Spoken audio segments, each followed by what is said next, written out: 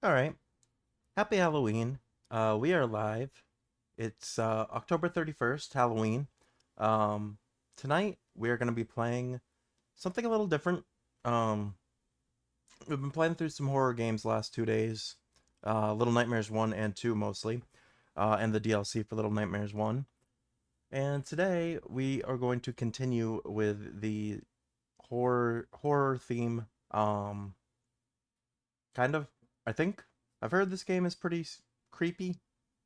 So I decided to go with this one, mostly because it's a game that supposedly I can beat in one stream. Um, I think it might be close, just because it's a little bit longer than Little Nightmares. It seems like it might be like 6, 7 hours.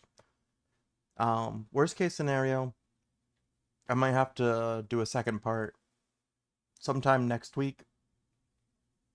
Um, which is fine because we already got an extended Halloween day for next week.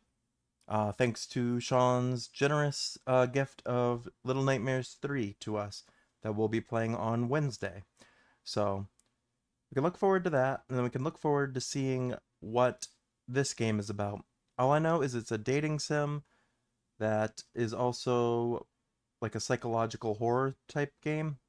So this should be interesting. I know it's also a light novel, so there's going to be a lot of reading. So I got my water here. I also got a soda.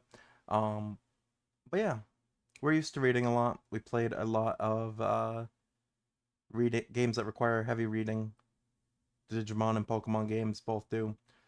So yeah, I think we are good to start up. And yeah, this is a rated M game. Um, we get the disclaimer here right as soon as you open the game. This game is not suitable for children or those who are easily disturbed. So I asked some of my friends that have seen a little bit of it, and I asked them, is it like actually like scary? And they said no, it's more just weird. So, yeah, we'll see what I've gotten myself into for tonight. But all I know about this game is that it's got like a cult following, and that it was pretty popular for a while. So let's see what happens.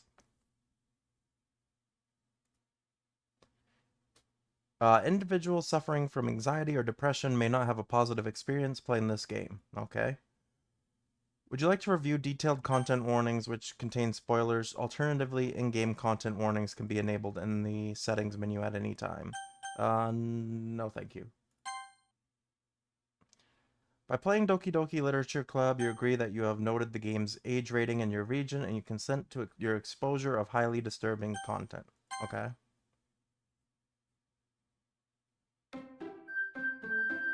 Might have to adjust the volume a little bit.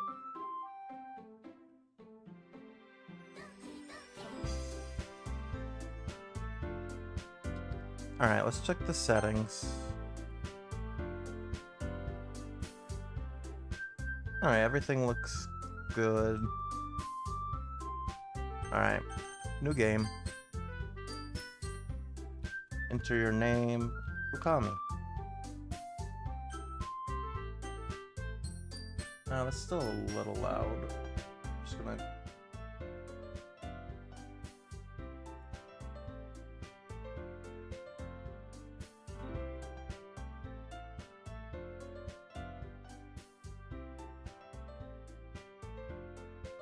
It's hard sometimes to judge like the volume for some of these games. I don't want to have it too too loud or soft. I have a good, I know a good range for the audio, but I can't really check it until I started a game for the first time because I don't want to open some games. If you start them, they immediately go into like a cutscene or something. So I don't like to do that until I'm actually streaming. But all right, we got our name in there. Let's start. Hey. How do I continue? Just click on. Okay. I see an annoying girl running toward me from the distance, waving her arms in the air like she's totally oblivious to any attention she might draw to herself. That girl is Sayori, my neighbor and good friend since we were children. You know, the kind of friend you'd never see yourself making today, but it just kind of works out because you've known each other for so long. We used to walk to school together on days like this, but starting around high school, she would oversleep more and more frequently, and I would get tired of waiting up. But if she's gonna chase after me like this, I almost feel better off running away. However, I just sigh and idle in front of the crosswalk and let Sayori catch up to me. Ha. Ha. Oh, she's out of breath. I overslept again.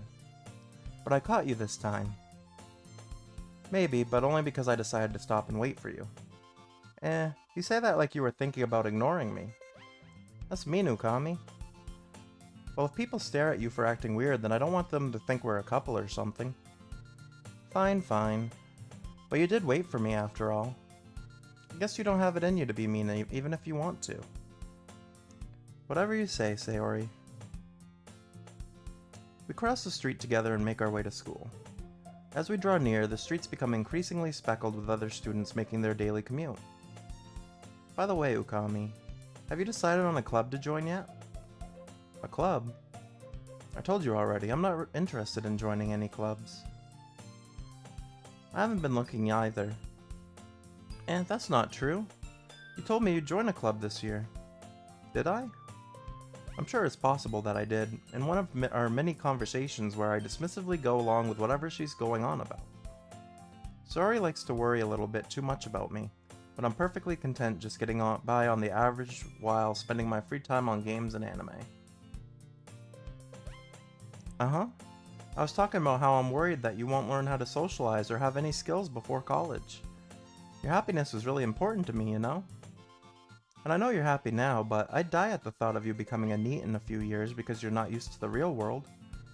You trust me, right? Don't make me keep worrying about you. Alright, alright. I'll look at a few clubs if it makes you happy. No promises, though. Will you at least promise me you'll try a little? Yeah, I guess I'll promise you that. Yay! Why do I let myself get lectured by such a carefree girl? More than that, I'm surprised I even let myself relent to her. I guess seeing her worry so much about me makes me want to ease her mind at least a little bit, even if she does exaggerate everything inside of her head. The school day is as ordinary as ever, and it's over before I know it. After I pack up my things, I stare blankly at the wall looking for an ounce of motivation. Clubs. Sayori wants me to check out some clubs. I guess I have no choice but to start with the anime club. Hello? Sayori? Sayori must have come into the classroom while I was spacing out.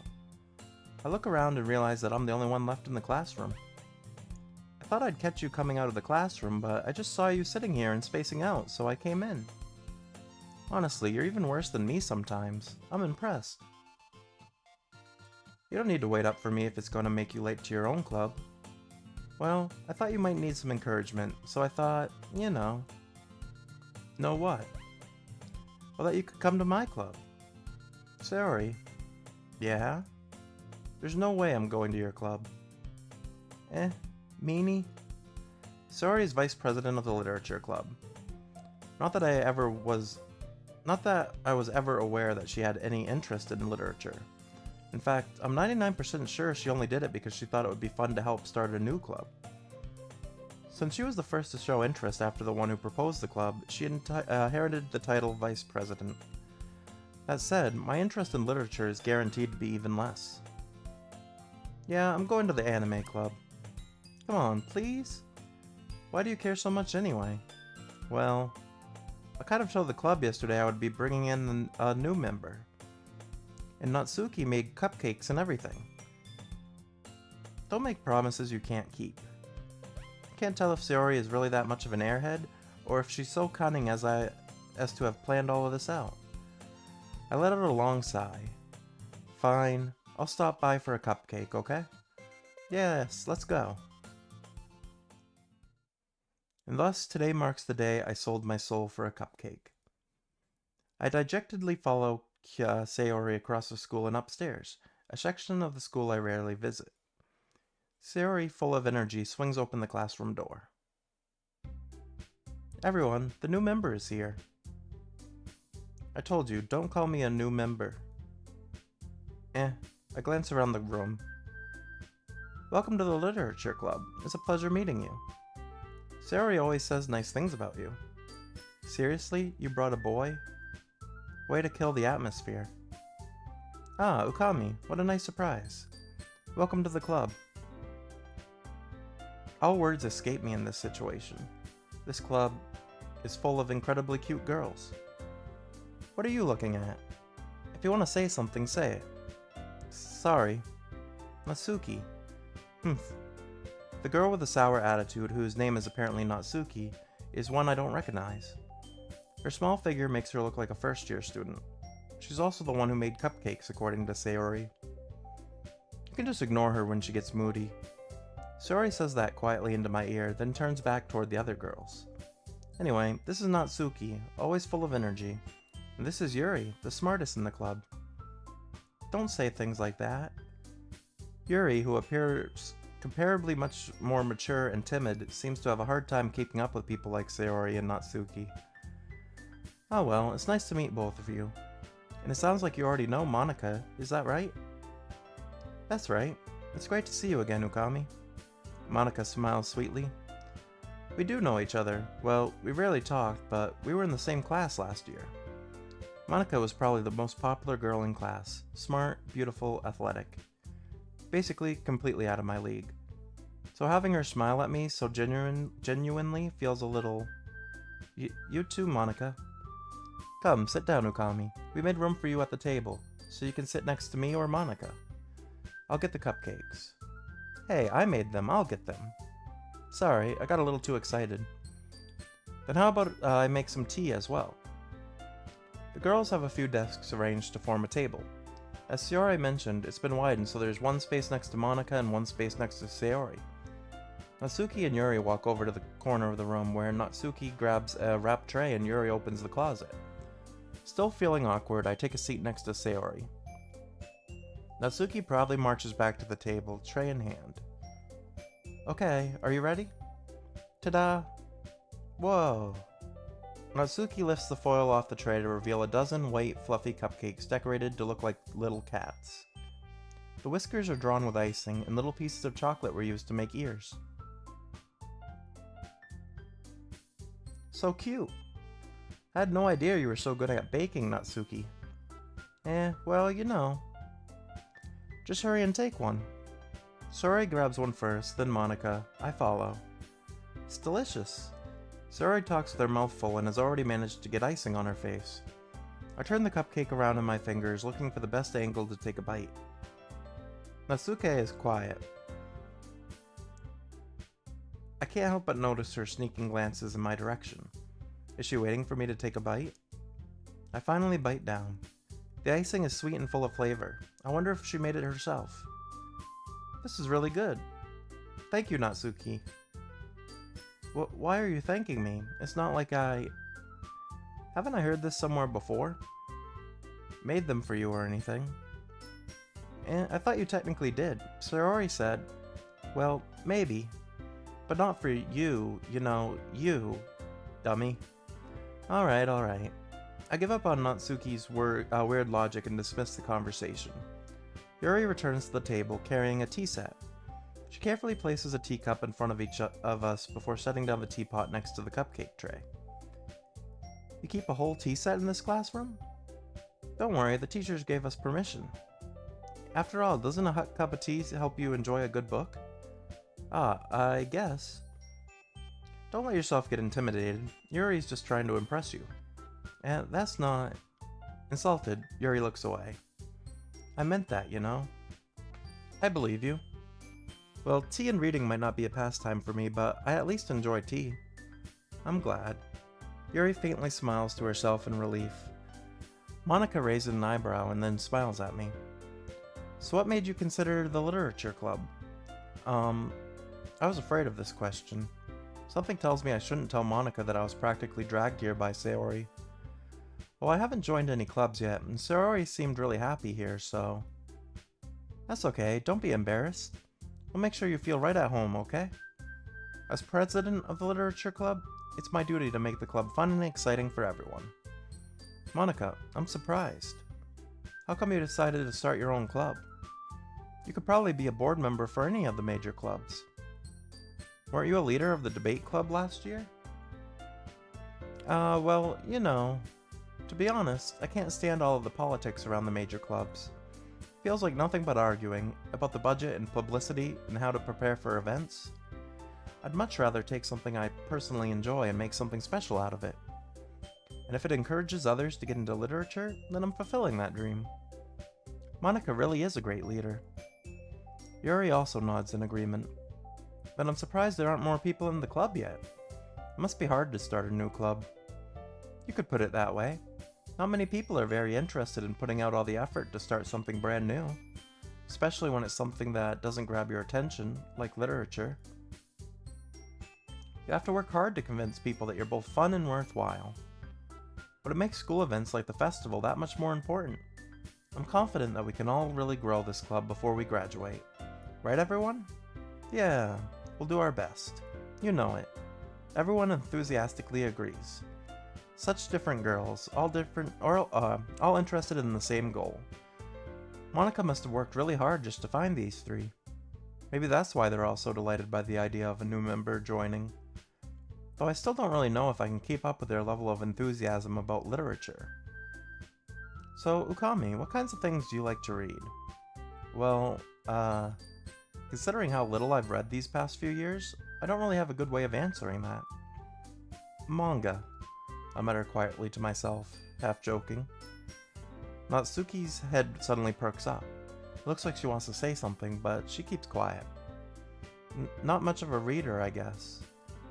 Well, that can change. What am I saying? I spoke without thinking after seeing Yuri's sad smile. Anyway, what about you, Yuri? Well, let's see. Yuri traces the rim of her teacup with her finger. My favorites are usually novels that build deep and complex fantasy worlds. The level of creativity and craftsmanship behind them is amazing to me. And telling a good story in such a foreign world is equally impressive. Yuri goes on, clearly passionate about her reading. She seems so reserved and timid since the moment I walked in, but it's obvious by the way her eyes light up that she finds her comfort in the world of books, not people. But I like a lot of things. Stories with deep psychological elements usually immerse me as well. Isn't it amazing how a writer can so deliberately take advantage of your own lack of imagination to completely throw you for a loop? Anyway, I've been reading a lot of horror lately. I read a horror book once. I desperately grasp something I can relate to at the minimum level. At this rate, Yuri might as well be having a conversation with a rock. Really? I wouldn't have expected that, Yuri. For someone as gentle as you? I guess you could say that. But if a story makes me think or takes me to another world, then I really can't put it down. Surreal horror is often very successful at changing the way you look at the world, if only for a brief moment. I hate horror. Oh, why's that? Well, Natsuki's eyes dart over to me for a split second. Never mind. That's right, you usually like to write about cute things, don't you, Natsuki? What? What gives you that idea? You left a piece of scrap paper behind last club meeting. It looked like you were working on a poem called Don't Say It Out Loud. And give that back. Fine. Your cupcakes, your poems, everything you do is just as cute as you are. Sayori sidles up behind Natsuki and puts her hands on her shoulders. I'm not cute. Natsuki, you write your own poems? Well, I guess sometimes. Why do you care? I think that's impressive. Why don't you share them sometime? No. Natsuki averts her eyes. You wouldn't like them. Not a very confident writer yet? I understand how Natsuki feels. Sharing that level of writing takes more than just confidence. The truest form of writing is writing to oneself. You must be willing to open up to your readers, exposing your vulnerabilities and showing even the deepest reaches of your heart. Do you have writing experience too, Yuri? Maybe if you share some of your work, you can set an example and help Natsuki feel comfortable enough to share hers. I guess it's the same for Yuri. I wanted to read everyone's poems. We all sit in silence for a moment. In this moment of silence, I'm gonna get a drink.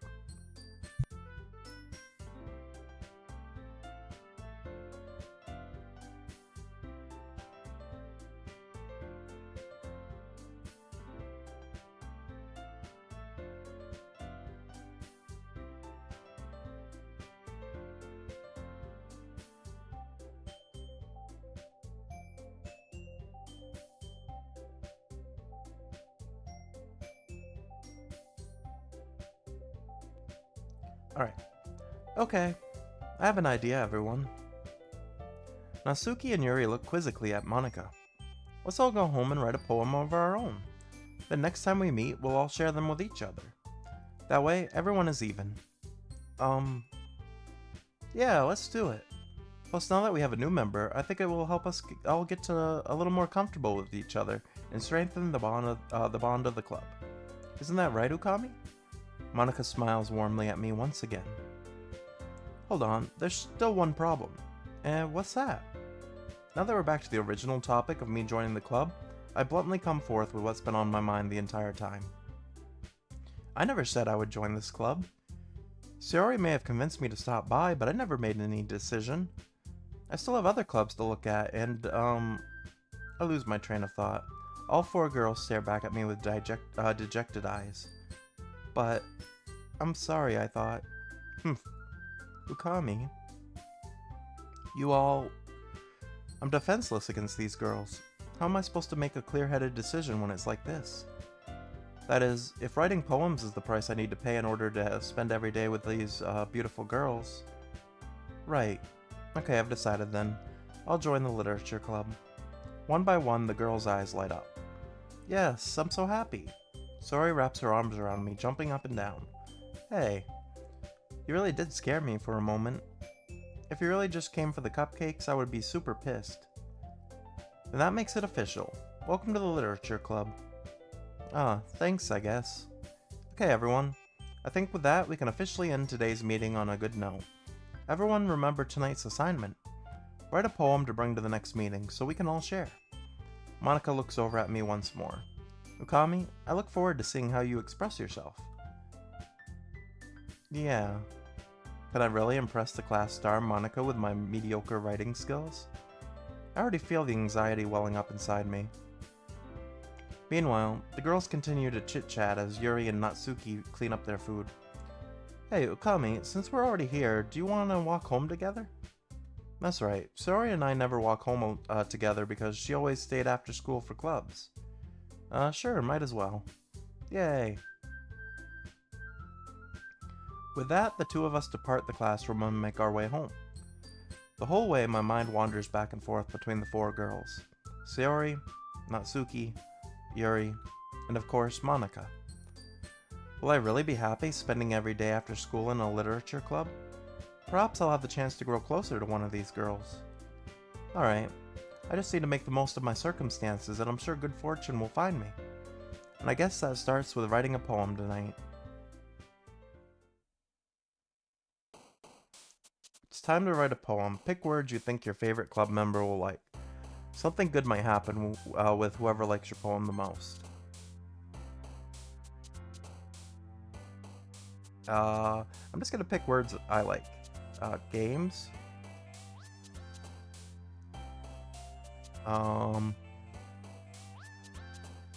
Friends.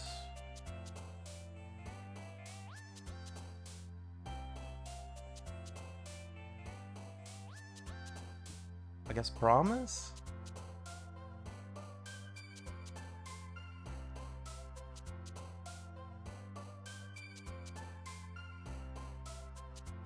Special?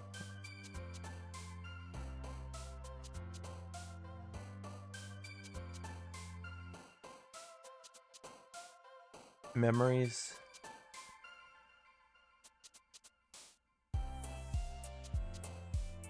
Excitement?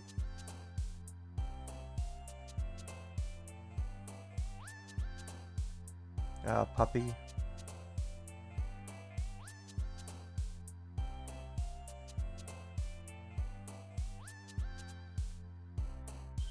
Starscape?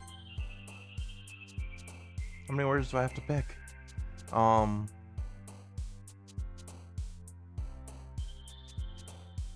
Journey?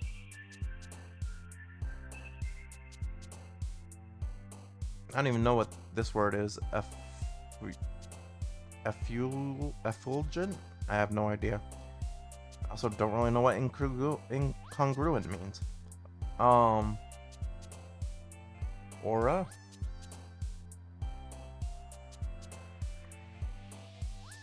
Peaceful? Anime. It's definitely making us pick a lot of words. And some of these word choices are a little sus. I do like summer.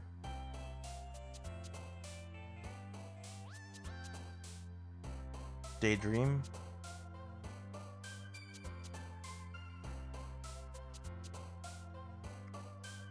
Laugh.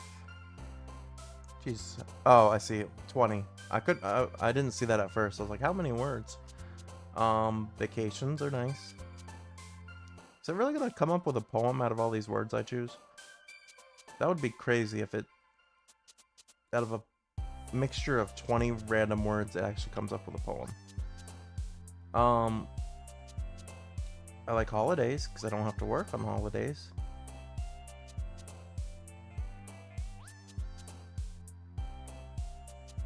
Fun.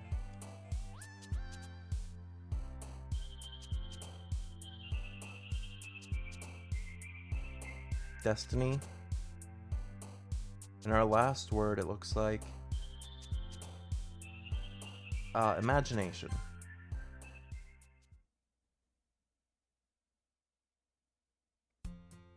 Hi again, Ukami. Glad to see you didn't run away on us. No, don't worry. This might be a little strange for me, but I at least keep my word. Well, I'm back at the Literature Club. I was the last to come in, so everyone else is already hanging out. Thanks for keeping your promise, Ukami.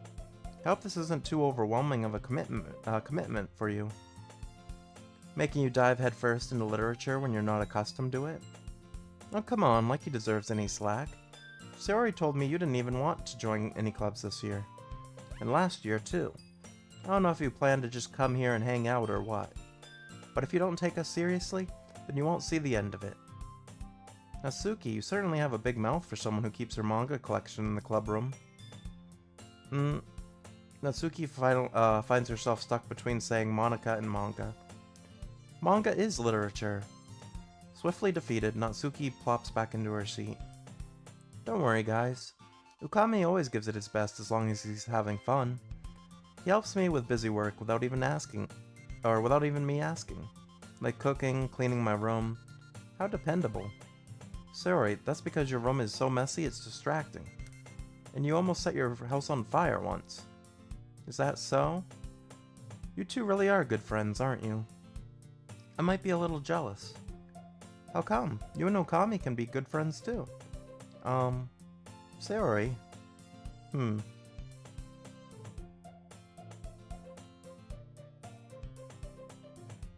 As usual, Sayori seems oblivious to the weird situation she just put me into. Oh, Yuri even brought you something today, you know. Wait, Sayori? Me? Not really. Don't be shy. It's really nothing. What is it? Never mind. Sayori made it sound like a big deal when it's really not. What do I do? Yeah, I'm sorry, Yuri. I wasn't thinking. Guess that means it's up to me to rescue this situation. Hey, don't worry about it. First of all, I wasn't expecting anything in the first place. So any nice gesture from you is a pleasant surprise. It'll make me happy no matter what. Is that so? Yeah, I won't make it a big deal if you don't want it to be. Alright. Well, here. Yuri reaches into her bag and pulls out a book. I didn't want you to feel left out, so I picked out a book I thought you might enjoy. It's a short read, so it should keep your attention even if you don't usually read. And we could, discuss it if you wanted. How is this girl accidentally being so cute? She even picked out a book she thinks I'll like, despite me not reading much. Yuri, thank you. I'll definitely read this. I enthusiastically take the book. Phew. Well, you can read it at your own pace. I look forward to hearing what you think. Now that everyone's settled in, I expected Monica to kick off some scheduled activities for the club, but that doesn't seem to be the case. Sayori and Monica are having a cheery conversation in the corner. Yuri's face is already buried in a book. I can't help but notice her intense expression, like she was waiting for this chance. Meanwhile, Natsuki is rummaging around in the closet. Man, it looks like no one wants to be bothered today. I slumped down in the nearest desk. How am I supposed to occupy myself with something literature related by myself like this? Guess I could always read some of the book Yuri gave me, but I'm feeling a little too tired to read. I could probably fall asleep right now. I close my eyes and end up listening in on Sayori's conversation with Monica. We're probably gonna seem really lame compared to all the other clubs, though. Well, we can't give up. The festival is our chance to show everyone what literature is all about. The problem is that the idea of a literature club sounds too dense and intellectual. But it's not like that at all, you know? We just need a way of showing that to everyone. Something that speaks to their creative minds. That doesn't solve the problem, though. What do you mean? Even if we come up with the most fun thing ever, nobody will come in the first place if it's a literature event. So it's more important to figure out how to get people to show up in the first place, you know? And after they come, we can do the thing to speak to their creative minds. What's this? Sayori's taking this really seriously. It's rare to hear her deliberating like this. That's a good point. In that case, do you think food will do the trick? What kind? Well, I guess we could... Cupcakes. Good thinking. Natsuki would love to do that. You're right. Natsuki makes the best cupcakes. That works out perfectly. That wasn't why you suggested it? Cupcakes speak to my creative tummy. Cupcakes it is, then. I'm hungry. Anyway, we still need to work out the details of the event itself. I find myself smiling. In the end, Sayori is still her usual self. But therein lies the unexpected reason I admire her. Unlike me, who has trouble finding any motivation at all. Sayori can put her mind to things and make them come to life. I suppose that's why I ended up letting her get on my case about things. I can't help but wonder what it would be like to see the world through her eyes. I open my eyes to find Sayori's face filling my vision. I nearly fall out of my chair. Sorry. Wait, actually, I'm not sorry at all. It's your fault for sleeping like that. This isn't the napping club. Does our school have a napping club? You're staying up late again, aren't you? Now that you're in a club, you're gonna have less time for anime, you know? You'll need to get used to it. Don't say that so loud. I glance over my shoulder to see if Monica overheard. It's true, though. Yeah, I know. You're always looking out for me, Sayori. It's what I do best. That's a problem. What about you? You look out for me better than you look out for yourself. You're still oversleeping every day, aren't you? Not every day. That's not very convincing. How many days this past week have you gotten up on time? It's a secret. I knew it. Come on. At least give me the benefit of the doubt. I can't even do that. Look, Sayori, it's written all over you.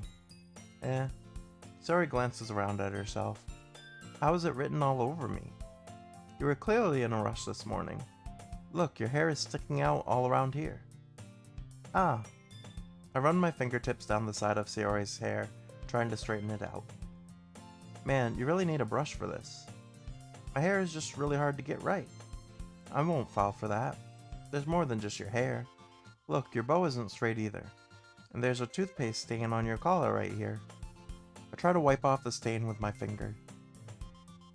But nobody would ever notice that. Of course they would. Nobody's gonna tell you about it because they don't want to embarrass you. Fortunately, I really don't care about that. Hey, you meanie. And you don't even keep your blazer buttoned up. Seriously, Sayori. Why do you think you don't have a boyfriend yet? That's super mean. Sorry, but you'll thank me later. I start to button her blazer from the bottom. Once you see how much better it looks, you'll change your mind. This is so funny. What is? Well, I was just thinking how weird it is to have a friend who does these kind of things. Don't say that. You'll make me feel weird about it, stupid. It's okay, though. I'm happy we're like this. Aren't you? I guess? Hey, be careful. The button might come off. Why is this one so hard to close? I struggle to fully close the button near her chest. Does this thing even fit you properly? It did when I bought it. Sigh. If you ever buttoned it, you would have noticed sooner that it doesn't fit you anymore. What are you smiling about? It means my boobs got bigger again. Don't say that out loud. Anyway, you look much better now, so... Why does it feel strange to see Sayori's blazer buttoned up like that? But it's so stuffy. It's not worth it at all. Sayori hastily unbuttons her blazer once more. Phew, that's so much better. Sayori puts her arms out and twirls around. So if I keep it unbuttoned, then I won't get a boyfriend, right? What kind of logic is that? And why are you saying it like it's a good thing? Because if I had a boyfriend, then he wouldn't even let you do this. And you take care of me better than anyone else would anyway. So that's why I'm keeping it unbuttoned. Stop saying all these embarrassing things. I didn't say anything embarrassing. Jeez. Well, anyway, just focus on trying to wake up a little earlier. Only if you focus on going to bed earlier. Fine. It's a deal. Guess we really are better at taking care of each other than we are at taking care of ourselves. Yeah, I guess so, huh? So maybe you should come wake me up in the morning. You're doing it again, Sayori. Aw, but I was joking that time. Man, it's impossible to tell with you sometimes. Okay, everyone. Yeah? Monika suddenly calls out. Why don't we share the poems we wrote now? Yay! Okami, I can't wait to read yours. Yeah, same. I failed to sound enthusiastic, but Sayori still trots away to retrieve her poem. By the way, did you remember to write a poem last night? Yeah. My relaxation ends. I can't believe I agreed to do something so embarrassing. I couldn't really find much inspiration since I've never really done this before. Well, now that everyone's ready, why don't you find someone to share with? I can't wait. Sayori and Monika enthusiastically pull out their poems. Sayori's is on a wrinkled sheet of loose leaf torn from a spiral notebook. On the other hand, Monika wrote hers in a composition notebook. I can already see Monika's pristine handwriting from where I sit. Natsuki and Yuri reluctantly comply as well, reaching into their bags. I do the same myself. Who should I show my poem to first?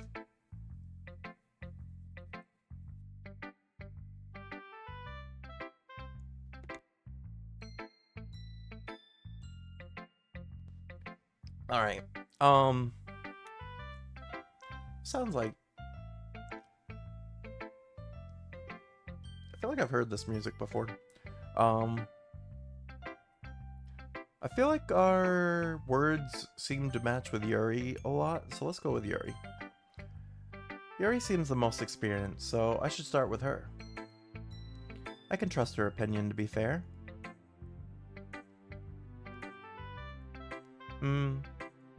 Yuri stares at the poem. A minute passes, more than enough time for her to finish reading. Oh, sorry. I forgot to start speaking. It's fine, don't force yourself. I'm not. I just need to put my thoughts into words. Hold on. Okay. This is your first time writing a poem, right? Yeah. Why do you ask? I'm just making sure. I guessed that it might be after reading through it. So it's that bad? No. Did I just raise my voice? I'm so sorry. Yuri buries her face in her hands. I couldn't help but notice that it's been several minutes and we really haven't gotten anywhere. Might take Yuri a while to get used to new people. It's fine, I really didn't notice. What were you saying? Right. It's just that there are specific writing habits that are usually typical of new writers. And having been through that myself, I kind of learned to pick up on them. I think the most notable thing I recognize in new writers is that they try to make their style very deliberate. In other words, they tend to pick a writing style separate from the topic matter, and they form-fit the two together. The end result is that both the style and the expressiveness are weakened. Once Yuri finds her train of thought, it's as if her demeanor totally changes. Her stammering is completely gone and she sounds like an expert. Of course, that's not something you can be blamed for. There are so many different skills and techniques that go into writing even a simple poem. Not just finding them and building them, but getting them to work together is probably the most challenging part. It might take you some time, but it all comes with practice and learning by example and trying new things. I also hope that everyone else in the club gives you valuable feedback. Natsuki can be a little biased, though. Biased? How? Well, never mind. I shouldn't be talking about people like that. Sorry. It's fine. I'm not sure if Yuri is apologizing to herself, to me, or to Natsuki. Do you mind if I read your poem now? Please do. I'd love to share my thought process behind it. Yuri smiles dreamily, as if that's a rare opportunity for her. Which itself is kind of funny. After all, isn't this supposed to be a literature club? Ghost under the light, the tendrils of my hair illuminate beneath the amber glow.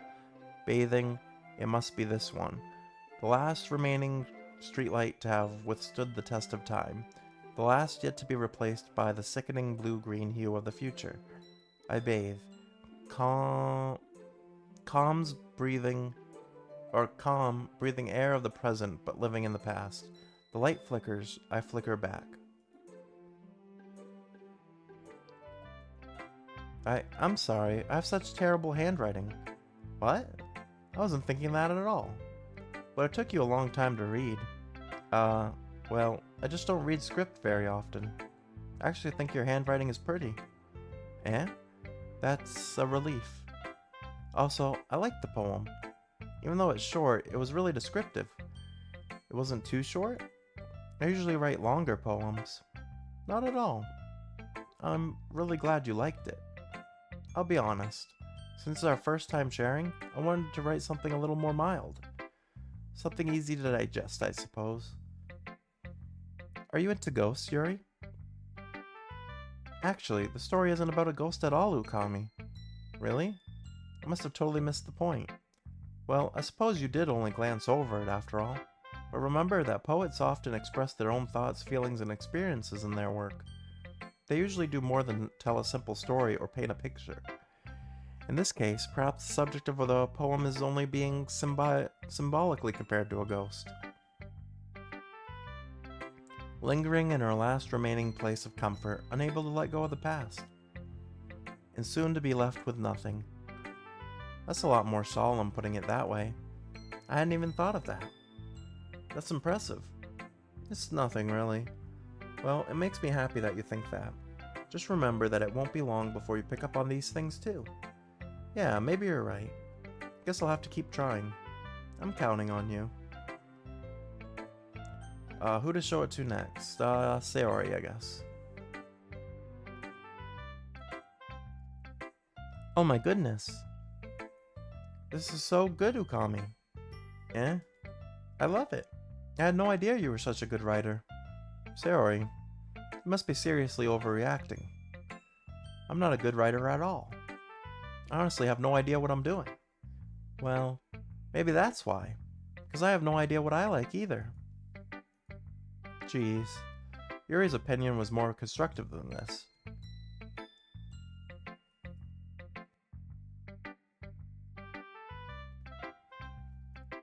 Maybe even Natsuki's.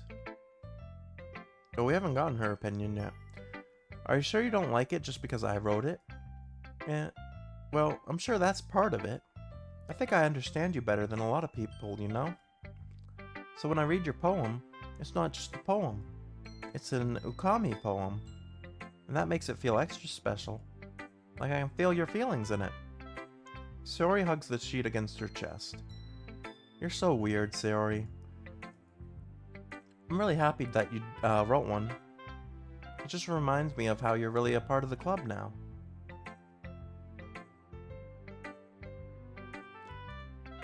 Not to mention the fact that I'm standing in front of you in the club room. Well, of course. I'm not really into it yet, but that doesn't mean I'll break my promise. See? It's like I said before, Ukami. Deep down, you're not selfish at all, you know? Trying new things like this for other people? That's something that only really good people do. Thanks, Sayori. I'm not sure if Sayori sees the full picture of my motive here. Then again, I can't deny that she's part of the reason I joined. Knowing how much this means to her and all. Yeah, I'm gonna make sure you have lots of fun here, okay? That'll be my way of thanking you. Alright, I'm gonna hold you to that then. Yay! Now you read my poem too, right? Don't worry, I'm really bad at this. I'll see about that. This really is a lot of reading. Dear sunshine, the way you glow through my blinds in the morning, it makes me feel like you missed me. Kissing my forehead to help me out of bed, making me rub the sleepy from my eyes. Are you asking me to come out and play? Are you trusting me to wish away a rainy day? I look above, the sky is blue. It's a secret, but I trust you too. If it wasn't for you, I could sleep forever, but I'm not mad. I want breakfast. Oh, what a way to end the poem. Sayori, this is just a guess, but did you just wait until this morning to write this?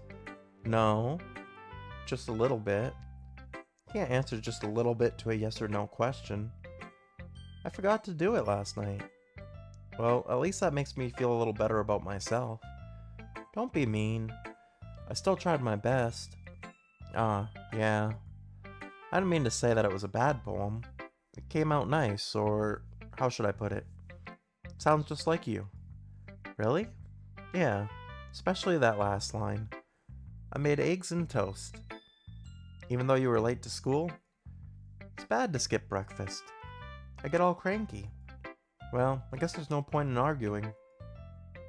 Anyway, thanks for showing me. This was so much fun. Monika's the best. Yeah. But next time, I won't forget. I'm gonna write the best poem ever. Well, I guess I look forward to it. I gotta go through all of them. Monika. Hey, Ukami. Have a good time so far? Aw, yeah. Good. Glad to hear it. By the way, since you're new and everything, if you ever have any suggestions for the club, like new activities or things we can do better, I'm always listening. Don't be afraid to bring things up, okay? Alright, I'll keep that in mind. Of course I'll be afraid to bring things up. I'm much better off just going with the flow until I'm more settled in. Anyway, want to share your poem with me?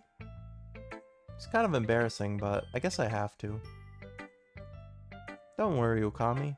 We're all a little embarrassed today, you know? But it's that sort of barrier that we'll all learn to get past soon. Yeah, that's true.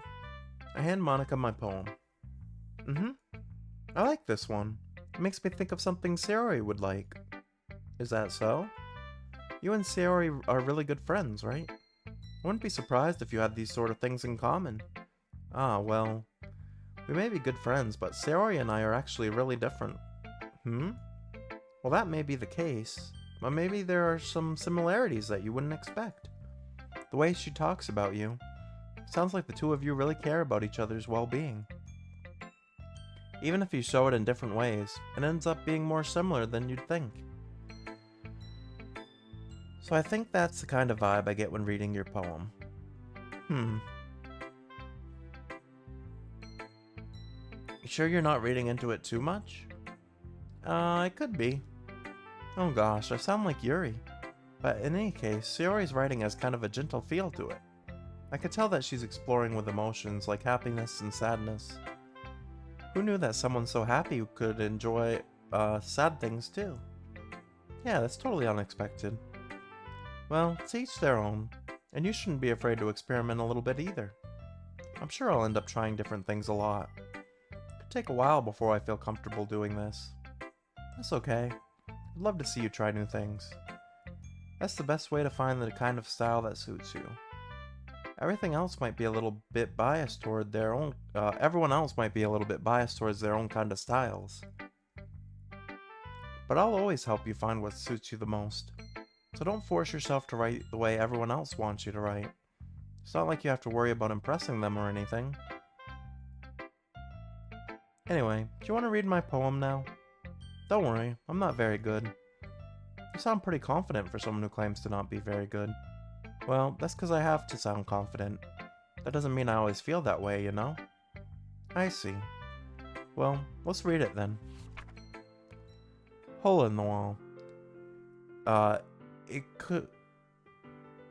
Yeah, it couldn't have been me. See the direction the spackle protrudes? A noisy neighbor? An angry boyfriend? I'll never know. I wasn't home. I peer inside for a clue. No, I can't see. I reel, blind, like a film left out in the sun. But it's too late.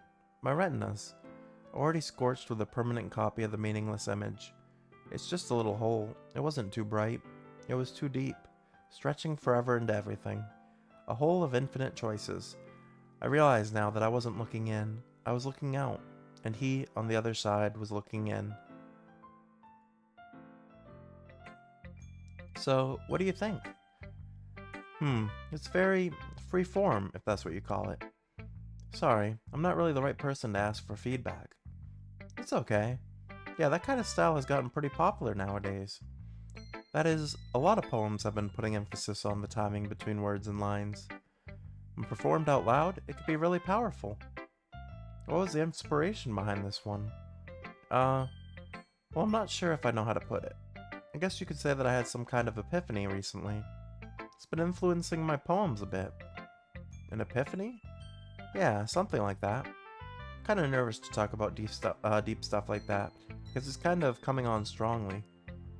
Maybe after everyone's better friends with each other. Anyway, here's Monica's writing tip of the day. Sometimes when you're writing a poem or a story, your brain gets too fixated on a specific point. If you try so hard to make it perfect, then you'll never make any progress. Just force yourself to write something down on the paper and tidy it up later. Another way to think about it is this. If you keep your pen in the same spot for too long, you'll just get a big dark puddle of ink. So just move your hand and go with the flow. That's my advice for today. Thanks for listening. Yeah, well, I guess Natsuki's up next. She's the last one.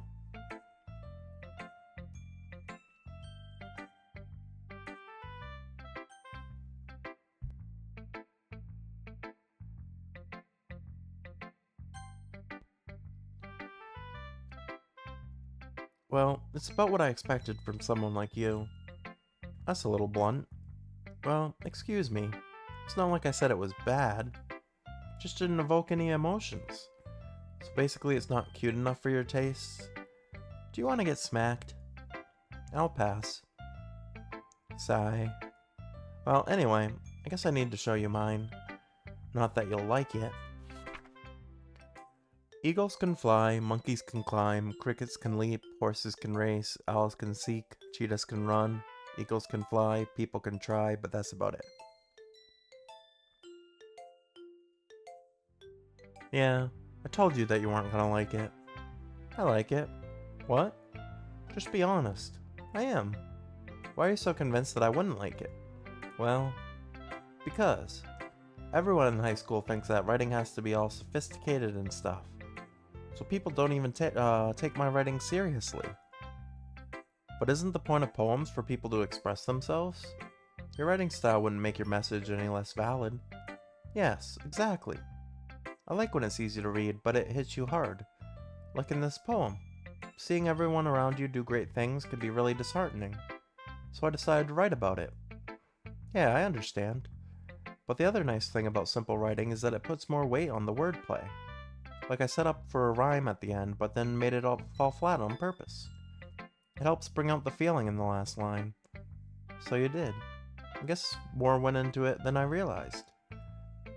That's what it means to be a pro. I'm glad you learned something. Didn't expect that from the youngest one here, did you? Yeah, guess not. I decided to humor her with that last comment. I don't really care how old everyone is, but if Natsuki is feeling proud, then I won't take that away from her.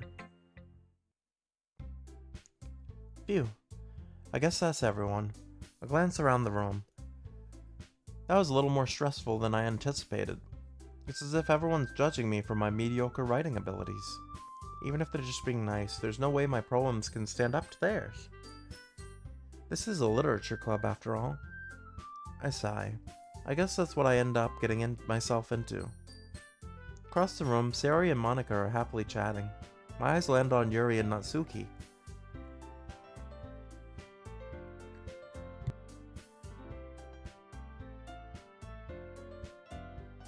They gingerly exchange sheets of paper, sharing their respective poems. As they read in tandem, I watched each of their expressions change.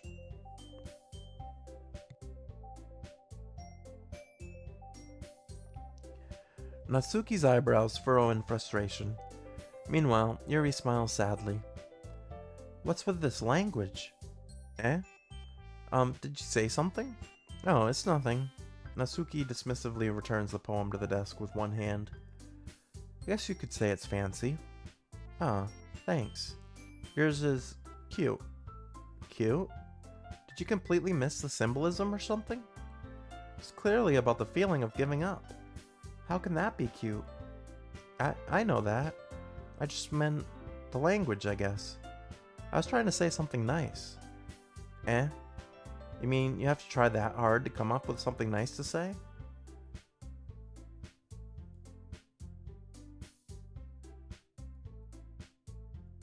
Oh, you can... I accidentally did that. But apparently you can remove this. You can make the bar go away. Which should probably be good for, like, screenshots. Which will be good when I need a thumbnail for this, for the upload onto YouTube. Thanks, but it really didn't come out nice at all. Well, I do have a couple suggestions. If I was looking for suggestions, I would have asked someone who actually liked it. Which people did, by the way. Sayori liked it, and Ookami did too. So based on that, I'll gladly give you some suggestions of my own. First of all, excuse me. I appreciate the offer, but I've spent a long time establishing my writing style.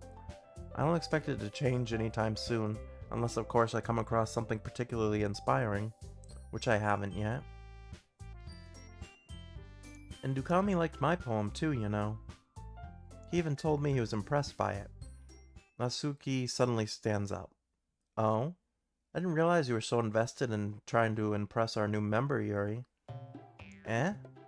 That's not what I... You're just... Yuri stands up as well. Maybe you're just jealous that Ookami appreciates my advice more than he appreciated yours. Huh? And how do you know that he didn't appreciate my advice more? Are you that full of yourself? No. If I was full of myself, I would deliberately go out of my way to make everything I do overly cutesy. Is everyone okay? Well, you know what? I wasn't the one whose boobs magically grew a size bigger as soon as Ookami started showing up. Natsuki. Natsuki, that's a little... This doesn't involve you. I don't like fighting, guys. Suddenly both girls turned towards me, as if I had just noticed I was standing there.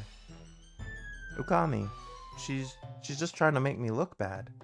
That's not true. She started it. If she could get over herself and learn to appreciate that simple writing is more effective, then this wouldn't have happened in the first place. What's the point of making your poems all convoluted for no reason? The meaning should jump out at the reader, not force them to have to figure it out. Help me explain that to her, Ookami. Wait, there's a reason we have so many deep and expressive words in our language.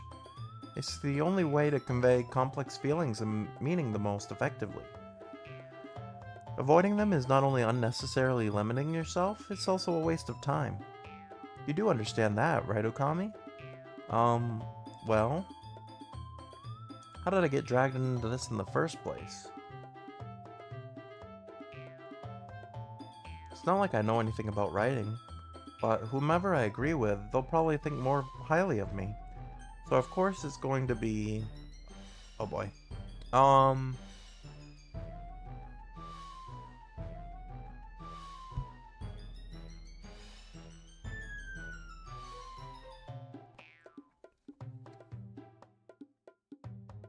I mean, Natsuki's poem was like really simple.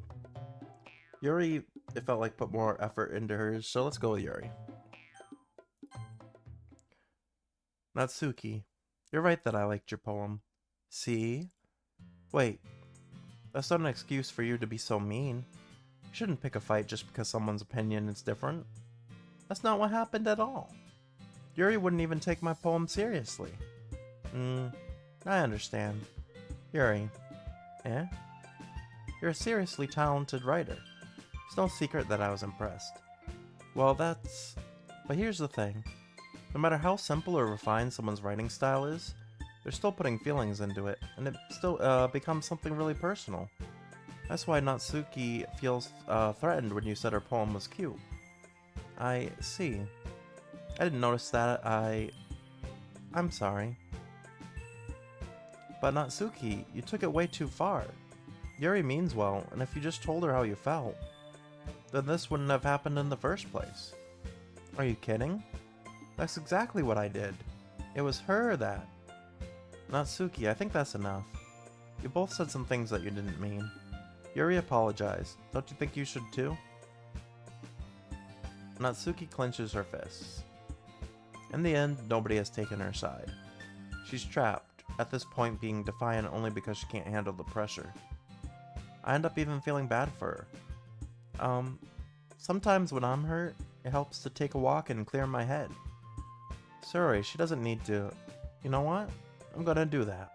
It'll spare me from having to look at all your faces right now. Without warning, Natsuki snatches her own poem up from the desk and storms out. On her way out, she crumples up the poem with her hands and throws it in the trash. Natsuki surely didn't need to do that. I look across the room. Yuri has her chin buried in her hands while she stares down at her desk. I gingerly approach her and sit in an adjacent chair. Everything alright?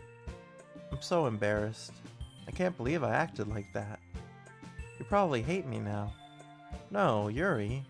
How could anyone have not gotten frustrated after being treated like that? You handled it as well as anyone could. I don't think any less of you. Well, alright, I believe you. Thanks, Okami. You're too kind. I'm thankful to have you as a part of this club now. It's nothing. One more thing. That one thing that Natsuki said about, I would never do anything so shameful. So, what thing did Natsuki say? Well, never mind that. I'm going to make some tea. Good idea. Make enough for more than one person, okay? Yeah. Okay, everyone. It's just about time for us to leave. How did you all feel about sharing poems? It was a lot of fun. Well, I'd say it was worth it. It was alright. Well, mostly. Kami, how about you? Yeah, I'd say the same. It was a neat thing to talk about with everyone. Awesome. In that case, we'll do the same thing tomorrow. And maybe you learned something from your friends too, so your poems will turn out even better. I think to myself, I did learn more about the kinds of poems everyone likes. With any luck, that means I can at least do a better job impressing those I want to impress. I nod to myself with newfound determination. Ukami, ready to walk home? Sure, let's go. Sayori beams at me. It truly has been a while since Sayori and I spent this much time together. I can't really say I'm not enjoying it either. Sayori, about what happened earlier? What do you mean? Between Yuri and Natsuki. Does that kind of thing happen often? No. That's really the first time I've ever seen them fight like that. I promise they're both wonderful people. You don't hate them, do you? No, I don't hate them. I just wanted your opinion, that's all.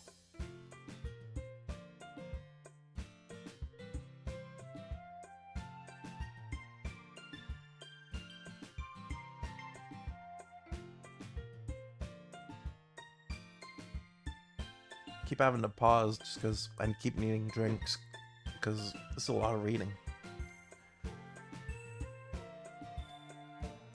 I can see why they'd make good friends with you. Okami, it's nice that I got to spend time with you in the club. But I think seeing you get along with everyone is what makes me the happiest. And I think everyone really likes you too. Every day is gonna be so much fun. Looks like Sayori still hasn't caught on to the kind of situation I'm in. Sure, being friends with everyone is nice, but does it really need to stop there? We'll just have to see what the future holds, Sayori. I pat Sayori on the shoulder. I said that more to myself than to her, but it's easy to use Sayori as an internal monologue sometimes. Okay. Yeah, let's do this. Oh, I gotta write another poem here. What does history do? Oh, it just tells you everything that's been said. Let's save, just cause, oh, it auto-saves. But we'll do a save anyway. Okay. Words. Memories. Special. Fantasy.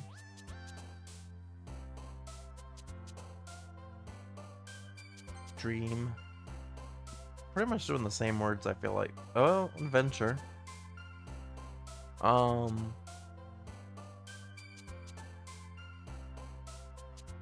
Destiny.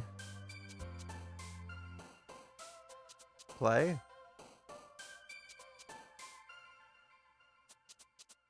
Holiday. Anime. Daydream.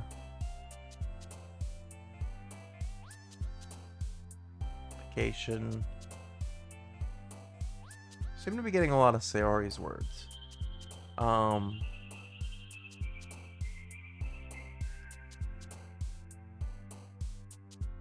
Marshmallow?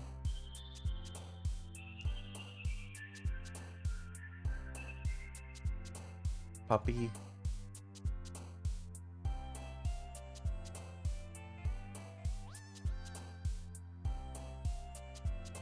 Starscape.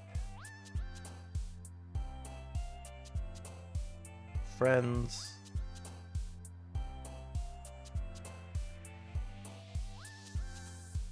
Hope.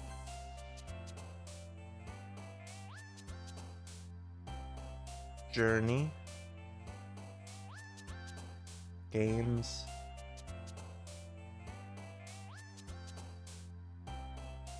And joy. Oh, I get one more. Imagination.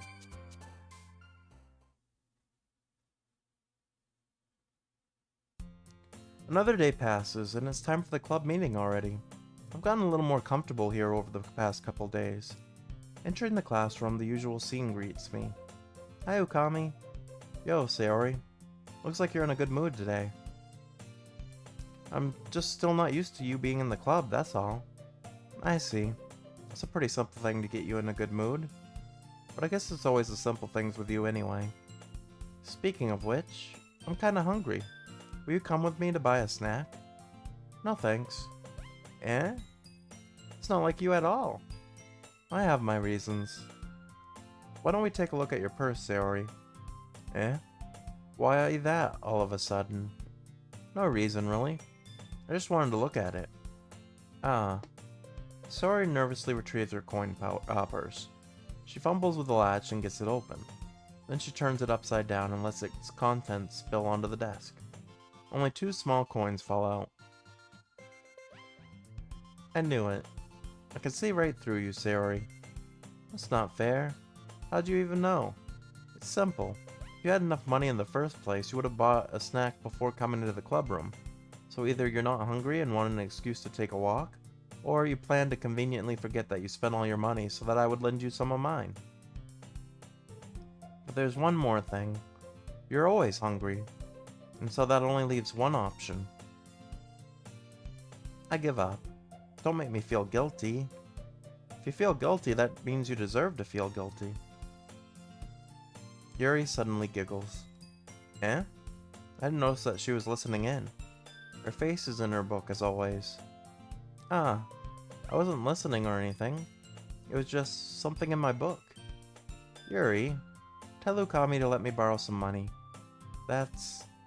Don't get me involved like that, Sayori. Besides, you should only buy what you can reasonably afford. And frankly, after pulling a mischievous little stunt like that, your suffering is fair enough retribution. Ah, I didn't mean that. I got too absorbed into my book. I really like when you speak your mind, Yuri. It doesn't happen much, but it's a fun side of you. There's no way you could think that. You were right, though. I did something bad, and now I have to accept the revolution. Retribution. That. Still, coming from you, Sayori, I guess there's a little devil inside all of us, isn't there? Don't let her fool you. Sayori knows exactly what she's doing. After all, she told you guys she was bringing me to the club before she even told me. But you wouldn't have come if it weren't for cupcakes. So I had to trick Natsuki into making them. Come on, give me more credit than that, Sayori. Out of nowhere, something smacks Sayori in the face and tumbles onto the desk. Ow. What was... Eh? A cookie? Sure enough, it's a giant cookie wrapped in plastic. Sayori glances around. Is this a miracle? It's because I paid my restitution. Retribution. Actually, that one almost worked.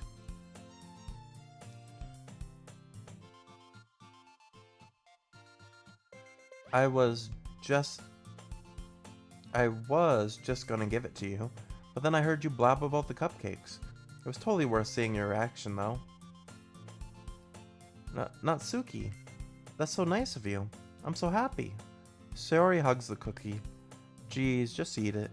Sayori rapidly tears open the wrapper and takes a big bite. So good. Sayori suddenly clasps her hands over her mouth. I bit my tongue. You're going through a lot over just one cookie. Natsuki takes a bite of her own cookie. Ah, yours looks really good too, Natsuki. Can I try it? Geez, beggars can't be choosers. But yours is chocolate. Yeah, why do you think I gave you that one? Fine. Still, I'm really happy that you shared this one with me. Sayori gets out of her seat and goes behind Natsuki, then wraps her arms around her. Aw, jeez. I get it. Cookie still in hand, Natsuki reaches up to nudge Sayori off of her. Sayori suddenly leans down and takes a bite out of Natsuki's cookie. Hey, did you seriously just do that? Mouth full, Sayori trots away to safety.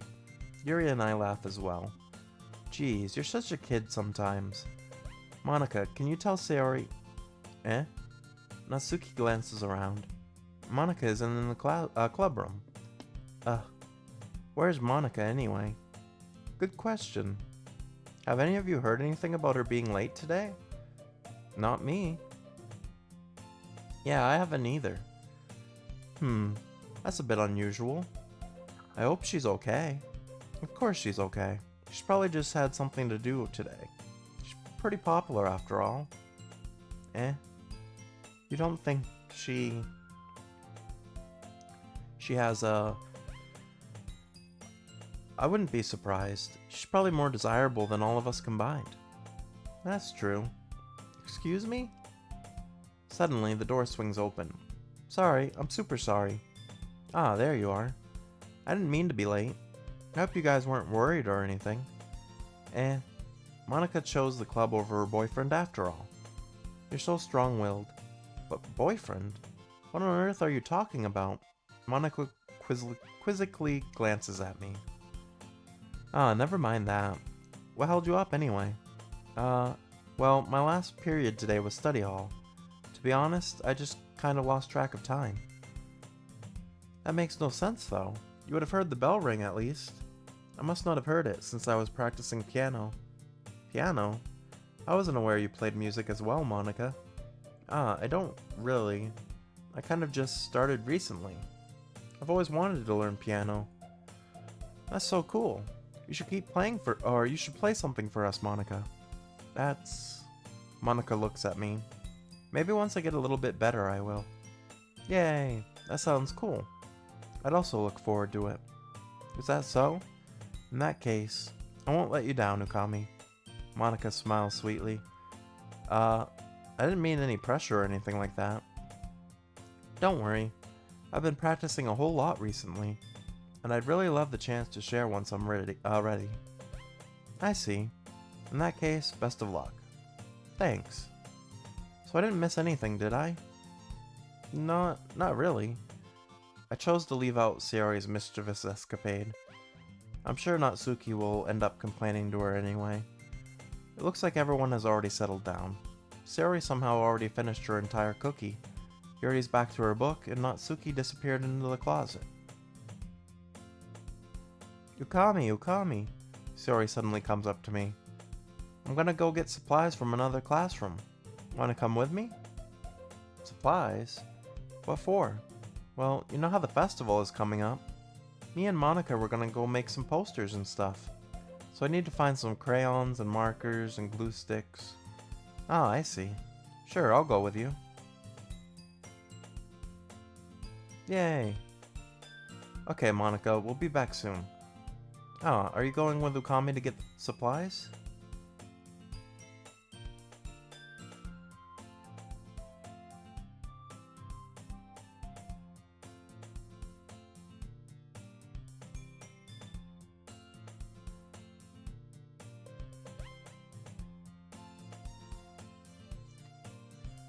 There's no need to trouble yourself. I'd be happy to go with him. But I wanted to go. It was so much fun exploring empty classrooms and stuff. Okay. It was just a suggestion. See if you can find poster paper too, okay? Okay. Ready, Ukami? Yep, let's go. Sayori and I exit the club room. I follow behind as Sayori hums and skips around the hallway. Honestly, feels like I'm taking a kid to the mall or something. Sayori finds pleasure in the simplest things sometimes. Hey, Sayori, what exactly are we doing for the festival anyway? I'm not sure how you would make an event out of literature. Me and Monica have it all planned out. Don't you worry. Is that so? Yep. We're gonna do a poetry performance. A performance? Of what kind? Well, everyone's gonna take turns on stage and recite their favorite poems.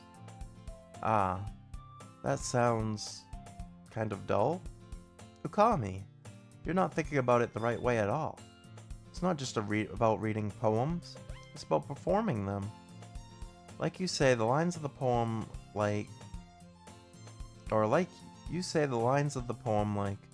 between my feet, the last remaining flower beckons to me.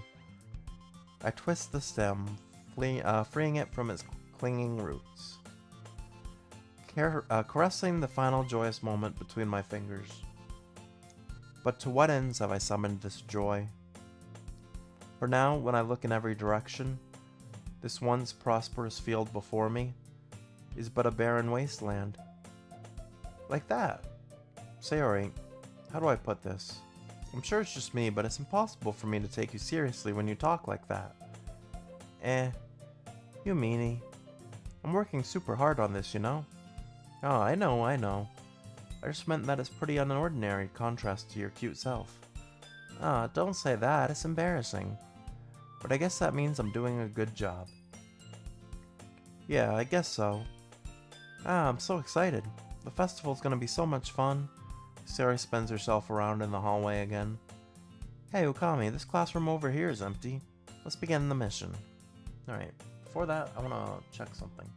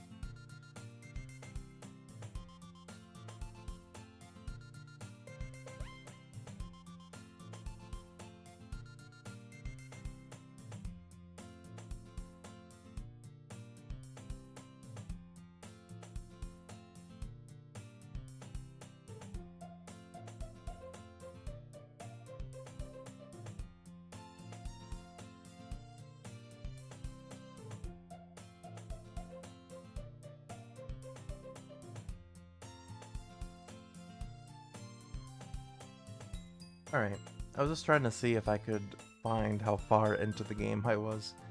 Um, I don't know. Some of the playthroughs I see are like 11 hours long though, so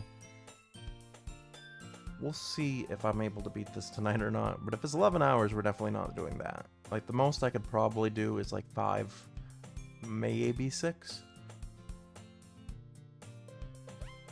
Let's begin the mission. The mission, eh? It's been a long time since I've spent time with Sayori like this, but in the end, she hasn't changed one bit. She's nothing like but a ball of sunshine, drawing happy vibes from the world around her. It's a pretty nostalgic feeling for me. As the years went by, I began to hold myself up in my room more and more. So going adventuring with Sayori brings about a special sort of feeling I forgot I had in me. The two of us entered the classroom.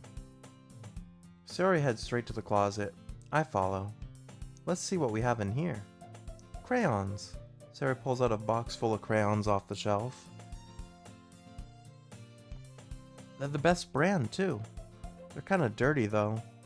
Sayori starts pulling various crayons out of the box, reading the color names. Alright, that's one down. Don't get distracted, we still need to find...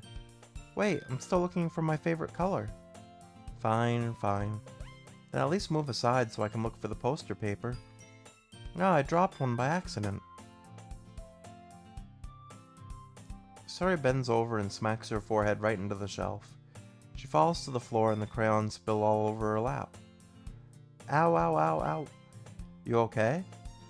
My forehead. Sayori clutches her forehead. Geez, Sayori. That's just like you, isn't it? Come on, let's see. Since Sayori's sitting on the floor, I grab her by the waist and pull her out of the closet. You have to move your hands, Sayori. But it hurts. Just do it for a second. Sayori slowly releases her hands from her forehead. I gently brush her bangs to the side. Ow. Sorry. There's a huge red mark on the center of her forehead. A bump is starting to form as well. Man, that's gonna swell up. I should find you some ice. Okami, where would I even find ice around this time? I guess a cold drink would do. You don't have to. I'm fine with looking like a unicorn. Even wincing from the pain, Sayori makes a silly joke. What are you saying? I'll be right back, okay? Okay. I pat Sayori on the shoulder and run out into the hallway. I locate the nearest vending machine. What should I get? It doesn't really matter since it will be used as an ice pack rather than to drink. But I know Sayori likes apple juice, so I purchased that one. In just a moment, I am already returning to the classroom where I left Sayori. She has one palm on her forehead and is using the other hand to clumsily scoop crayons back into the box. At least they were already in the wrong spots before I spilled them. Sayori, here. I hand the bottle of apple juice. It's nice and cold. Sayori opens the cap and starts drinking from it. Sayori, what are you doing? It's for your forehead, idiot. Ah, sorry, I forgot. How hard did you hit your head? Sayori places the bottle against the bump on her head. It stings. Just bear with it. It'll feel better soon. Looks like you cleaned up most of the crayons, so that's good. Hey, Ookami. This kind of reminds you of growing up, doesn't it?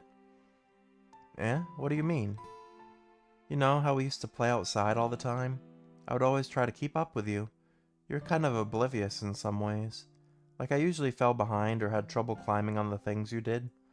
But sometimes when I tried to do things I couldn't, I would get myself hurt. I'd fall and scrape myself or get a bump, and I would start crying really hard. And you would rush over as quick as you could.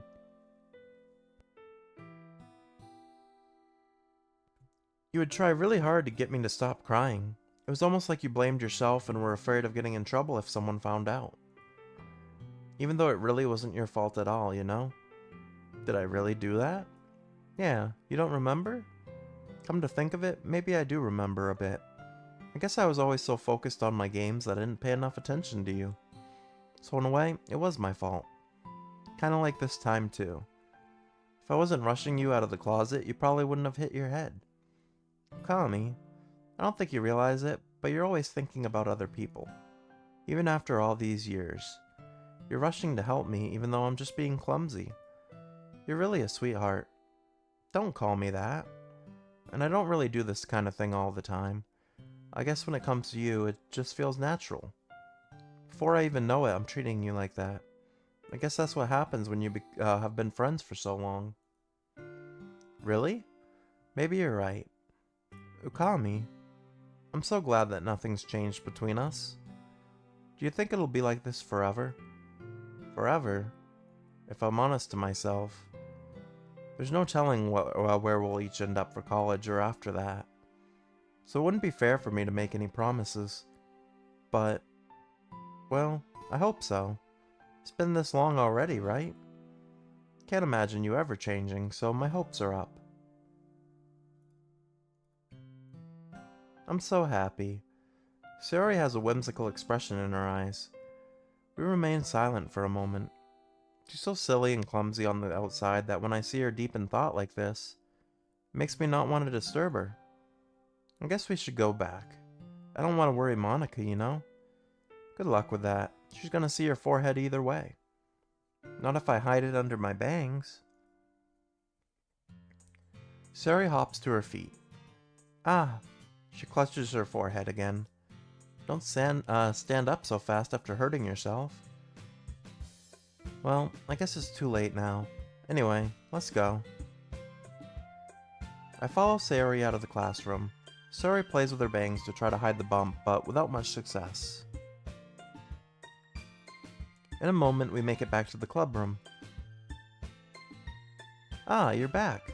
Good timing. I was about ready to start with sharing our poems. Sayori, your forehead. She's fine, don't worry about.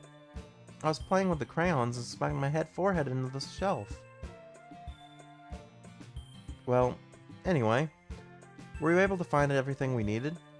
Uh-huh, I have it right. Sayori frantically glances around herself. I forgot all the stuff. Calm down, Sayori. I have it all right here. I found the poster paper, too.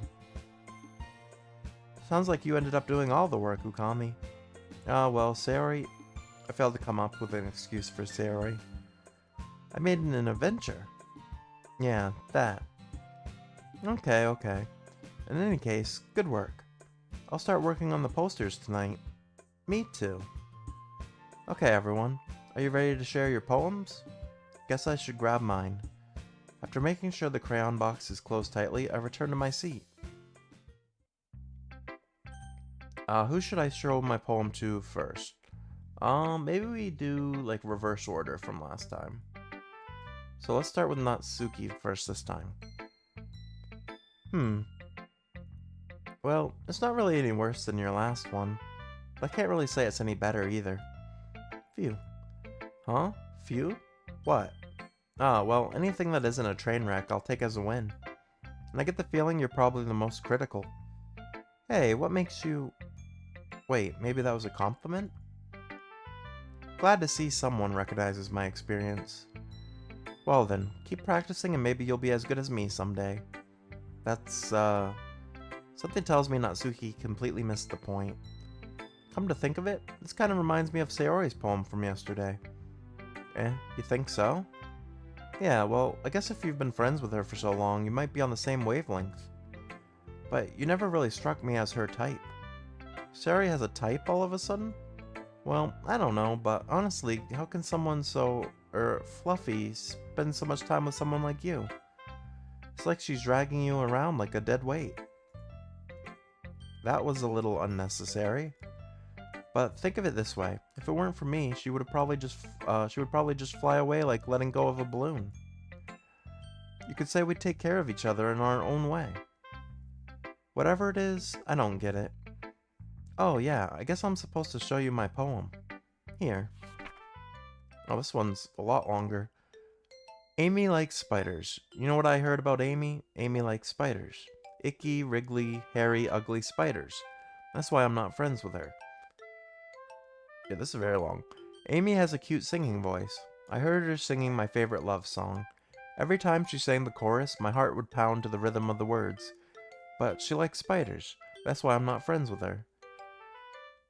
One time, I hurt my leg really bad. Amy helped me up and took me to the nurse.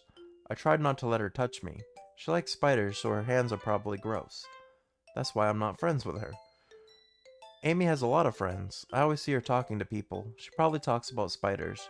What if her friends start to like spiders too? That's why I'm not friends with her. Doesn't matter if she has other hobbies. It doesn't matter if she keeps it private. Doesn't matter if it doesn't hurt anyone. It's gross. She's gross.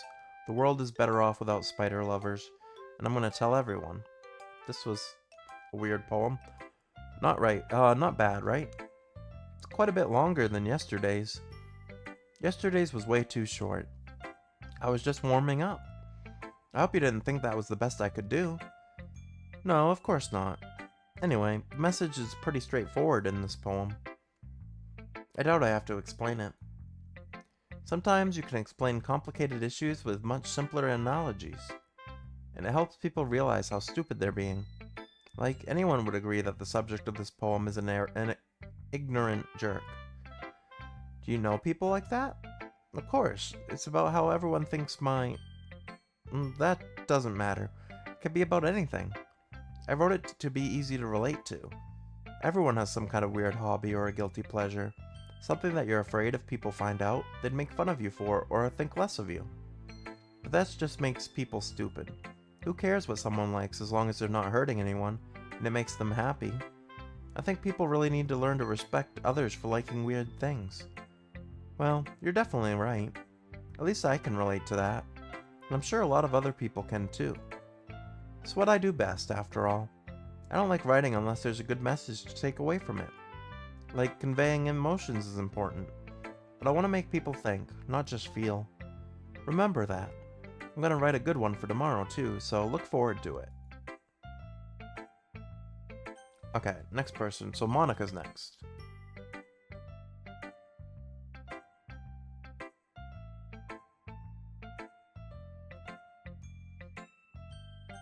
Alright, Monica. Hi again, Ukami. How's the writing going? Alright, I guess. I'll take that, as long as it's not going bad. I'm happy that you're applying yourself. Maybe soon you'll come up with a masterpiece. I wouldn't count on that. You never know. Want to share what you wrote for today? Sure, here you go. I give my poem to Monica. Alright, it's pretty good. It makes me think of Sayori, like the other one you wrote. You two are like the dynamic duo. That's kind of exaggerating it. Yeah, probably. But you do spend a lot of time with her even in this club, don't you? Then again, I don't blame you for being a little shy. I'm not shy, I'm just teasing. I know it takes a bit of time to make friends with everyone, but Yuri and Natsuki are super interesting people, so don't be afraid to give them their share of time. And you can talk to me every now and then too. I'm not, like, unapproachable or anything, am I? Oh no, it's nothing like that. I'm just still getting used to being here, that's all. Yeah, I'm sorry if I was putting pressure on you or something. I really didn't mean it like that. No, don't worry. I get what you're saying. Well, alright. But anyway, you want to read my poem now? I like the way this one turned out, so I hope you do too. Alright, let's take a look. Save me. The colors, they won't stop. Bright, beautiful colors. Flashing, expanding, piercing. Red, green, blue. An endless cacophony of meaningless noise. The noise, it won't stop. Violent, grating waveforms. Squeaking, screeching, piercing.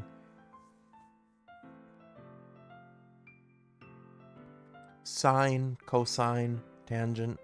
Like playing a chalkboard on a turntable. Like playing a vinyl on a pizza crust. An endless poem of meaningless. Load me? What does that mean? It's even more abstract than your last one, huh? Guess it's just the way I write. I'm sorry if you don't like it. No, I never said that. It's just the kind of thing I've never really seen before, I guess. I kinda like playing with my space on the paper. Choosing where and how to space your words can totally change the mood of the poem. It's almost like magic. The The way I wrote the lines really short makes it feel like they're trying to speak over the noise. I see. It's still hard for me to tell what it's about, though. Sometimes asking what a poem is about isn't the right question. A poem can be as abstract as a physical expression of a feeling, or a conversation with the reader. So putting it that way, not every poem is about something. Anyway, here's Monica's writing tip of the day. Sometimes you'll find yourself facing a difficult decision. When that happens, don't forget to save your game. You never know when you might change your mind, or when something unexpected may happen. Wait, is this even a tip about writing? What am I even talking about? That's my advice for today. Thanks for listening. Alright. Speaking of saves, let's just save to be safe. Alright. And then Saori's next, because we're doing it in reverse order from last time. Ukami, I really love your poems. I can't believe you've been hiding these from me. I'm not hiding anything. But your poems are so good. Yesterday's and this one too. Can't tell me you haven't done this before. I mean, you're really the only one who feels that way, so... Eh? No way. Not even Natsuki? Well, I guess Natsuki's the least likely to admit how she likes something. But I don't think it's that. What do you mean? Well, I guess I'll be honest about it. It's a lot easier to write poems when I'm thinking about you. Eh? What? Stop thinking weird things, idiot. Just means that you're a really expressive person, I guess. How am I supposed to write poems about my own stupid life? But you somehow make everything in your life an adventure. Even the little things. Like cooking. That's not about that. Or let's not talk about that. So, yeah. I guess what I'm saying is that I can feel more feelings through you than I can through myself. We have that kind of weird connection. It's your fault for getting in my business all the time. Eh? I don't know if I understand. You never understand when I try to explain things to you, do you, Sayori? I pat Sayori's head. Hey, I'm not a kid, you know. Are you sure about that? Maybe. Sayori starts fiddling with her pencil between her hands. Hey, Ukami, will you give me your poem? I kinda want to keep it. Huh? Why? Because, well, it's the first time you've written something for me. Sayori, you completely misunderstood. I didn't write this for you.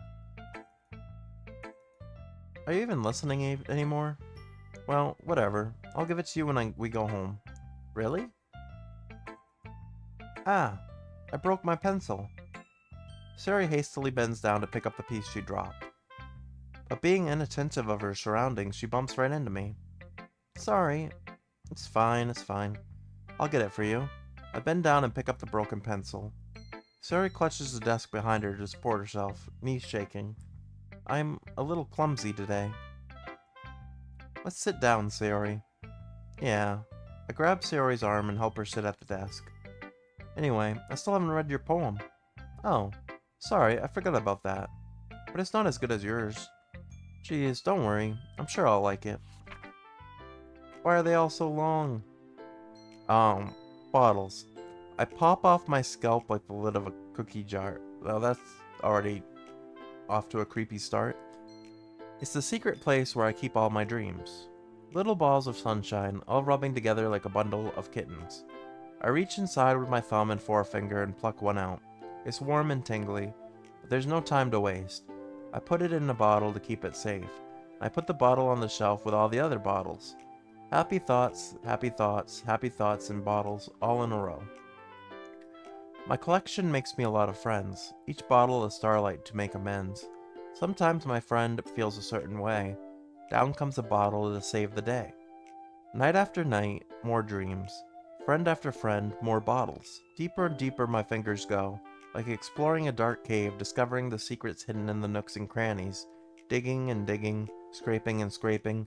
I blow dust off my bottle caps. It doesn't feel like time elapsed. My empty shelf could use some more. My friends look through my locked front door. Finally, all done. I open up, and in come my friends. In they come in such a hurry. Do they want my bottles that much?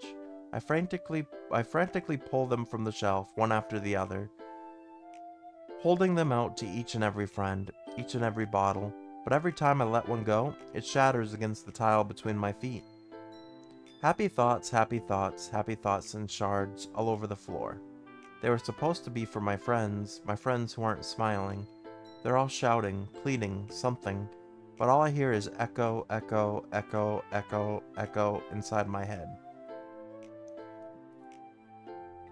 Holy crap.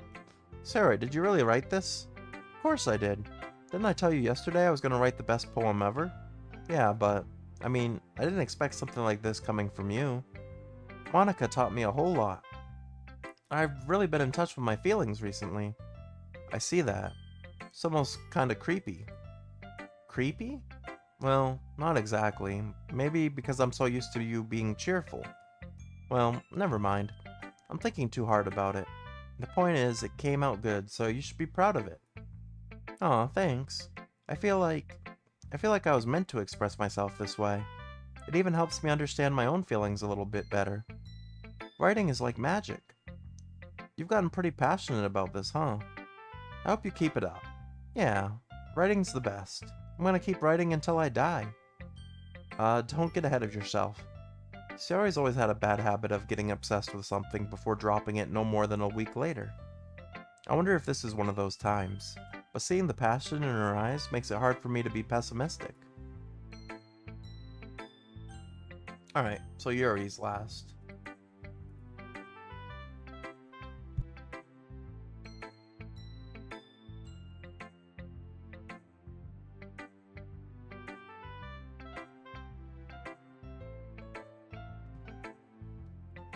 Alright, so give the poem to Yuri. Let's see what you've written for today. Well done, Ukami. Your skills are already improving. Really? Thanks, Yuri. Coming from you, that means a lot. It's nothing. I'm just happy to help inspire fellow writers. I know you're new to this, so don't worry so much if it seems like you can't get your poem to feel perfect. You don't need to be afraid to be a little more daring. Metaphors can go a long way. Don't feel like you need to work your brain like a bunch of gears. Try letting your mind wander through your feelings, and write down the things you see and hear. That's one way to truly enable your reader to see into your mind. It's a very intimate exercise.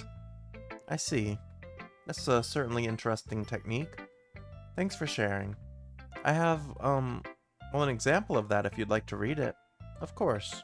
Is this the poem you wrote for today? Yuri nods and timidly hands me her poem.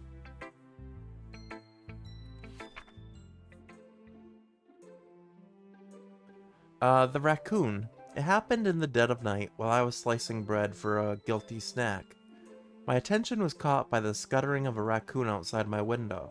That was, I believe, the first time I noticed my strange tendencies as an unordinary human. I gave the raccoon a piece of bread. My subconscious were as well aware of the consequences. Well aware that a raccoon that is fed will always come back for more. The enticing beauty of my cutting knife was the symptom. The bread, my hungry curiosity. The raccoon, an urge. The moon increments its phase and reflects that much more light off my cutting knife. The very same light that glistens in the eyes of my raccoon friend. I slice the bread, fresh and soft. The raccoon becomes excited. Or perhaps I'm merely projecting my emotions on the newly satisfied animal. The raccoon has taken to following me. You could say that we've gotten quite used to each other. The raccoon becomes hungry more and more frequently, so my bread is always handy.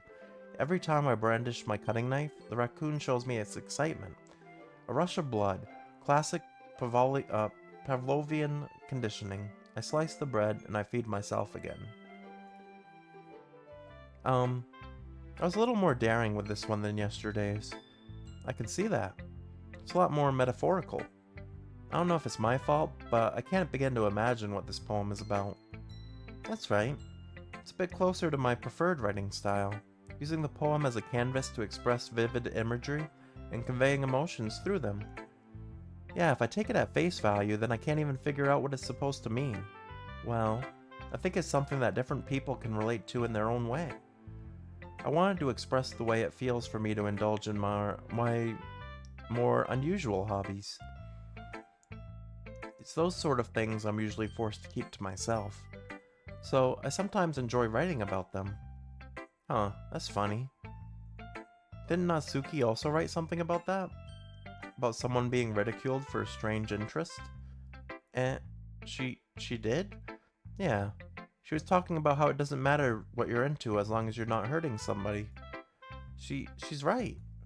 I mean, does she really feel that way? Yeah. Sounds like you two have that in common. That's interesting. To me, she seemed like a kind person who would make fun of my hobbies. Or she seems like the kind of person who would make fun of my hobbies. But I suppose that's my fault for judging, isn't it? Please don't tell her I said that. Don't worry, I have no reason to. Okay. Well, thank you for sharing it with me. After all, I hadn't learned to embrace my own weirdness. If I hadn't learned to embrace my own weirdness, I would probably hate myself.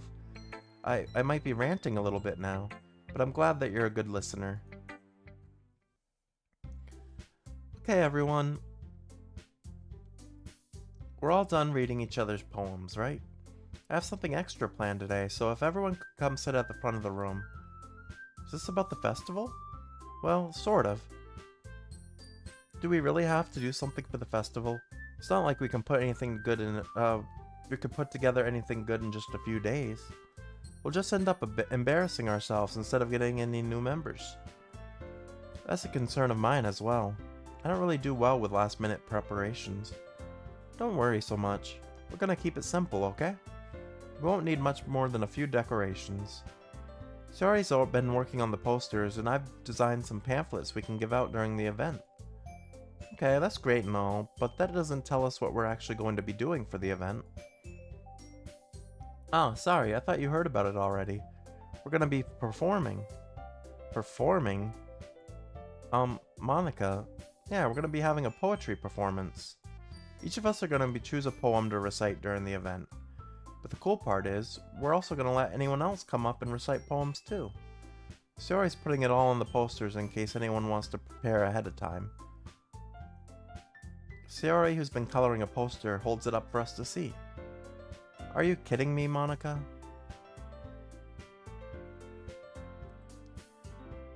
Oops. Well, I was trying to find it. I thought this might be a good screenshot where it's got all 4 people in there. But apparently if you try to screenshot, it opens this back up. You didn't start putting those posters up, did you? Well, I did. Do you really think it's that bad of an idea? Well, no, it's not a bad idea, but I didn't sign up for this, you know? There is no way I'm going to be performing in front of a group of people like that. I agree with Natsuki. I could never in my life do something like that. Imagining it, Yuri shakes her head in fear. Guys. No, Saori, I understand where they're coming from. Remember that Natsuki and Yuri have never shared their poems with anyone until just a couple days ago. It's a lot to ask for them to recite their poems out loud to a whole room full of people. I guess I kind of overlooked that, so I'm sorry. But I still think we should give it our best. We're the only ones responsible for the fate of this club. If we start the event and each put on a good performance, then it'll inspire others to do the same. And the more people who perform, the better we'll be able to show everyone what literature is all about.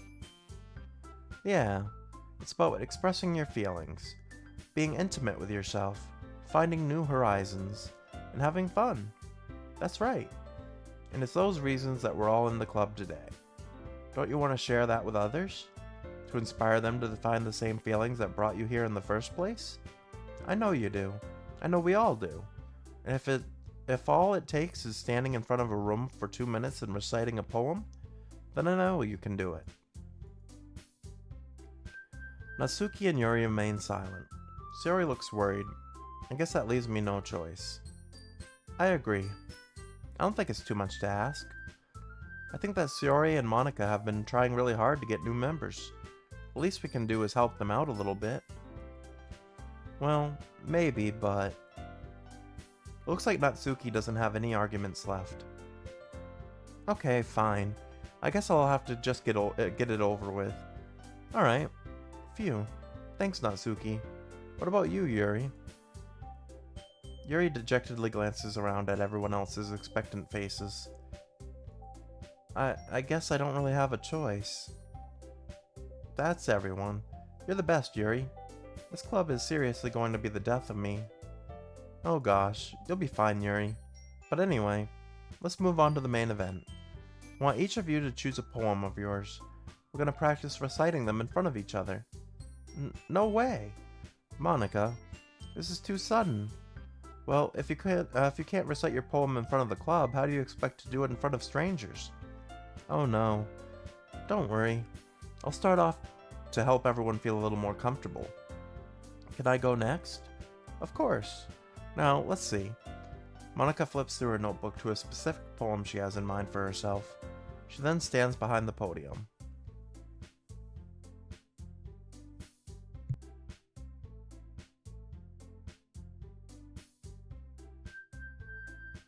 The title of this poem is The Way They Fly. Ahem.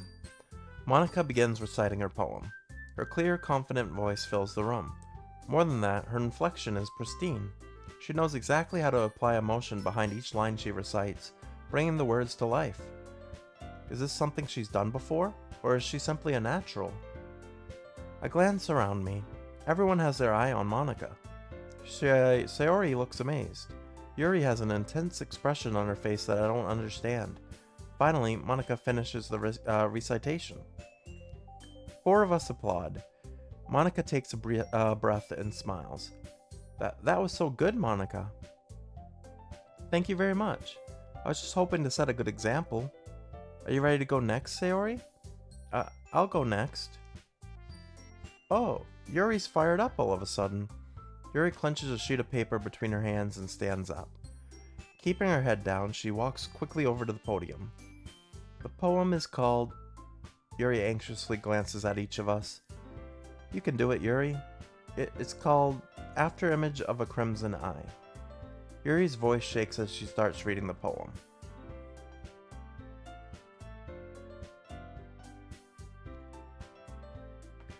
Just a moment ago, she practically refused to do this. Why is she suddenly putting in so much effort?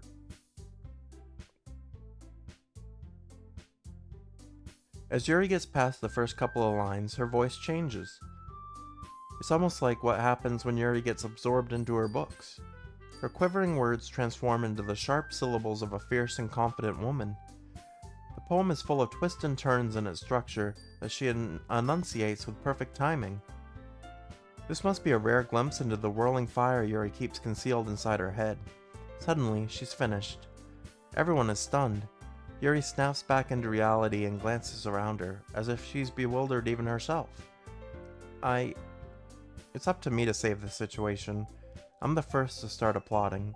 Everyone joins me afterward, and we give Yuri the recognition she deserves. It's not that we didn't want to applaud for her, but we were caught so off guard that we must have forgotten. As we applaud, Yuri holds the poem to her chest and rushes back into her seat. Yuri, that was really good. Thank you for sharing. Looks like Yuri's down for the count. Okay, I guess I'm next then. Sayori hops out of her chair and cheerfully walks to the podium. This one's called My Meadow. Ah. Sorry, I giggled. Sayori, it's a lot harder than I thought.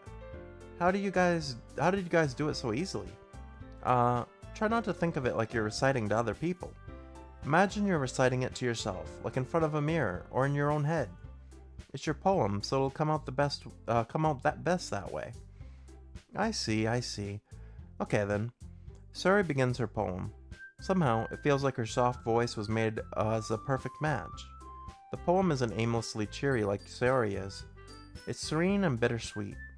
If I were to read this on paper, I probably wouldn't think much of it, but hearing it come from Sayori's voice almost gives it a whole new meaning. Maybe this is what Sayori meant when she said she likes my poems. It's like I get to reach more deeply into someone I thought I knew through and through. Sayori finishes and we applaud. I did it! Good job, Sayori. Even Ukami liked it. I guess that's a good sign. What does that even mean? Came out nicely, Sayori. The atmosphere of the poem fits you really nicely. But it might be that other poems wouldn't work quite as well with that kind of delivery. And I really don't understand. In other words, I've seen poems of yours where that sort of gentle delivery wouldn't work as well. They might need a little more force behind them, depending on what you're reading. Oh, I know what you mean. Well, I've been practicing that kind of thing. It's just embarrassing to do in front of everyone. The next time, I'm gonna make you pick a poem that challenges you a little more. We don't have much time before the festival, you know? Okay. Now, who's next? Natsuki? Don't make me go before Ukami. It's not like I can compare to you guys, anyway. Might as well let Ukami lower everyone's standards a little bit before I have to do it. Natsuki? It's fine. I might as well get it over with. But it's not like I have much of a selection of what to read. I'll just have to go with what I wrote for today. I stand up and step in front of the podium. Everyone has their eyes on me, making me feel terribly awkward.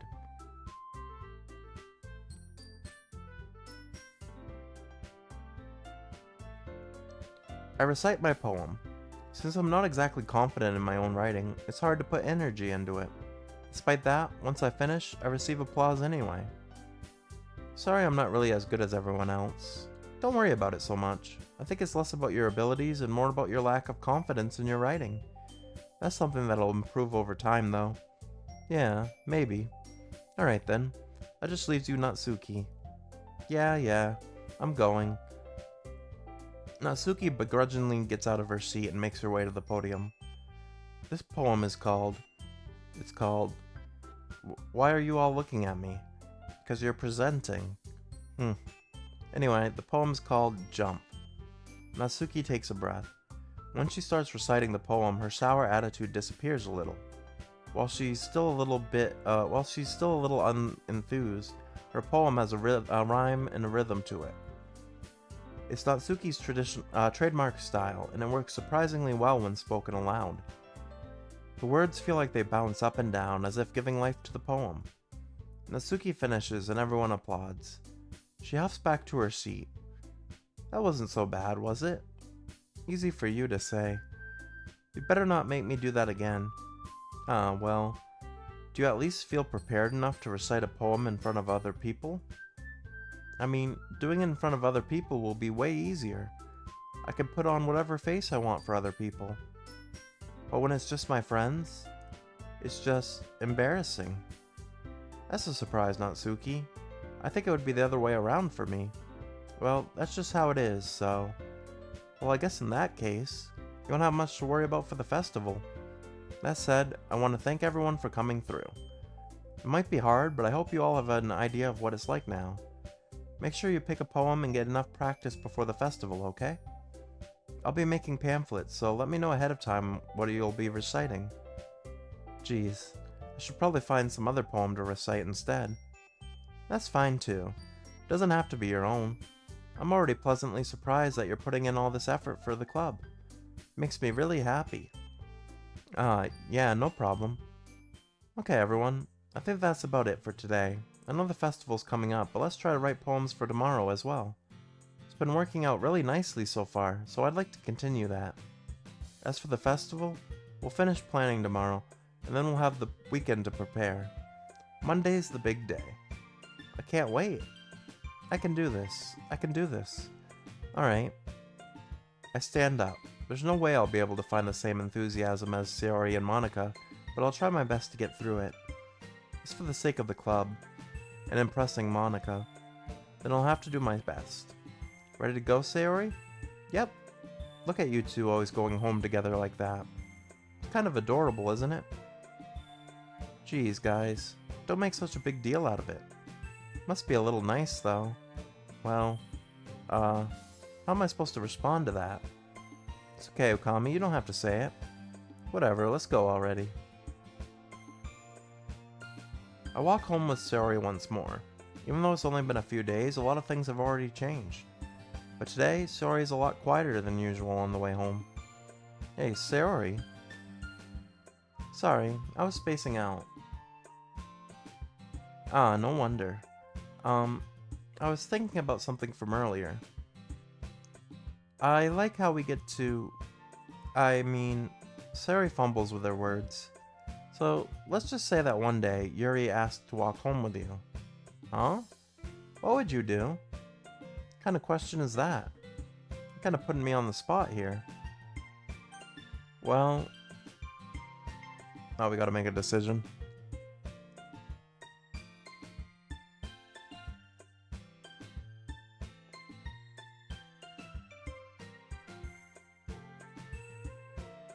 I feel like it would be rude to say I'd walk home with someone else. Let's just say we'd still walk with Sayori. Sayori, you really think I would ditch you for Yuri? Eh. But she's so beautiful and smart. Jeez, I already see her in the club every day. Besides, you always seem to really like going home together. I wouldn't just ruin that for you. You're so silly, Ukami. You think about me too much sometimes. Yuri would deserve it if she wanted it, so... Sorry, I've already made up my mind. I really can't figure you out sometimes. Sorry. Besides, what's the point in speculating something that's never gonna happen? The conversation trails off. It's kind of a weird thing for Sayori to care so much about.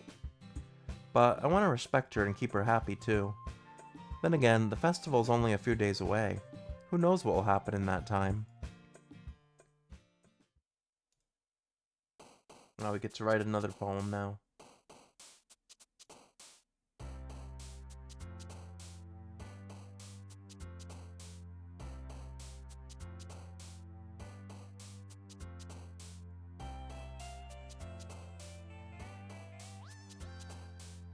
Alright. Poem number 3.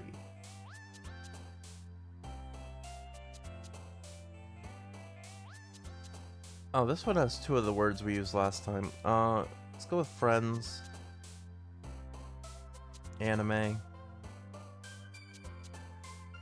I'm probably supposed to be picking words that I think represent the person I want to, like, date in the game. But I'm just picking words I like. Insight is good. Memories.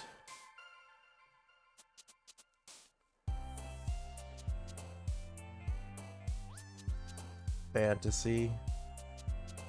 Yeah, they're putting words that we said we liked together this time around, so I can't pick the same ones. It seems like.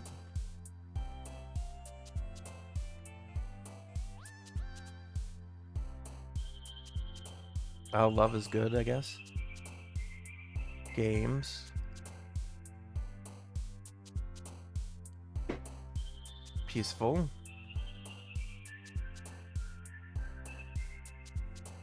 Hope.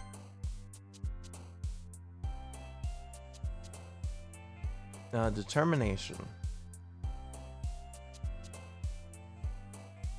Aura.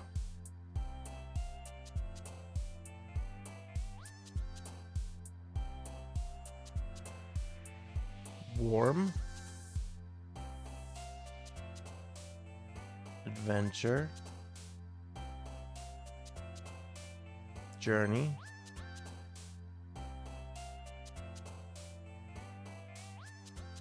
Calm.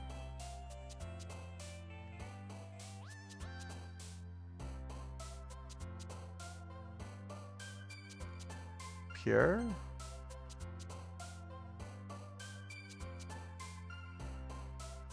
Definitely not that one. Laugh. I could have gone music too. Like music.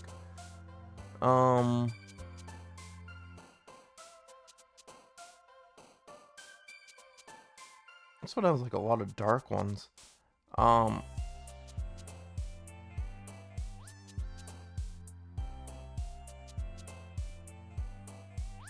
Playground, I guess.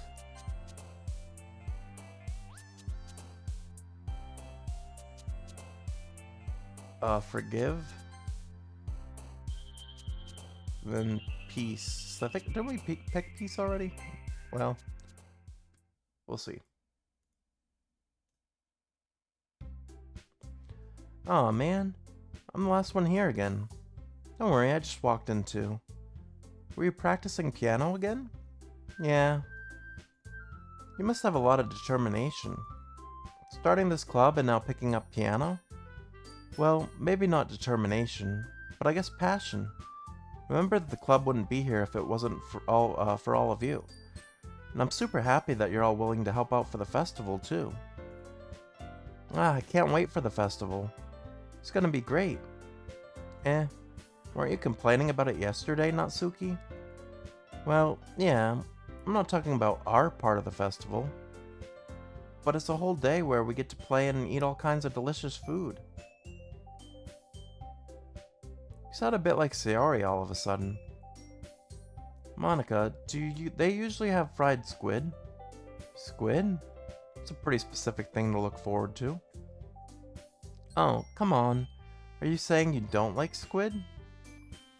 You of all people? I didn't say I don't like it. Besides, what do you mean by you of all people? Because it's right in your name. Mon-ika. It's not how you say my name at all. Also that joke makes no sense in translation. Never mind. Let's just focus on our own event for now, okay? Fine. Your reactions aren't as fun as Yuri's or Sayori's anyway. Excuse me, where is Sayori anyway? Oh, there you are. Sayori's sitting at a desk in the corner of the room, looking down at nothing. I walk over to her. Hey, Sayori. I wave my hand in front of her face. You're spacing out again. Ah, sorry. Don't mind me. You can go talk to everyone else. Huh? Is everything alright? Of course. Why wouldn't it be? Just feels like you're a little off. Sorry for assuming things. Jeez, you worry too much about me. I'm fine, see? Sayori shows me a big smile. Don't let me distract you from having fun with everyone. Well, alright. If you say so. I worriedly glance at Sayori before turning back toward everyone else. The conversation has already dispersed, with everyone back at their usual activities. Maybe I should ask Monica if she's noticed anything about Sayori recently. Since they've been preparing for the festival, they must be spending a lot of time together. I timidly approach Monica, who's shuffling through some papers at her desk. Ukami, what's up? Hey, this might sound a little strange, but have you noticed anything up with Sayori recently? Anything up with her? In what way do you mean? Maybe I'm reading into it a little too much, but she seems a bit downcast today. Oh, you think so? I can't say I've noticed anything about her. Monica peers across the room at Sayori, who is idly dragging a rubber eraser up and down her desk.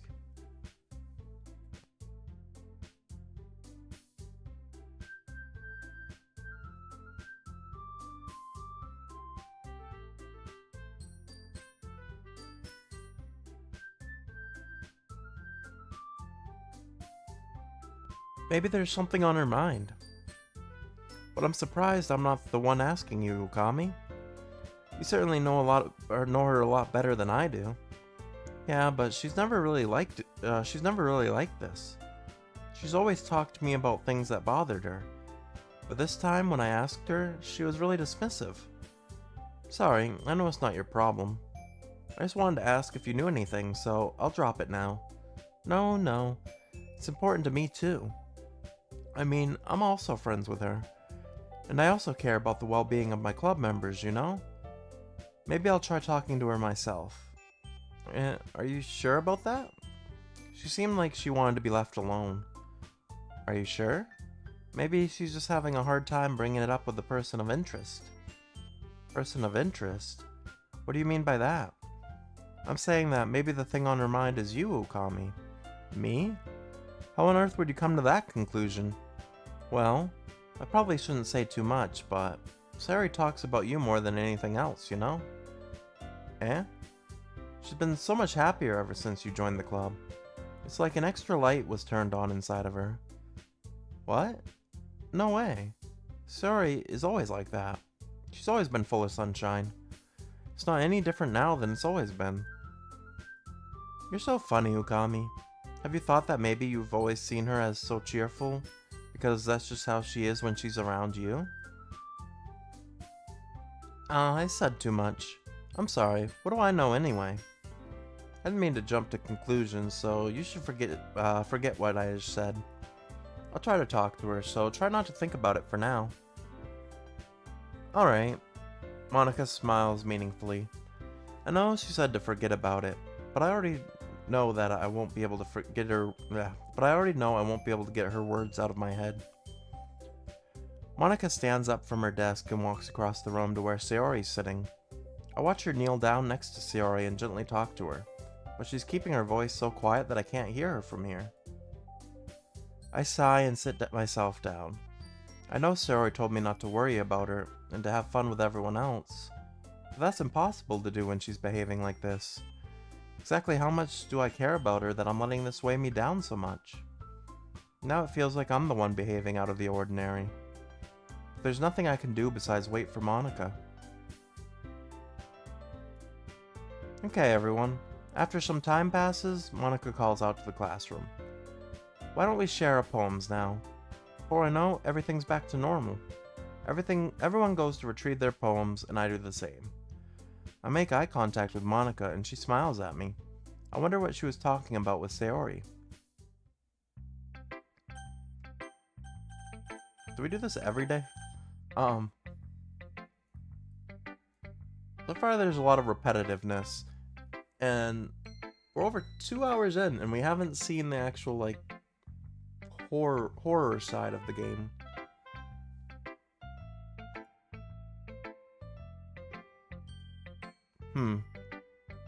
Let me see something still.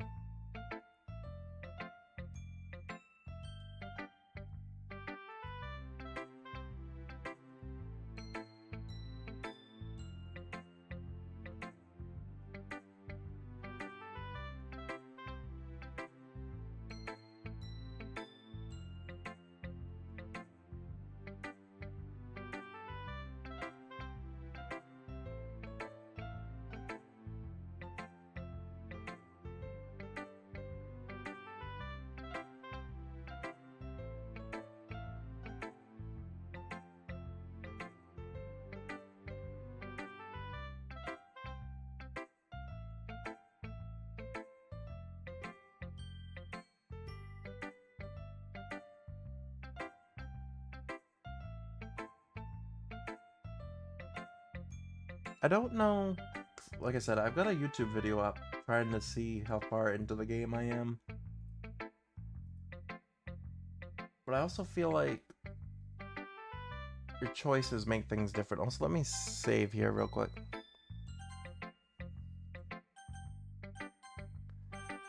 Let's show Sayori our poem first, since she seems a little down. This is your best one so far. It's really, really nice, Ukami. Thanks. Sorry, you've been a little quiet today. Is everything alright? Of course. Everything's fine. Maybe I'm just a little tired today. Do you want a nap or something? No, that's silly. Don't worry about me, okay? I only want to see smiles on your face. Well, alright. Hey, Ukami. I'm still a little surprised. I really thought that you would try writing poems like the way Yuri does. Or even Natsuki. But in the end, yeah, I guess you're the one who likes this one the most. Why? You don't want to get closer with everyone else? Wait, of course I do. But that doesn't mean I need to try so hard to impress them. I still understand you the most, Sayori. I know you have to sometimes put up with me, and I have to sometimes put up with you. But we have a wavelength or something. And this is how the poem came out. Sometimes it feels like you're the only exciting thing in my life. So sometimes it's just easier to write than when thinking about you. Sayori? No, Ukami. I don't deserve this. You're too nice to me. Why are you doing this? Sayori has trouble keeping her voice steady all of a sudden. If you had fun with everyone else instead, this would be so much easier. Sayori, I glance around the room to make sure nobody has noticed this. Sayori, I've probably never said this before, but I don't understand what you're feeling right now. Hey, Blue Flower, thank you for the follow. Hope you're having a good day so far. Tell me what will cheer you up. Sayori shakes her head. She sniffles and keeps shaking her head. Finally, she gathers herself and puts on a smile. It's nothing, Ukami. It's just a little rain cloud. I'm sorry you had to see that. I promise it won't happen again. Just smiles from everyone, okay? That's all that matters. Go play with everyone else. I'm gonna go home a little bit early today. Sayori, tell Monica I wasn't feeling well, okay? Who stole your cookie? Someone stole your cookie? I'll see you tomorrow. Before I can say anything else, Sayori cheerfully walks out of the classroom, humming to herself. Who should I show my poem to next? Alright, this time we'll go Yuri. Well done, Ukami. You've definitely improved your writing over the course of these few days. Has my advice been helpful to you? Yeah, definitely. I'm glad. Sharing our writing like this, it's a lot more fun and rewarding than I anticipated. I need to remember to thank Monica. I think we all felt a little awkward at first, but now it seems like everyone is sharing their writing and seeing what others think. I guess I can't really disagree. I was afraid this whole thing would be a chore, but it's a great way for me to spend some personal time with all the girls in the club. But it's been fun getting to know everyone in their writing, and I guess doing some writing myself. Well, have you learned anything about yourself, Ukami? Eh? Well, you know how I like to say that writing is a very personal way to get in touch with yourself. In the end, it doesn't matter if you're a good writer or a bad writer. And even my opinions are just opinions, you know? As always, I believe what's most important is exploring and discovering yourself. That's comforting. I'm kind of afraid of disappointing you in some way or another. Eh? Why me? Well, you're always sophisticated with your writing and have the most advice to share. Is that so?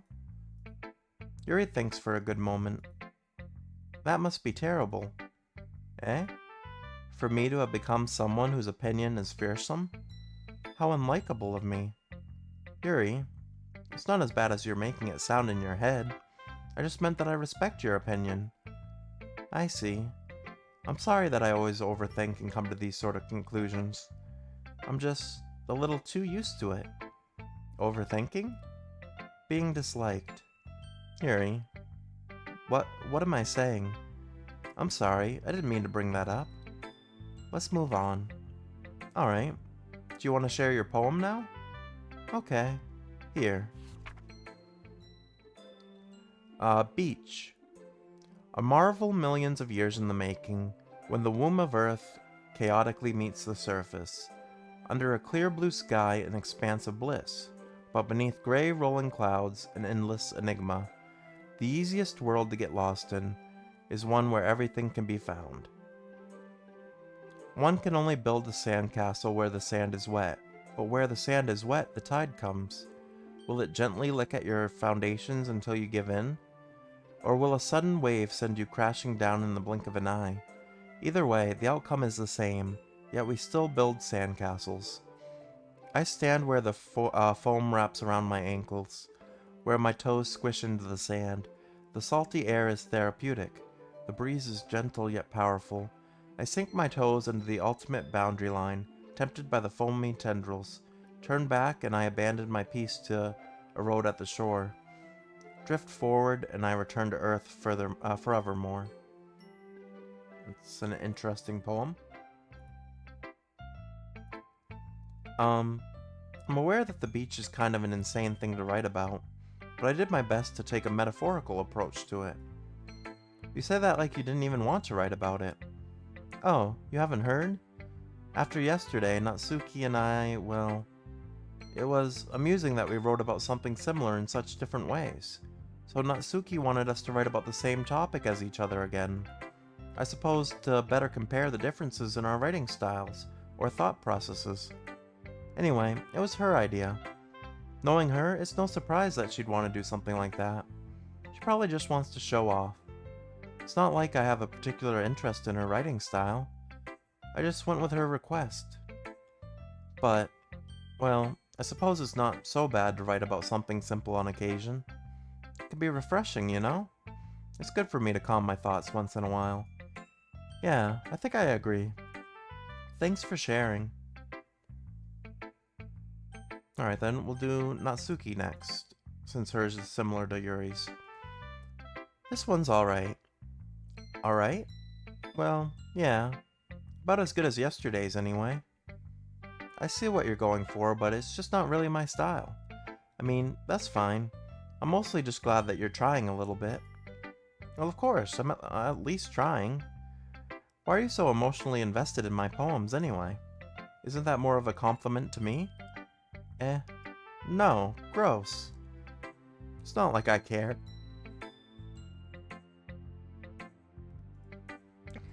It's just that one of us in this club has to make sure you're not slacking off. Really? Well, what if you ended up just scaring me away?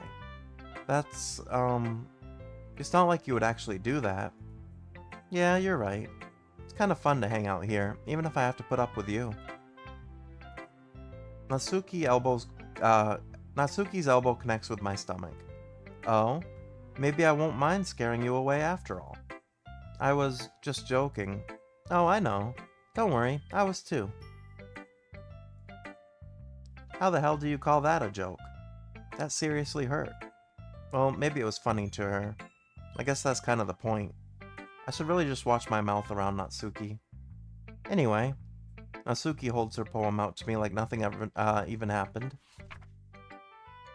Oh, this is a long one. I'll be your beach. Your mind is so full of troubles and fears that diminished your wonder over the years.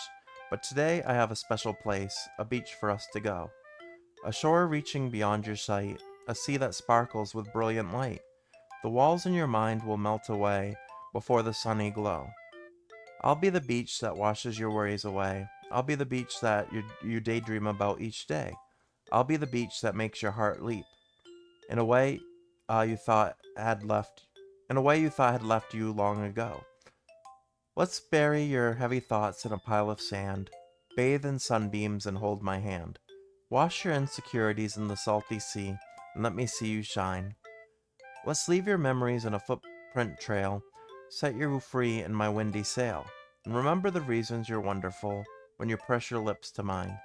I'll be the beach that washes your worries away. I'll be the beach that you daydream about each day. I'll be the beach that makes your heart leap in a way you thought had left you long ago. But if you let me by your side, your own beach, your own escape, you'll learn to love yourself again. Yeah, I felt like I kept writing about negative things, so I wanted to write something with a nice message for once. Besides, the beach is awesome. Kinda hard to write about anything negative about the beach. Well, Yuri's take on it was a little more solemn. Well, that's... Geez, she better not have said anything bad about mine. After all, she was the one who wanted us to write about the same topic. Ugh, you can really see her doing that too. Making us write about a simple topic, then trying to impress me by coming up with something all fancy. Well, it's not like I care. I just did it anyway. I mean, I guess mine ended up kind of metaphorical too. But there's nothing wrong with doing that once in a while. At the very least, it was good practice. Alright, so Monika's last here. Hi Ukami, have you thought about what you want to submit to perform at this festival? Well, being in this club is one thing, but performing in front of a bunch of people? I'll have to give it some thought. Okay, no pressure. But whatever you do, I'm sure it'll turn out great. It would also make me happy to see. Anyway, let's take a look at today's poem. Sure. I'll let Monika take the poem I'm holding in my hands. It's kind of funny. How so?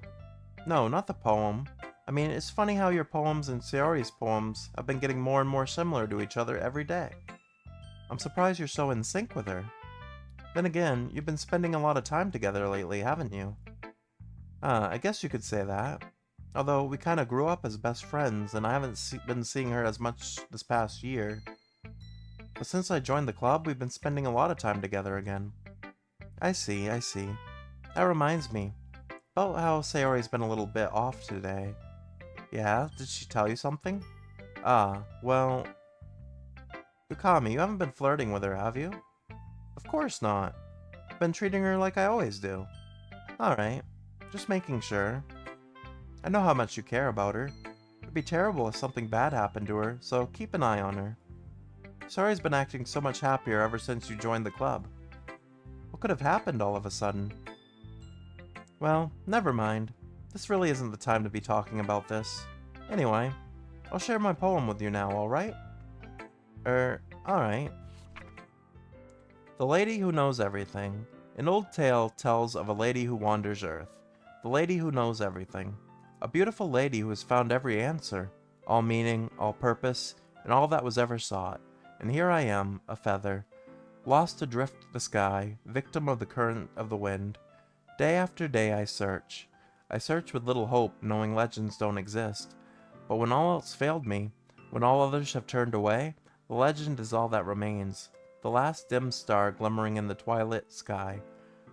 Until one day the wind ceases to blow, I fall, and I fall and fall and fall even more, gentle as a feather, a dry quill, expressionless. But a hand catches me between the thumb and forefinger, the hand of a beautiful lady. I look at her eyes and find no end to her gaze. The lady who knows everything knows what I am thinking. Before I can speak, she responds in a hollow voice. I have found every answer, all of which amount to nothing. There is no meaning, there is no purpose, and we seek only the impossible. I am not your legend does not exist. And with a breath, she blows me back afloat, and I pick up a gust of wind. You know, I feel like learning and looking for answers are the sort of things that give life meaning. Not to get too philosophical or anything, but it was kind of on my mind, so that's what I wrote about. I see. I never really put much thought into it. In a way, it's almost paradoxical. Because if we had all the answers, wouldn't the world start losing its meaning? You know, there's one thing I noticed. It seems like everyone in the club prefers writing about things that are more sad than happy. Are you surprised? I mean, if everything was okay, we wouldn't really have anything to write about, would we? Humans aren't two-dimensional creatures. I think you'd know that better than anyone. You mean one-dimensional? Ah, yeah, that. Anyway, here's Monica's writing tip of the day. Are you ever too shy to share your writing because you're afraid it's not that good? It can be really disheartening to get a lukewarm response to something you put so much into. But if you find other people who enjoy writing, then sharing becomes a lot easier. Because instead of just telling you what your writing is that your writing is good or bad or okay, they'll want to focus more on everything that went into it and the things you work on. It's much more encouraging that way, and will make you want to continue improving. It's almost like having your own little literature club, don't you think? That's my advice for today. Thanks for listening. Okay, you three. We're all done sharing poems, right? Why don't we start figuring out... Hold on a second. Is it just me, or did you say something strange just now? Eh? Something did sound a bit unusual. That's right. You deviated from your usual catchphrase when addressing the club. Catchphrase? I don't have a catchphrase. Jeez, why is the mood so weird today? Look, even Yuri isn't immune to it. Stagnating air is common foreshadowing that something terrible is about to happen. In your books, maybe. Look, the only thing different is that Sayori isn't here. Ah, seems you're right.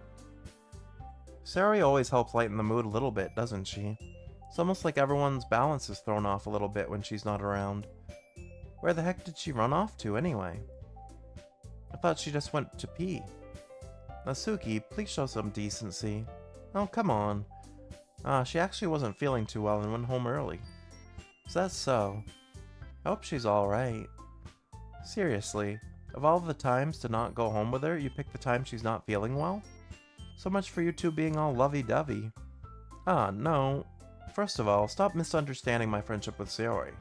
And second, She's kind of been avoiding me today, so I didn't want to force it. Oh? That curious expression coming from Yuri, of all people? Calm down, guys. I talked to her earlier and everything is fine. What did she say?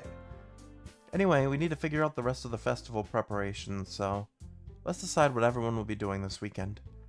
I already know what I'm doing. That's right. Natsuki will be making cupcakes, but we might need a lot of them in different flavors. Can you handle that all by yourself, Natsuki? Challenge accepted. And as for myself, I'm going to be printing and assembling all the poetry pamphlets. Sayori will be helping me design them. And as for Yuri, you can, guys, can you help me come up with something for Yuri? I'm useless. No, that's not it at all. You're the most talented person here, you know?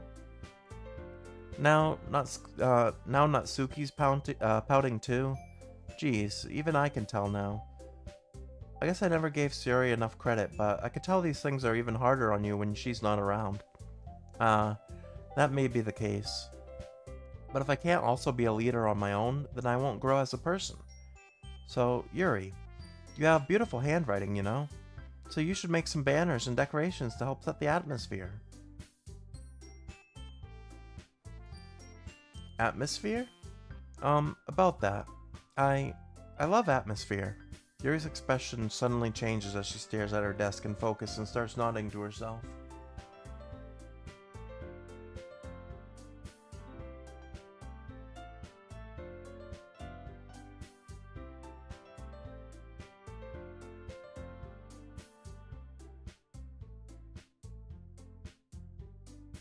Your mind is already racing, I see. That's great. You'll be a wonderful help, Yuri.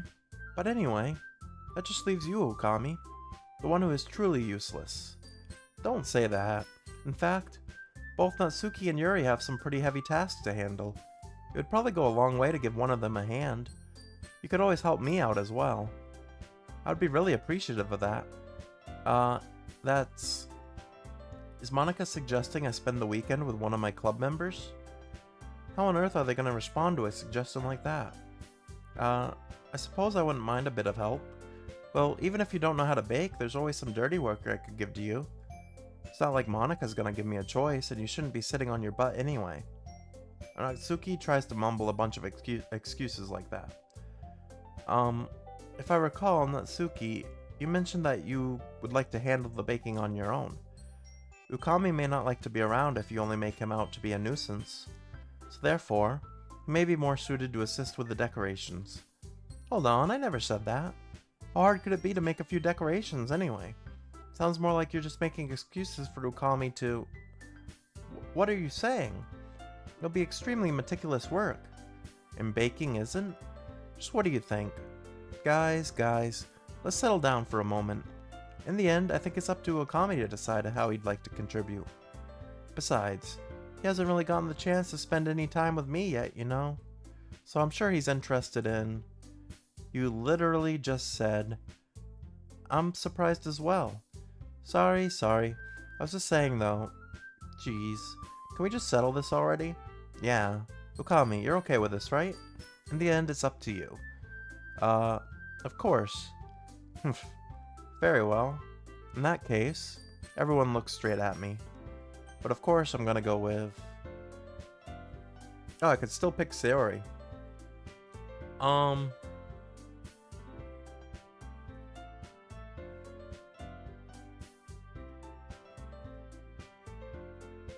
feel like we've already invested so much time into Sayori, we might as well stick with her. I mean, if it's gonna be anyone, then I prefer helping Sayori. I mean, we're already neighbors and... But Monika said that Sayori was helping her. Jeez, do you really hate us that much? No? Sorry, I didn't mean for it to be this difficult. Just think of the club, okay? Okay, so now they're forcing me to pick one of them. Okay.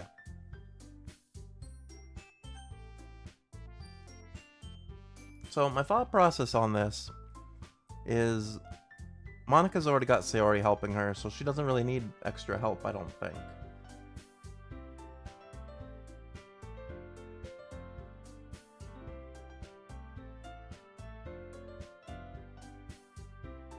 Well, could auto-mod grab that. I don't know why it didn't get automatically banned, though. That was weird. But yeah, my thought process is...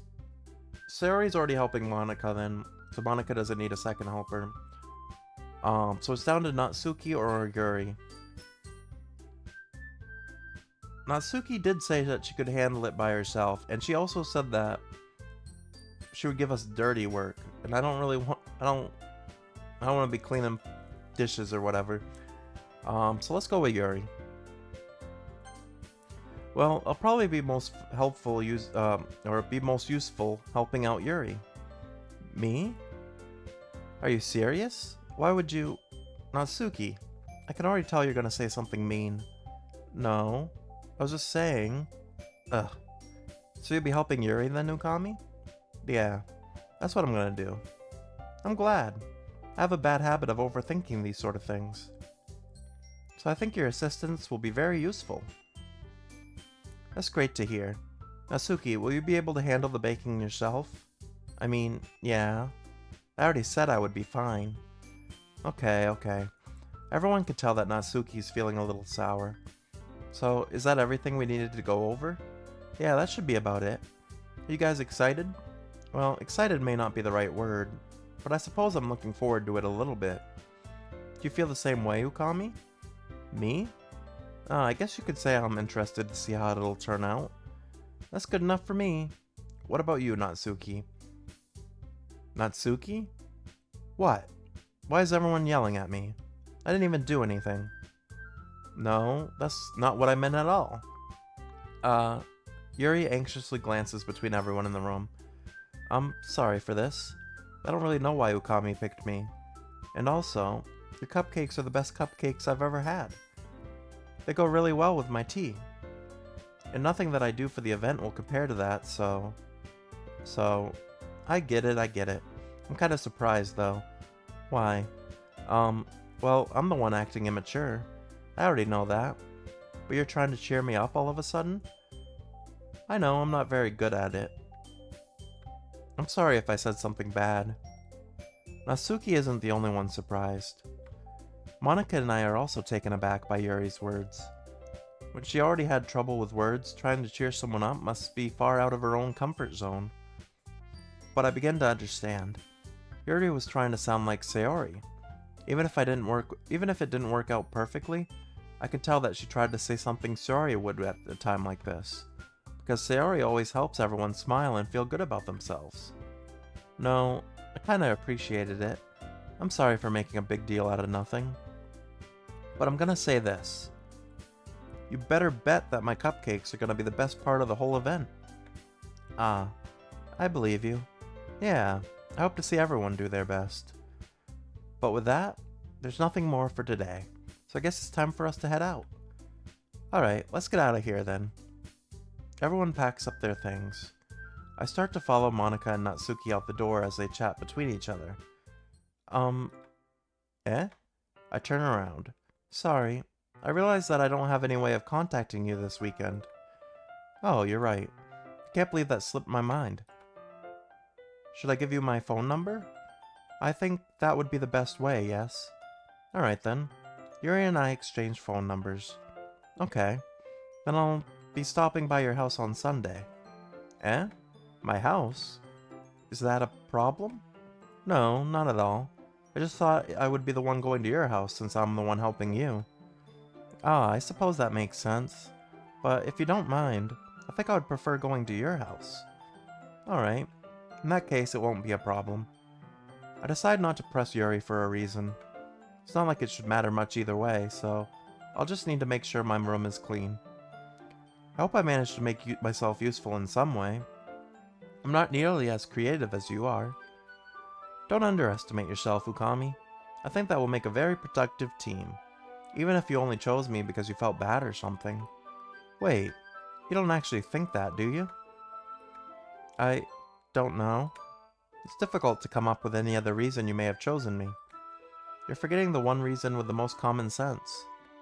I chose to help you because that's what I want to do. But Yuri thinks to herself with an extremely tense expression. Yuri, you're overthinking this. You wanted me to point out when you're overthinking, right? Eh, I didn't realize. I'm telling you, I want to. That's all there is to it. Do you believe me? I... Yuri thinks really hard again. She looks straight into my eyes for a long while. I believe you. As if it took her tremendous effort, Yuri finally says that and relaxes her expression. I'm really looking forward to Sunday. Yeah, I am too. After that exchange, I make my way out the door and Yuri follows. I can't believe this. Yuri's gonna be coming to my house on Sunday. Even though I would have preferred to do this with Sayori, my anxiety still shoots through the roof. I guess I've gotten pretty used to handling her at this point, but who knows what might end up happening when we're outside of school. She even told me she was looking forward to it. I shake my head. Why do I feel nervous that Sayori finds out? Why do I feel nervous that Sayori finds out about this? It's not like we feel that way about each other. Besides, like Monica said, this is about the club. I have nothing to worry about. If I just go with it, then I'll have a good time. It's already Sunday. Alright, let's save here.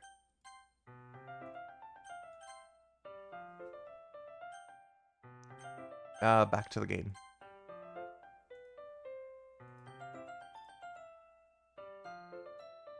Also, I wanna check really quick.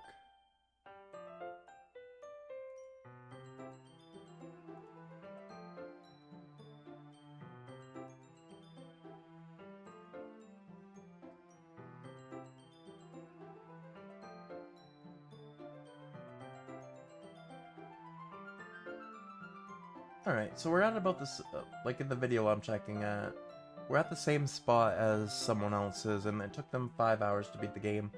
So we're about halfway there. So I think we can do it tonight, hopefully. What time is it anyway? It's 10. So that'll take me till about 12:30. Yeah, that's fine. Okay. My mic's... okay. I couldn't remember if I muted my mic there or not. I am gonna grab a sip of water here, though.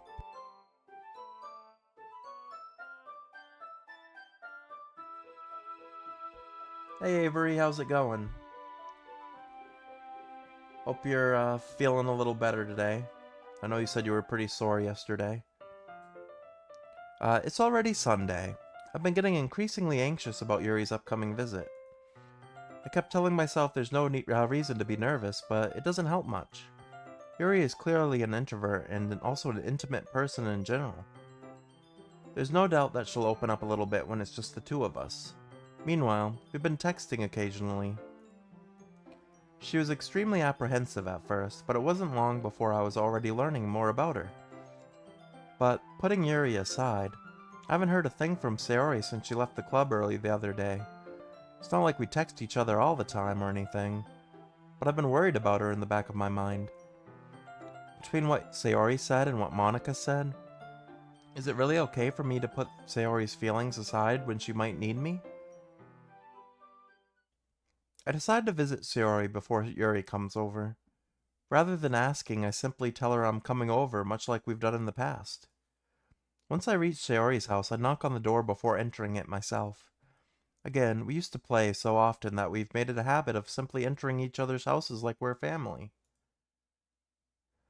The house is quiet. Sayori isn't anywhere on the first floor, so I assume she's up in her room. Happy Friday? Yeah, happy Friday. And happy Halloween as well. How's my Friday going? It's going pretty well. Got out of work and now we're playing this. I'm trying to see if I can complete the game all tonight. So if I take a while responding to chat a little bit, it's because I'm trying to like get through the game. Um but yeah, it's going pretty well. My plan for the weekend, working and streaming. Wait. Yeah, I stream. Yeah. Working and streaming. Yeah. That's my plans for the weekend.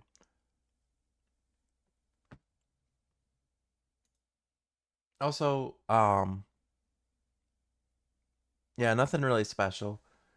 But also, warning for you or anyone else that's like lurking and stuff right now.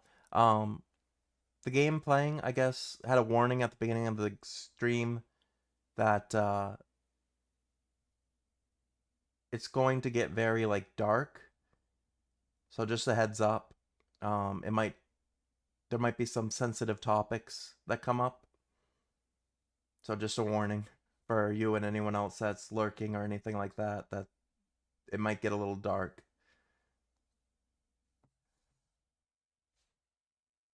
Alright, let's jump back in. Sori isn't anywhere on the first floor, so I assume she's up in her room. It's already strange of her not to run down and greet me. I headed up to her bedroom where I finally find her. Sayori? Hi, Ukami. I sit down in her room. Sayori forces a smile, but it's easy to tell that she's different. There's a minute of silence between us. You haven't come over like this in a long time, have you? Ah, I guess you're right. It has been a long time. Not much has really changed, has it? Sayori's room is as messy as it's always been. I always recognize the same stuffed animals and wall decorations that she's had for years now.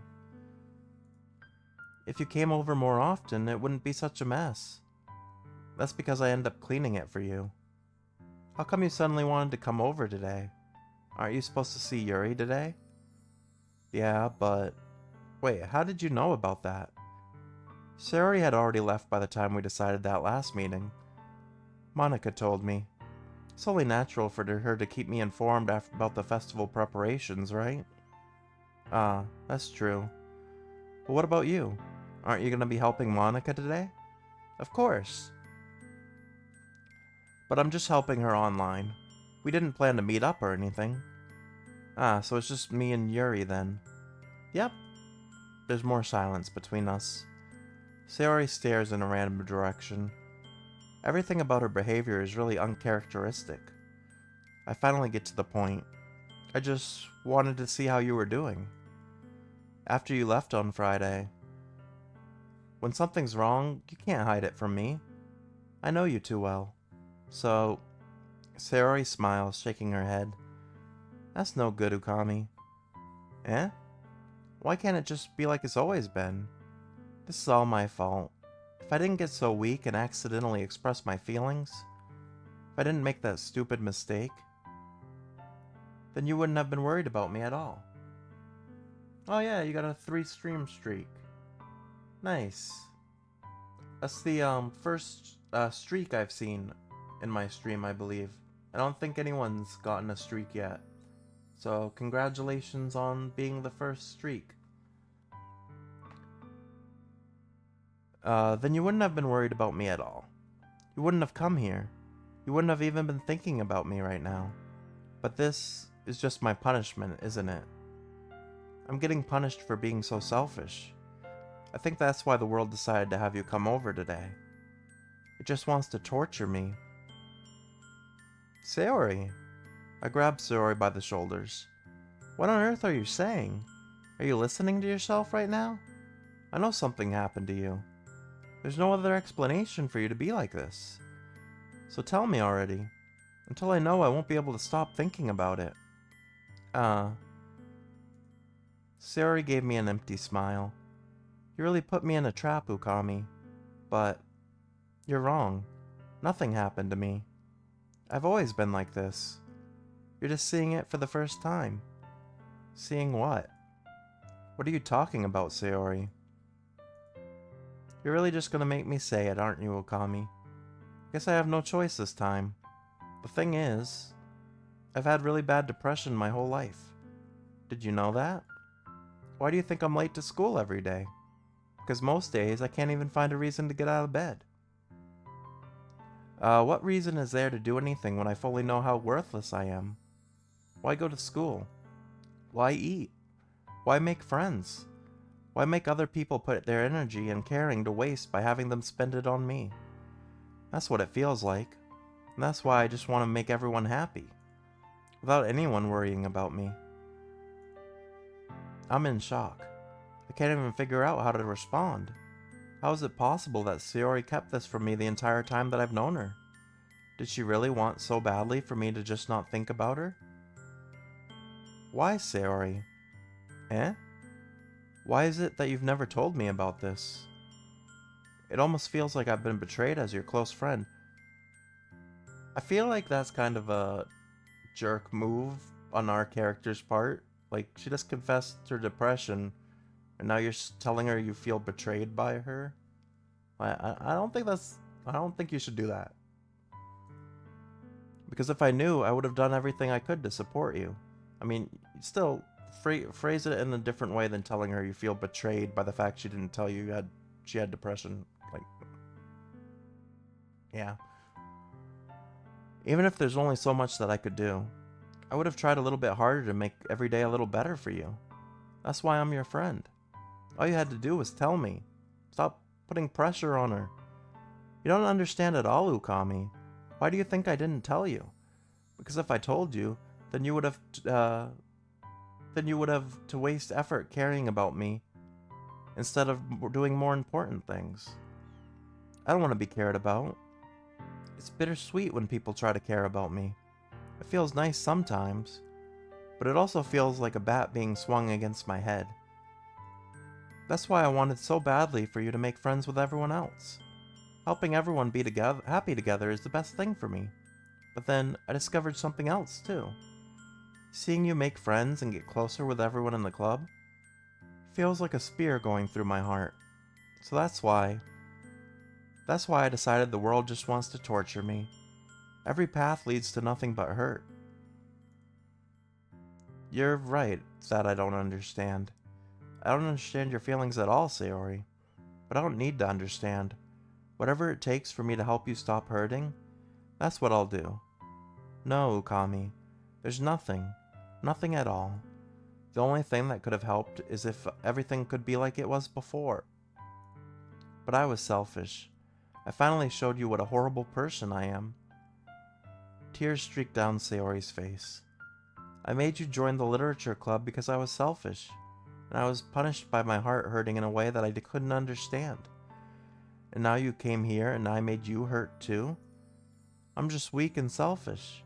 That's all I am. And that's why I'm going to accept these punishments, because I deserve every last one. Without thinking, I once again grab Sayori's shoulders. This time I pull her into a tight embrace. Ah, Ukami. Sayori, I don't care if you feel selfish. I'm really happy that you convinced me to join the club. Seeing you every day makes it worthwhile enough. If I make friends with everyone else, then that's just a bonus.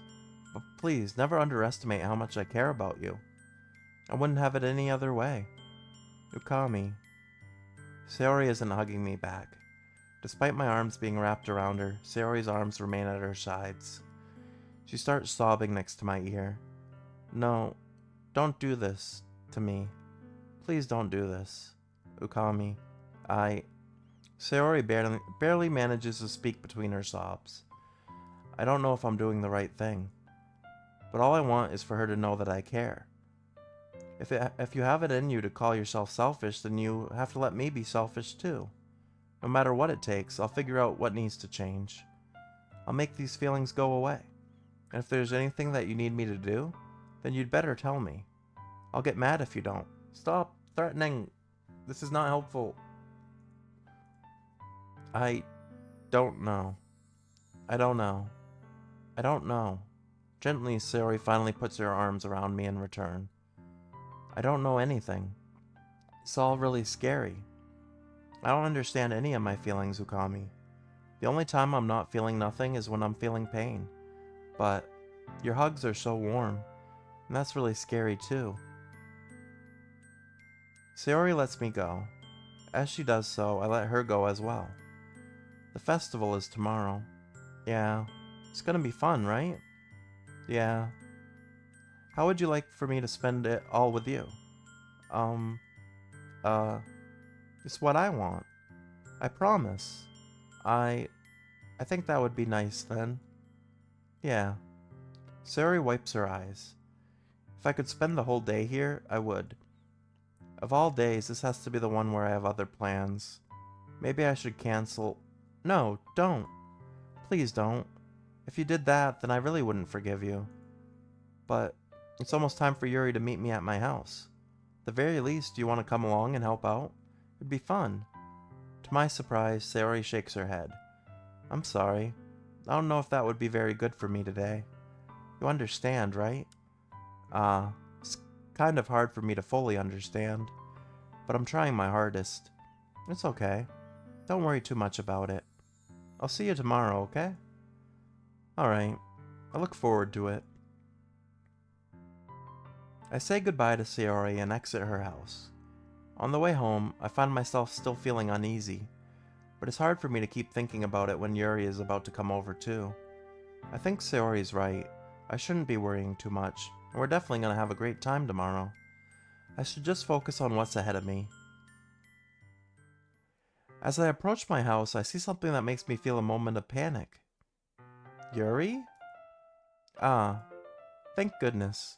You're a little early. I'm sorry I wasn't home yet. Were you waiting for a long time? No, I just got here. But I started to get really nervous when nobody answered the doorbell. You always could have texted me. If I had known, I would have reassured you and hurried more on my way home. I suppose that's true. I didn't think of that for some reason. Should be common sense to do that, but I decided to ignore it. Anyway, let's go inside. I see you brought a lot of stuff with you. That's right. And did you manage to find everything I asked you to buy as well? Yeah, pretty much. At least, I hope I got everything alright. I'm sure it will be fine. I take Yuri to my room. The first thing she does is glance around curiously, which makes me feel anxious. It's so clean. I cleaned it before you came over, so... That's very considerate of you to do. No. I'd be really embarrassed for my room to be a mess while you were here. Well, I do enjoy cleaning. I would have gladly helped you clean. That would be even more embarrassing. Wait, don't look in there. I snatched Yuri's wrist, which was in the process of opening a desk drawer of mine. I'm sorry. I wasn't thinking for some reason. I was just spacing out. It's fine, it's fine. I let go of Yuri's wrist. She puts both of her hands firmly in her lap, as if making sure she's keeping track of them. So, should we get started? Yes. I have a few things planned that you can help with. Decorations and other atmospheric enhancements. Atmospheric enhancements? You know, mood lighting, aromatherapy candles. Oh wow, I didn't know you planned on taking it that far. Of course, I want to help take our guests to a faraway place. Although many will stop by just out of curiosity. And for cupcakes, I guess. I'm determined to provide an experience that will leave them wanting more. That's great. It's easy to forget that you're a pretty intense person. Intense? I guess that's the best way to put it. Is that a bad thing? No, not at all. It's something that I like about you, actually. Is that so? That makes me feel relieved. And kind of happy. Yeah, no need to be so anxious. You can relax a little. Relax. I brought some things for relaxation. I was gonna use them during the poetry event. Oh yeah? Like what? Let's see. Yuri rummages through her bag. She pulls out a few candles and a wooden cylinder-shaped object. I did some shopping on the way here, so I happen to have these in my bag. I plan to cover the windows in black paper and use the candles to light the room. I think that would be amazing, don't you? Yeah, that would be really neat. What's that wooden thing, though? Oh, this? It's a diffuser for essential oils. How familiar are you with aromatherapy? Not familiar at all. Is that so? It's one of my favorite contributors to a positive atmosphere. Depending on the oils or the herbs you choose, you can change the mood of the air itself. You can even feel it permeate through your body. Relaxation, positive energy, romance, reflection. It's almost like magic. Yuri takes the cylinder and pushes a switch on the bottom. In just a moment, a thin ray of vapor begins to spout through a small hole on the top. Wow, that smells wonderful. What kind of mood is that one for? This is a jasmine essential oil. It smells a little sweet and flowery, right? Yeah, that's a good way to describe it. I chose jasmine for the event because it provides more than relaxation. Jasmine enhances your emotions and helps you feel them flow through your body. You feel warmer and your heart pounds more heavily. Don't you think that will be perfect for sharing our poems? It does sound suitable, but you seem to know a lot about this, so I'll trust your opinion with anything. Yuri smiles gently, clearly enjoying herself. She again reaches into her bag and pulls out several spools of thin ribbon. What are those for? Well, did you purchase the origami paper I asked you to get? Yeah, I have it over here. We won't be using the paper for folding origami. What I'd like to do is write a different word on each paper. We'll need about 100 of them. Oh yeah? What will those be used for? Well, I'm gonna cut pieces of ribbon to hang them from the doorway of the classroom. Then we can fasten the paper onto the ribbons to create a doorway curtain. Wouldn't that be beautiful? It would also catch the eyes of those passing by the room. It may attract some to peek inside.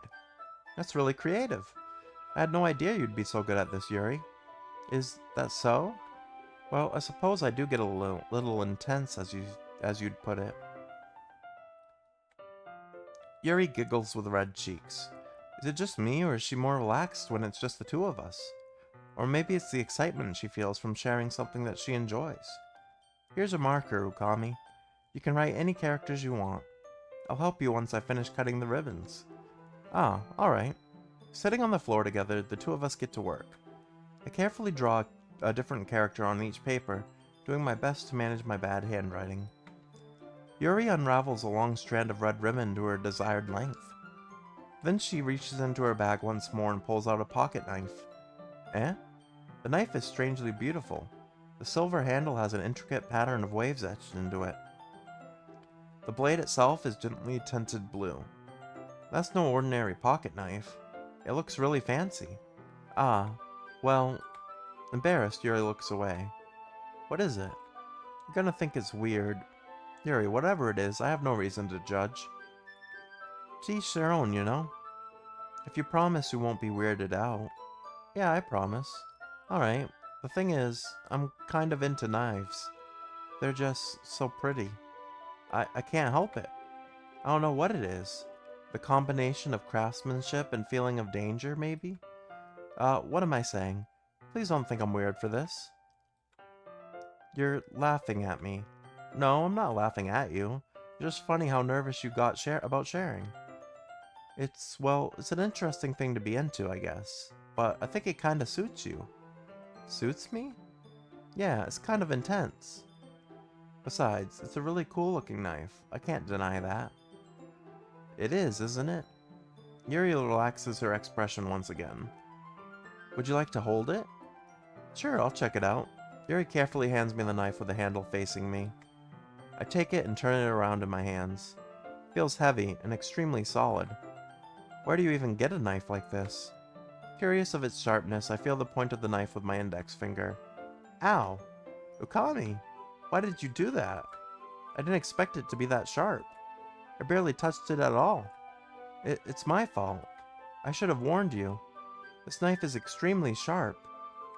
It can cut through skin like it's paper. Oh no. A small drop of blood trickles down the side of my finger. Yuri takes my hand and gives the wound a closer look. She stares at it and noticeably fidgets. If you're squeamish, I'll go wash it off now.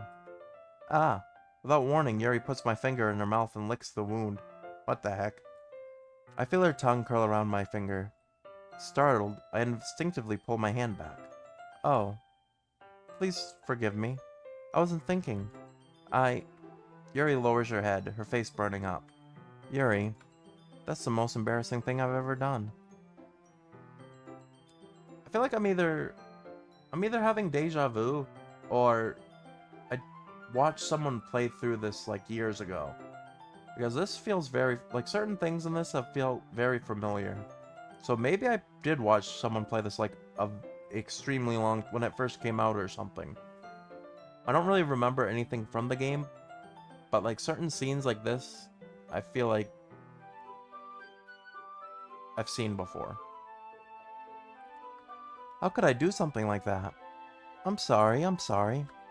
Ah, sure, it was a little weird and took me by surprise, but I guess she was just trying to help, right? Yuri, I think you're overreacting a little. Uh, she doesn't lift her head. What if she doesn't recover from this for the rest of the afternoon? Alright, you know what? This might be a stupid thing to do, but I do it anyway. I take Yuri's hand and lick her index finger in return.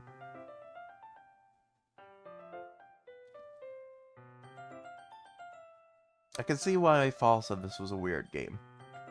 Ukami, did you really just do that? Now we're even. Yuri just looks at me like I did something wrong. I knew that would be a bad idea. If not for the sweet aroma of the jasmine oil, the air would be extremely heavy right now. You're so weird, Ukami. Yuri giggles shyly. Eh? Yuri calling me weird? I have no response to that. Where do you keep your bandages? I don't think I need one actually. It was a tiny cut. Look, it already stopped bleeding. I see. That's relieving. The tension is quickly lifted. We each resume our respective activities. I watched Yuri's knife cut through the ribbon like it's nothing but air. Meanwhile, I continue to make progress on the paper. After we finish attaching the paper to the ribbons, we lay them all out side by side. It looks better than I expected and will be very effective as a door curtain. It looks great. Good thinking coming up with this, Yuri. Ah, thanks. It's just something I saw online, really. Are you ready to move on to the next task? Yeah, let's do it. What do you have in mind? I'd like to create a banner. That's why I asked you to buy the paint tablets. Ah, that's right. One of the items Yuri had asked me to buy was a kit of watercolor paint tablets. We'll need about 6 cups of water to put each of the tablets in. Do you mind fetching those for us? Of course not. 6 cups of water. I'll be right back in a minute. Thank you very much. Oh, and just a little bit of water is okay. If you fill the cups too much, it'll become diluted. Taking Yuri's advice, I decided to use small plastic bathroom cups rather than the full-size glasses. I put them on a plate to catch any paint that drips, then bring it back into my room. Yuri? Yes? I come in to see Yuri quickly unrolling her sleeve, pulling it back over her arm. Nothing. Your face is a little red. Is it too hot in here or anything? No, not at all. There's nothing wrong, so let's mix the paint. Yuri hurriedly dismisses me and takes it upon herself to unwrap the tablets, dropping them into the cups. So, I thought we would do something simple that would look very nice. I'd like to paint a gradient across the banner, starting with the colors for a sunrise, then daytime, then sunset, and nighttime. Once it dries, I'll write an inspirational quote across the banner. We can hang it on the wall behind the podium at the front of the classroom. Ah, neat. What are you going to write? Well, it'll be more fun to surprise you. Yuri smiles at me. If you say so. After rolling out the banner, Yuri and I kneel on opposite sides so we don't get in the way of each other. Yuri uses a brush and adds a few dots of different colors across the banner to serve as a color guide when we paint. This kind of reminds me of elementary school. Painting on a banner with watercolors feels a lot like the art class projects we had back then. It's relaxing. Ah, I'm sorry if this feels too childish. No, I didn't mean it that at all. It's kind of fun, you know? Yeah, it is fun.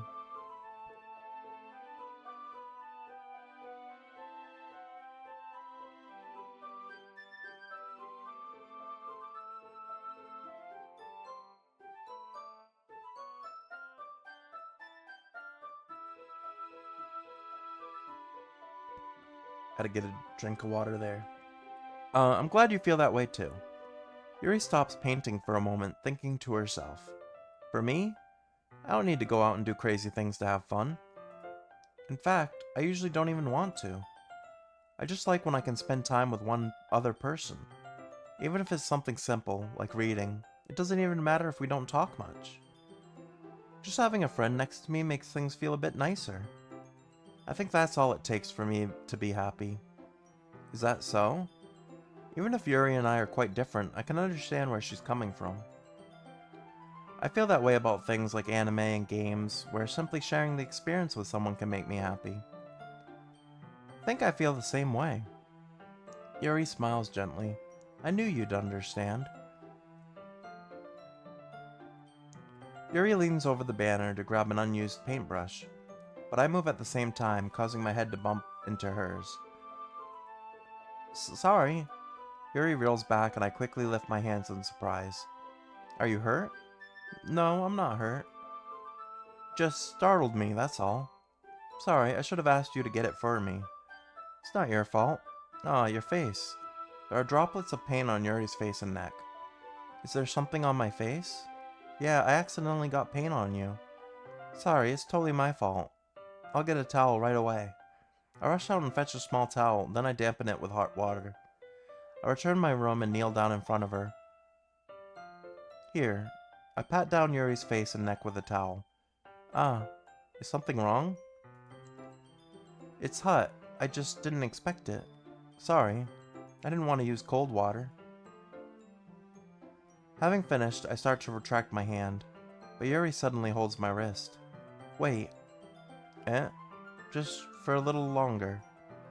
It feels really nice. Ah. I keep my hand still against Yuri's neck. She looks into my eyes. It's an intense expression that I recognize from when she reads her books, almost as if she's lost in a daze, enveloped by her own thoughts. She breathes gently, half through slightly parted lips. What is happening? Is it the aroma of the jasmine oil giving me this dizzy feeling? Yuri's gentle fingers wrapped around my wrist sent a sudden tingling sensation through my arm, and suddenly, her face seems to be much closer to mine than it was just a moment ago. Ah, Yuri slowly pulls away. Sorry, I've been feeling a little lightheaded today. I didn't mean to space out. It's fine.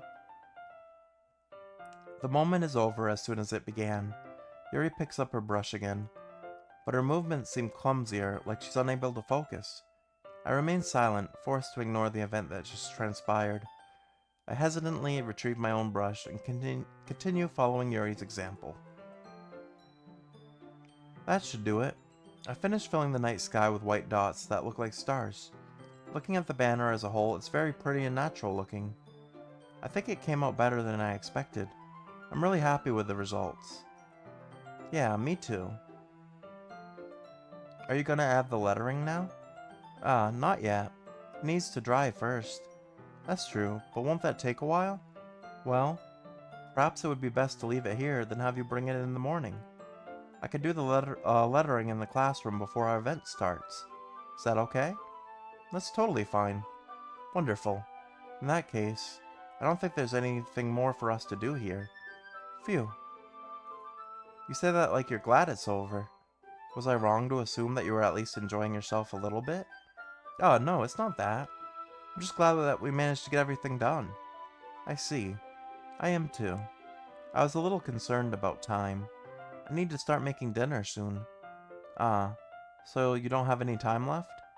I was secretly hoping we would have extra time after finishing the work. Well, Yuri thinks to herself. I think it would be too irresponsible of me to wait much longer. I'm sorry. I was hoping there would be more time as well. It's probably my fault. Sorry for being such a slow worker. No, it's not your fault at all. And the important thing is that we got everything done, right? Yeah, so I shouldn't be disappointed or anything. Gathering all her things, Yuri seems to look a little downcast. I understand why. It sounded like she rarely gets the opportunity to spend time with friends in a relaxed environment. But that doesn't mean this is the last time it can happen. Once Yuri packs up, I walk her out the front door. Thank you very much for having me today. No problem, I'm glad I was able to help. Just let me know if there's anything else you need to bring tomorrow. I will. Well then, Yuri fidgets. I guess I'll see you tomorrow. Wait, I kind of say that without thinking. About today. It's fine that we didn't have as much time as we wanted, because we can do this again. Whenever you want, you can come on over, or we can go out somewhere. Ah, I forgot you don't like going out much. As I stumble over my words, Yuri simply smiles bashfully. Anyway, you know what I'm trying to say, so... You're very thoughtful, Ukami. Yuri takes a step closer to me, then briefly squeezes my hand. I kinda like that about you. Well, how am I supposed to respond to that? But I don't even get a chance to, as Yuri suddenly pulls back. Sayori? Eh? Ah, hi, Ukami. Sayori, just now, we weren't... It's okay, Ukami. I just stopped by to say hi. Um, well, it's nice to see you. I'm sorry, but I'm already on my way to leave. Aw, really? That's too bad. I'm sorry. But we'll all be together at the festival tomorrow, so that's fine, right? Of course. Sayori beams. Yeah, so I'll see you tomorrow. Clearly embarrassed, Yuri hurries off. Sayori waves goodbye after her. Sayori, I thought you didn't want to come over today. Well, I tried staying in my room, but my imagination was being really mean to me, so I had to come here and see it for myself. See what? What are you talking about? You know, how much fun you were having with Yuri, and how close you got to her.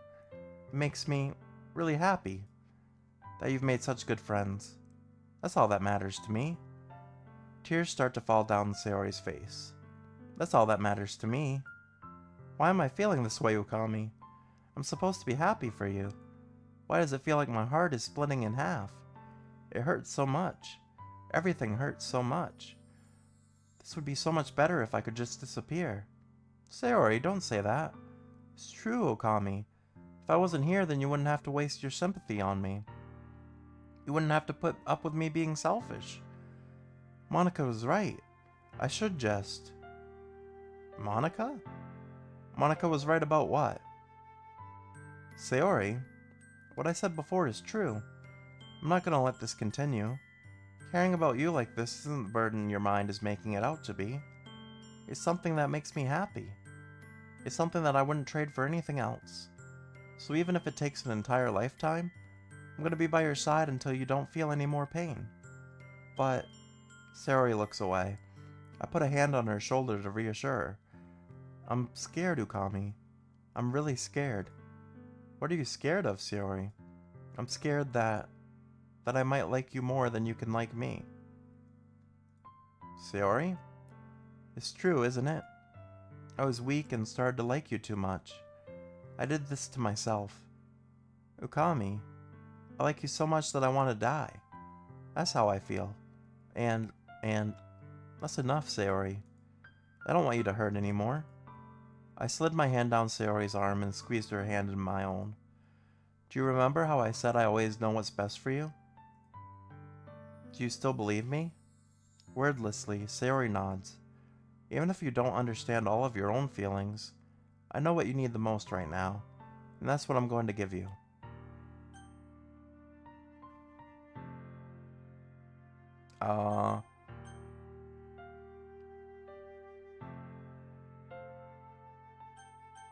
I feel like either of these options could go bad.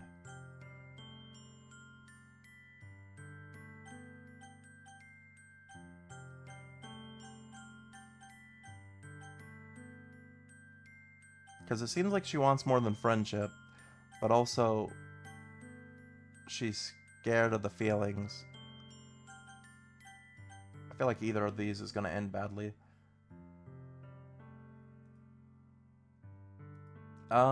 Well, we'll go with, If I just call her a friend, though, she might assume something's up with Yuri. I don't know, let's go with that. I love you. Eh? Those are my true feelings. So there's no way you could like me more than I like you. I should have realized it sooner. But spending time with everyone at the club, making new friends, and having fun with you every day, it helped me realize that you are truly the most important person to me. That's why I'll accept any of your burdens. I also don't think calling her a burden is... I feel like my character's kind of dumb. As long as we continue like this every day, with you by my side, then I know we'll both be happy. Ukami. Suddenly, Sayori wraps her arms tightly around me.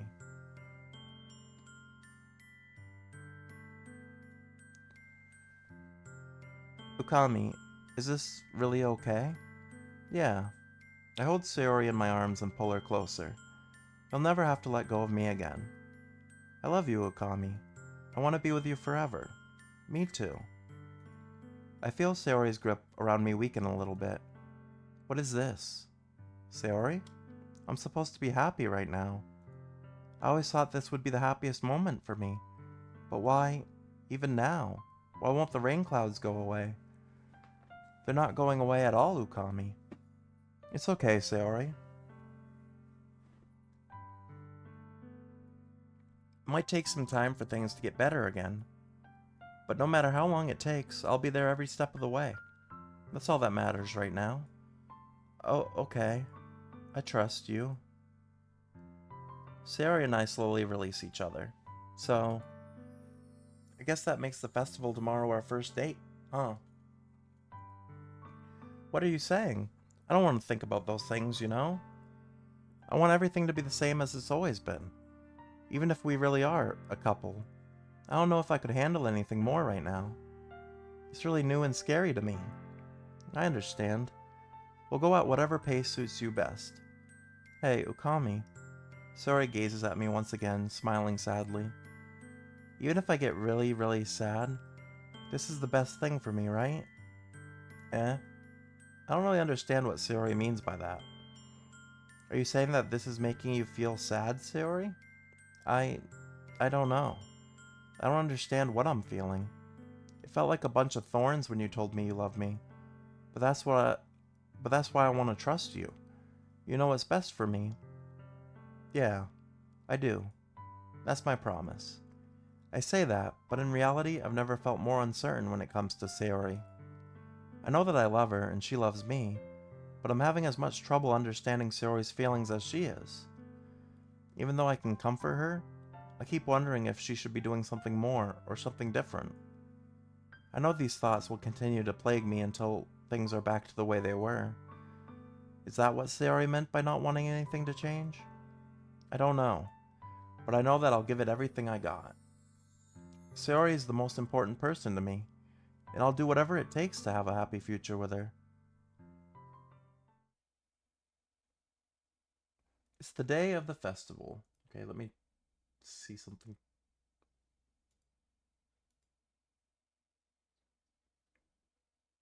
Of course, I got an ad. Just making sure that we're still at a good pace. No, I'm kind of trying to, like, not rush through the game, but I do want it to go smoothly enough that we can beat it in one night, because that was the original plan.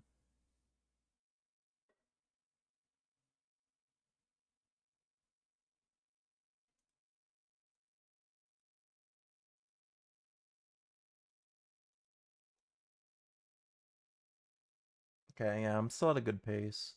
I might be like a half hour behind the person's video I'm watching. Because they were at this point at 3 hours, I'm at 3.5. But I also did spend a lot of time talking at the beginning. Alright, hopefully everything goes well.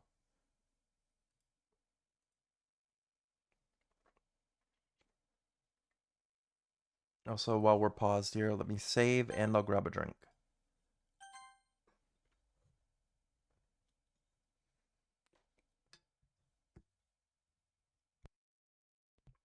Oh, it had auto saved already anyway, but it's the day of the festival. Of all days, I expected this to be the one where I'd be walking to school with Sayori, but Sayori isn't answering her phone. I considered going to her house to wake her up, but decided that's a little too much. Meanwhile, the preparations for the event should be nearly complete. The banner Yuri and I painted is dry, and I gently rolled it up to take it with me. She sent me a pleasant text reminding me not to forget anything, and I reassured her. Funnily enough, I probably feel the same way as Natsuki about the event. I'm more excited for it to be over so I can spend time with Sayori and Yuri at the festival. But knowing Monica, I'm sure the event will be great too. Ukami, you're the first one here. Thanks for being early. That's funny, I thought at least Yuri would be here by now. Monica is placing little booklets on each of the desks in the classroom. They must be the ones she prepared that all have the poems that we're performing. In the end, I found a random poem online that I thought Monica would like and submitted it. So that's the one I'll be performing. I'm surprised you didn't bring Sayori with you. Yeah, she overslept again. That dummy. You'd think that on days this important she'd try a little harder. I say that, but I suddenly remember what Sayori told me yesterday. And suddenly I feel awful, knowing it's not nearly that simple for her. I was gonna say, like, she literally told us she has depression. Like,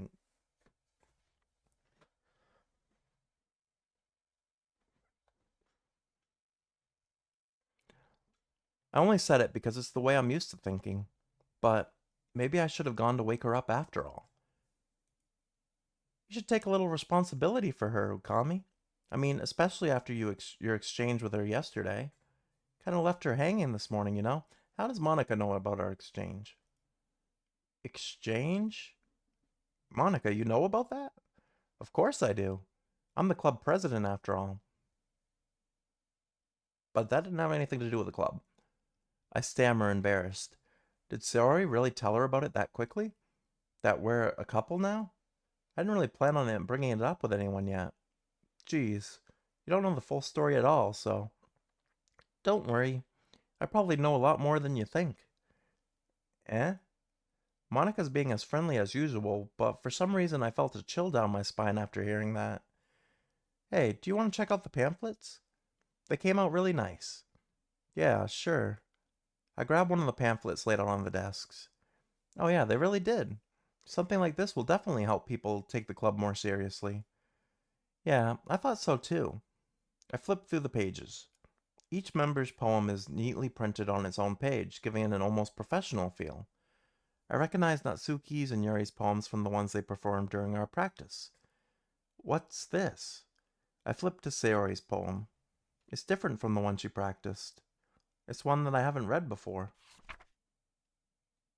Get out of my head, get out of my head, get out of my head. A million times, get out of my head.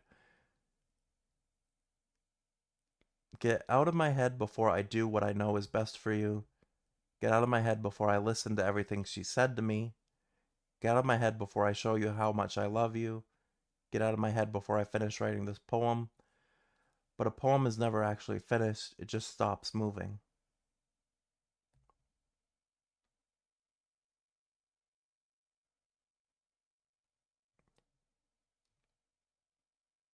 I feel like we're gonna learn some stuff about Monica too here. Because Sayori already made a comment about she should have listened to what Monica told her. And now another line here before I listened to everything she said to me. I feel like Monica might not be a good person. Ah, what is this? Reading the poem, I get a pit in my stomach. Ukami? What's wrong? Nothing. This poem feels completely different from everything else Sayori's written. But more than that, I changed my mind. I'm gonna go get Sayori, so. Ah, well, alright. Try not to take too long, okay? I quickly leave the classroom. Don't strain yourself. Monica calls that out after me. I quicken my pace. What was I thinking? I should have tried a little bit harder for Sayori. It's not a big deal to at least wait for her or help her wake up. Even the simplest gesture of walking her to school makes her really happy. Besides, I told her yesterday that things will be the same as they've always been. That's all she needs and what I want to give her. I reach Sayori's house and knock on the door. I don't expect an answer since she's not picking up her phone either. Like yesterday, I open the door and let myself in. Sayori? She really is a heavy sleeper. I swallow. I can't believe I ended up doing this after all. Waking her up in her own house? That really is something that a boyfriend would do, isn't it? In any case, it just feels right. Outside Sayori's room, I knock on her door. Sayori? Wake up, dummy. There's no response. I really didn't want to have to enter her room like this. Isn't it kind of a breach of privacy? But she really leaves me no choice. I gently open the door. Well, yeah, that's very dark. But I kind of had a feeling this would happen.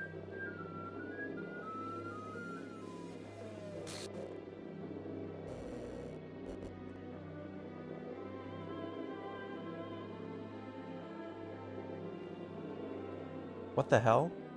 What the hell? Is this a nightmare? It has to be. This isn't real. There's no way this can be real.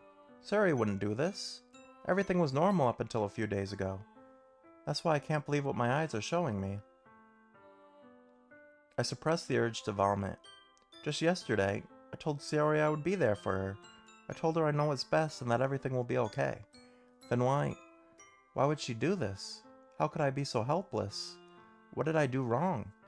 Confessing to her? I shouldn't have confessed to her. That's not what Suri needed at all. She even told me how painful it is for others to care about her. Then why did I confess to her and make her feel even worse? Why was I so selfish? This is my fault. My swarming thoughts keep telling me everything I could have done to prevent this. If I just spent more time with her, walked her to school, and remained friends with her like it's always been, then I could have prevented this. I know I could have prevented this.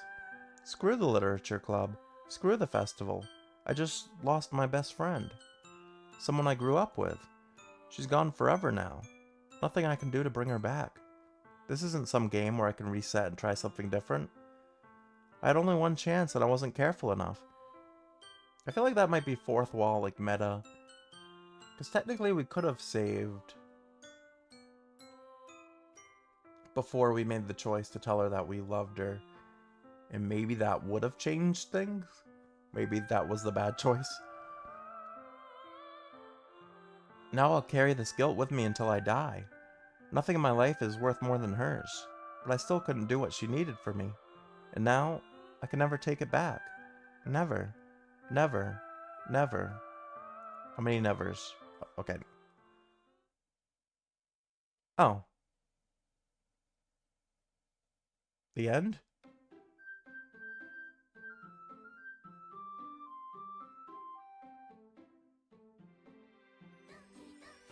Oh. Well, I feel like we got a bad ending.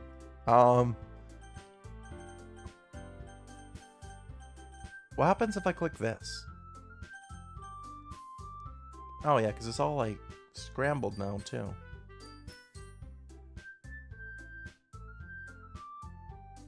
Oh, and there's like 2 Monicas.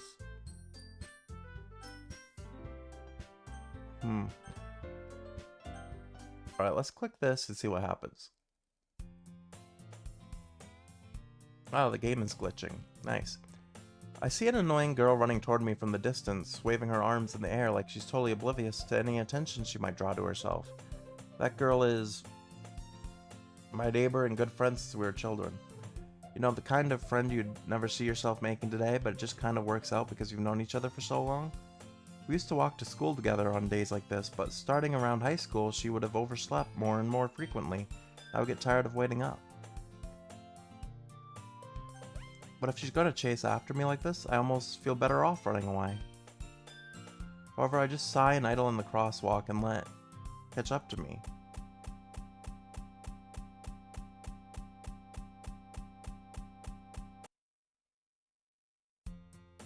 I did not like that. I feel like we're getting to the creepy Halloween-y part. It's an ordinary school day like any other. Mornings are usually the worst, surrounded by couples and friend groups walking to school together. Meanwhile, I've also walked to school alone. I always tell myself it's about time I meet some girls or something like that, but I have no motivation to join any clubs. I'm perfectly content just getting by on the average while spending my free time on games and anime. There's always the anime club, but it's not like there would be any girls in it anyway. The school day is as ordinary as ever, and it's over before I know it. After I pack up my things, I stare blankly at the wall, looking for an ounce of motivation. Clubs. There really aren't any that interest me. Besides, most of them would probably be too demanding for me to deal with. I guess I have no choice but to start with the anime club. Ukami? Monica? Oh my goodness, I didn't expect to see you here. It's been a while, right? Yeah, it has. Monica smiles sweetly. We do know each other. Well, we rarely talk, but we were in the same classroom last year. Monica was probably the most popular girl in class. Smart, beautiful, athletic. Basically completely out of my league. So having her smile at me so genuinely feels a little... What did you come in here for anyway? Oh, I've just been looking for supplies to use for my club. Do you know if there's any construction paper in here? Or markers? I guess you could check the closet. You're in the debate club, right? About that. I actually quit the debate club. Really? You quit? Yeah. To be honest, I can't stand all of the politics around the major clubs. Feels like nothing but arguing about the budget and publicity and how to prepare for events. I'd much rather take something I personally enjoy and make something special out of it. In that case, what club did you decide to join? Actually, I'm starting a new one. Jeez, that jumped me. Okay, yeah, we're definitely at the, Halloweeny part. A literature club. Literature? That sounds kind of dull. How many members do you have so far? It's kind of embarrassing, but there are only 3 of us so far. It's really hard to find new members for something that sounds so boring. Well, I can see that. But it's really not boring at all, you know. Literature can be anything. Reading, writing poetry. I mean, one of my members even keeps her manga collection in the club room. Wait, really? Yeah, it's funny, right? She always insists that manga is literature too. I mean, she's not wrong, I guess. And besides, a member's a member, right? Did Monica say she? Hey, Ukami, by any chance, are you still looking for a club to join? I mean, I guess so, but in that case, is there any chance you could do me a big favor? I won't ask you to join, but if you could at the very least visit my club, it would make me really happy. Please? Well, I guess I have no reason to refuse. Besides, how could I ever refuse someone like Monica? Probably because she's very creepy now. Sure, I guess I could check it out. Ah, awesome. You're really sweet, Okami, you know that? It's nothing, really. Shall we go then? I'll look for the materials another time. You're more important. And thus today marks the day I sold my soul to Monica and her irresistible smile. I dejectedly follow Monica across the school and upstairs, a section of the school I rarely visit. Monica, full of energy, swings open the classroom door. I'm back, and I brought a guest with me. Jesus. I do not like this. Like I said yesterday, Little Nightmares wasn't bad because it didn't have jump scares. Jump scares, I do not like. Oh, this might have been a mistake.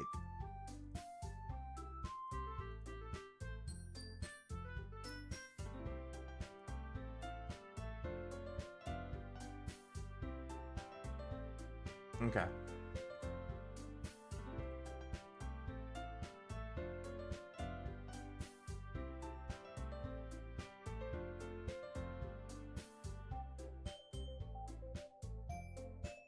We still got like... Oh boy. Alright. A guest? Seriously? You brought a boy? Way to kill the atmosphere. Don't be mean, Natsuki. But anyway, welcome to the club, Ukami. All words escape me in this situation. This club is full of incredibly cute girls. So let me guess. You're Monica's boyfriend, right? What? No, I'm not. Natsuki. The girl with the sour attitude whose name is apparently Natsuki is one I don't recognize. Her small figure makes her look like a first-year student. Anyway, this is Natsuki. Energetic as usual, but... This is Yuri, the vice president. It's nice to meet you. Yuri, who appears comparably more mature and timid, seems to have a hard time keeping up with someone like Natsuki. Yeah, it's nice to meet both of you. So I ran into Okami in the classroom and he decided to come check out the club. Isn't that great? Wait, Monica, didn't I tell you to let me know in advance before you brought someone new? I was going to, well, you know. Sorry. I didn't forget that, but I just happened to run into him. I'm just anticipating the next jump every time I click the continue button. In that case, I should at least make some tea, right? Yeah, that would be great. Why don't you come sit down, Okami? Girls have a few desks arranged to form a table. Yuri walks to the corner of the room and opens the closet. Meanwhile, Monica and Natsuki sit across from each other. Still feeling awkward, I take a seat next to Monica. So, I know you didn't really plan on coming here, but we'll make sure you feel right at home, okay? As president of the literature club, it's my duty to make the club fun and exciting for everyone. I'm surprised there aren't more people in the club yet. It must be hard to start a new club. You could put it that way. Not many people are very interested in putting all the effort to start something brand new, especially when it's something that doesn't grab your attention, like literature. Or maybe it's because you make your members hurt themselves. You have to work hard to convince people that you're both fun and worthwhile. But it makes school events like the festival that much more important. I'm confident that we can all really grow this club before we graduate. Right, Natsuki? Well, I guess. Natsuki reluctantly agrees. Such different girls, all interested in the same goal. Monica must have worked really hard to just find these two. Yuri returns to the table, carrying a tea set. She carefully places a teacup in front of each of us before shutting down the teapot in the middle. You keep a whole tea set in this classroom? Don't worry, the teacher gave us permission. After all, doesn't a hot cup of tea help you enjoy a good book? I guess. Don't let yourself get intimidated. Yuri's just trying to impress you. That's not it. Insulted, Yuri looks away. I meant that, you know? I believe you. Well, tea and reading might not be a pastime for me, but I at least enjoyed tea. I'm glad. Yuri faintly smiles to herself in relief. So, Okami, what kind of things do you like to read? Well, considering how little I've read these past few years, I don't really have a good way of answering that. Manga, I mutter quietly to myself, half joking. Natsuki's head suddenly jerks up. It looks like she wants to say something, but she keeps quiet. Not much of a reader, I guess. Well, that can change. What am I saying? I spoke without thinking after seeing Yuri's sad smile.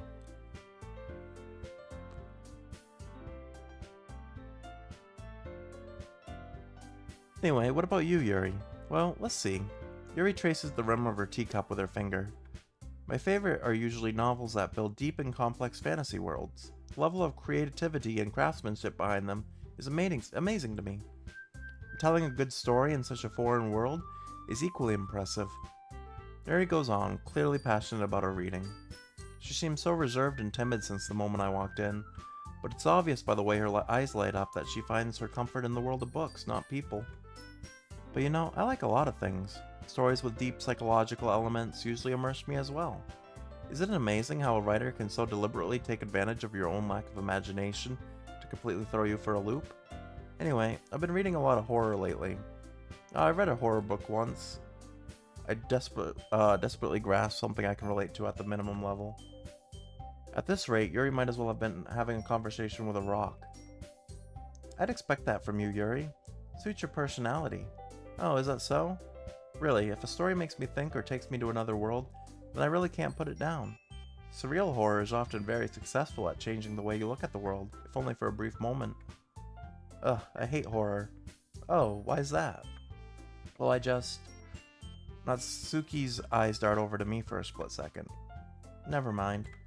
That's right, you usually like to write about cute things, don't you, Natsuki? What? What gives you that idea? You left a piece of scrap paper behind last club meeting. Looked like you were working on a poem called... Don't say it out loud, and give that back. Fine, fine. Natsuki, you write your own poems? Yeah, well, I guess sometimes. Why do you care? I think that's impressive.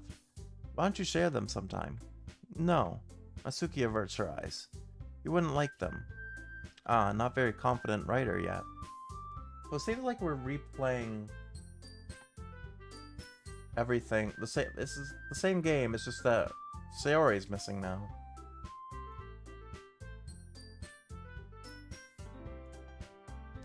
Yeah, very creeped out.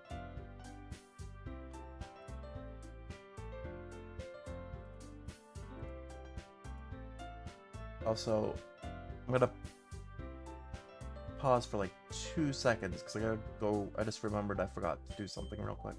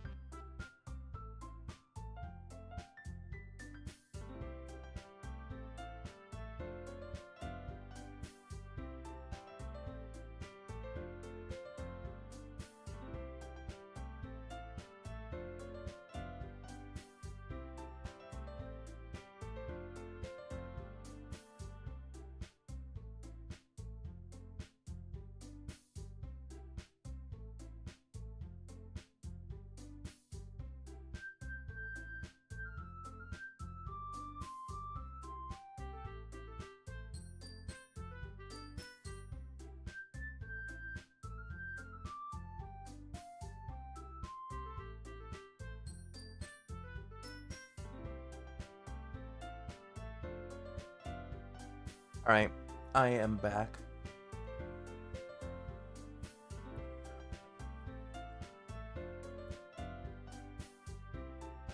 I understand how Natsuki feels. Sharing that level of writing takes more than just confidence.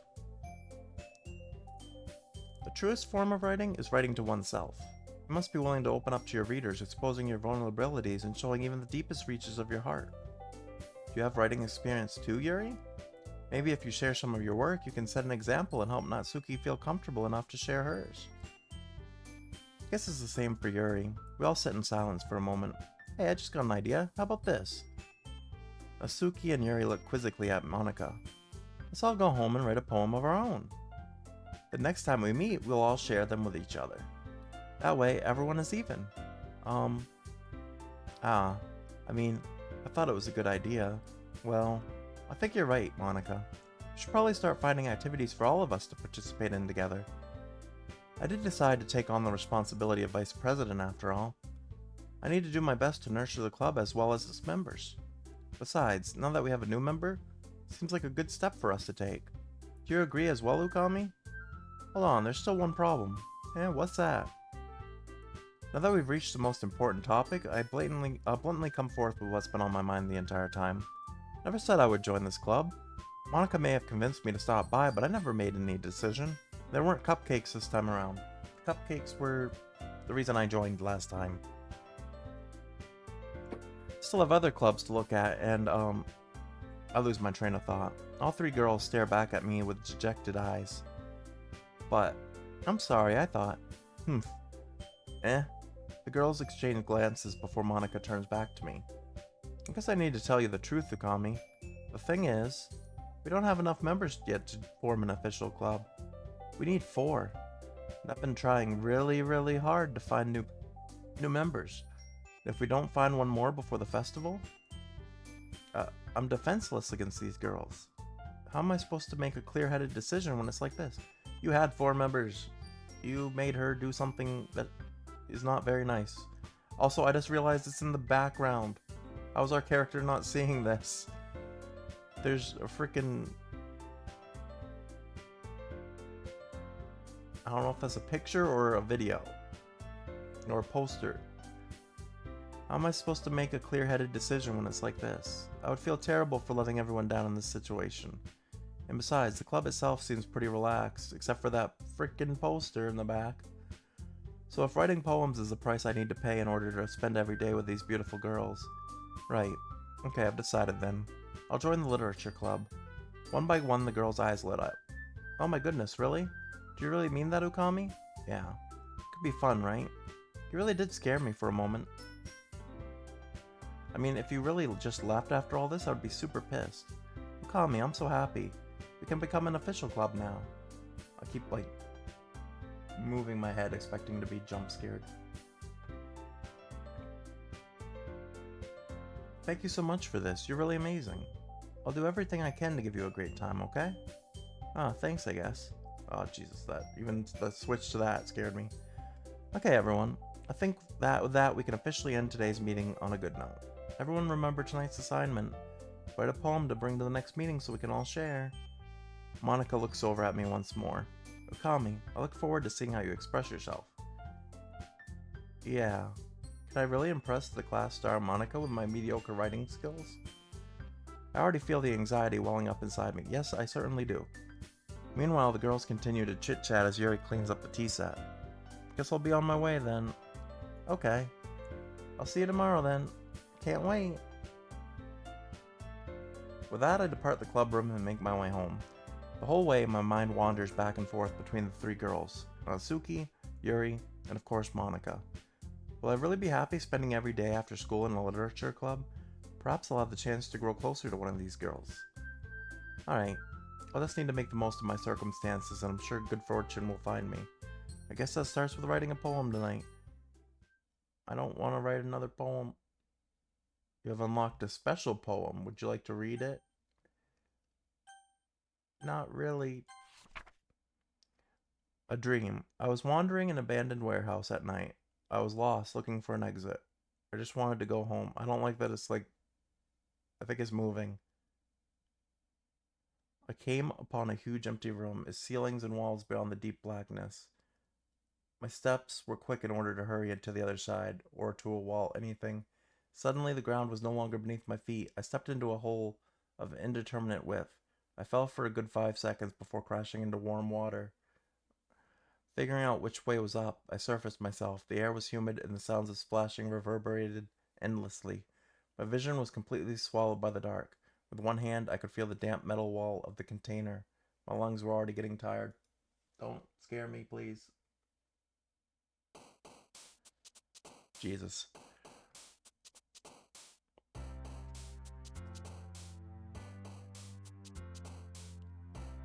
I am worried whoever gets picked next is also going to get... I think whoever I end up matching with is going to get Monica'd.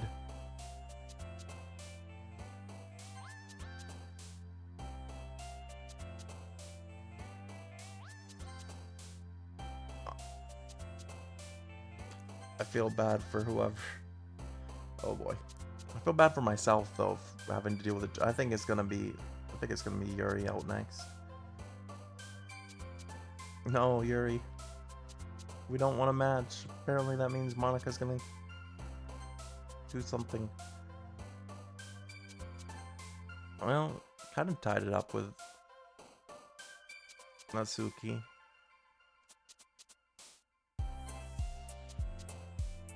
I don't like the calm music because I'm expecting it to switch at any moment.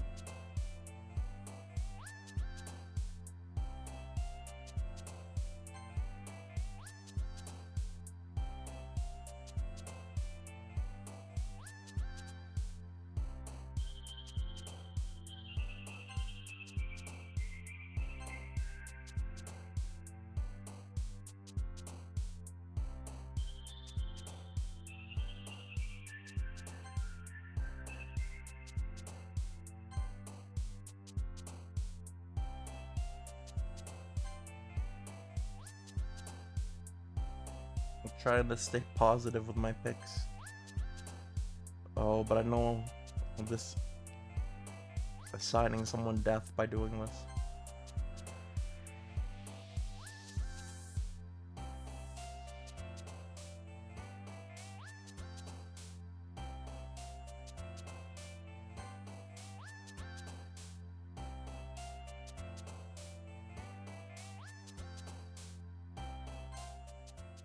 Oh, please don't be a jump scare. I keep looking to the side just because I don't wanna. Hi again, Okami. Glad to see you didn't run away on us. I wish I could. Nah, don't worry.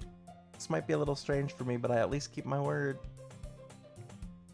Which was I would beat this game in one stream, which is why I'm still here. Well, I'm back at the literature club. I was last to come in, so everyone else is already hanging out. Jesus. Thanks for keeping your promise, Okami. I hope this isn't too overwhelming of a commitment for you, making you dive headfirst into a literature when you're not accustomed to it. I don't like that. Oh, come on, like he deserves any slack. You already had to be dragged here by Monica. I don't know if you plan to just come here and hang out or what, but if you don't take us seriously, then you won't see the end of it. I don't like that you're in front of the text. Have a big mouth for someone who keeps her manga collection in the club room. Natsuki finds herself stuck between saying Monica and manga. Manga is literature. Swiftly defeated, Natsuki plots back into her seat. I'm sorry, Okami. We'll make sure to put your comfort first, okay? Yuri shoots Natsuki with a disappointed glance. Anyway, now that you're in the club and all, perhaps you might have interest in picking up a book to read. Well, I can't really say no either way. Like you said, I'm in this club now, so it only feels right to do something like that, if you ask. Wait, I didn't mean it like that. If you don't really want to, then forget I said anything, I guess. No, it's not that, Yuri. I want to try to be a part of this club, so even if I don't read often, I'd be happy to pick up a book if you wanted me to. Are you sure? I just felt like... Well, as vice president and all, that should help you get started on something you might like. Yuri reaches into her bag and pulls out a book.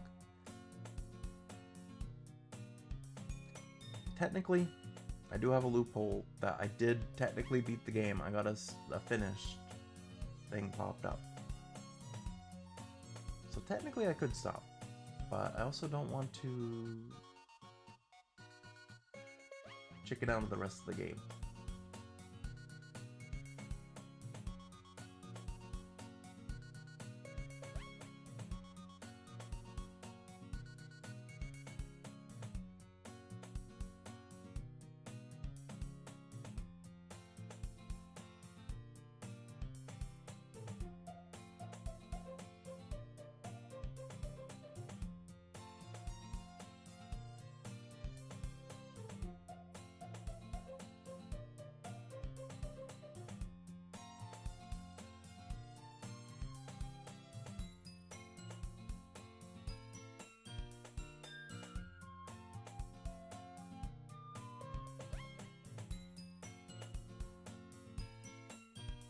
I didn't want you to feel left out, so I picked out a book that I thought you might enjoy.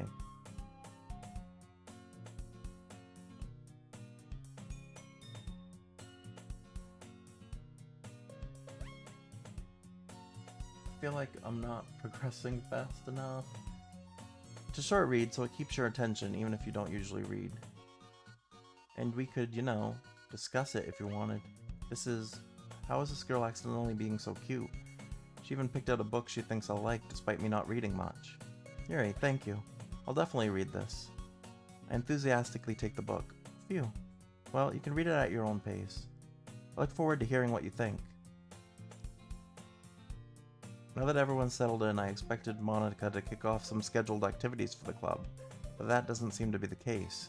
Yuri's face is already buried in a book. I can't help but notice her intense expression, like she was waiting for this chance. Meanwhile, Natsuki is rummaging around in the closet. Oh, don't do that. Ugh, I hear Natsuki utter an exasperated sigh from within the closet.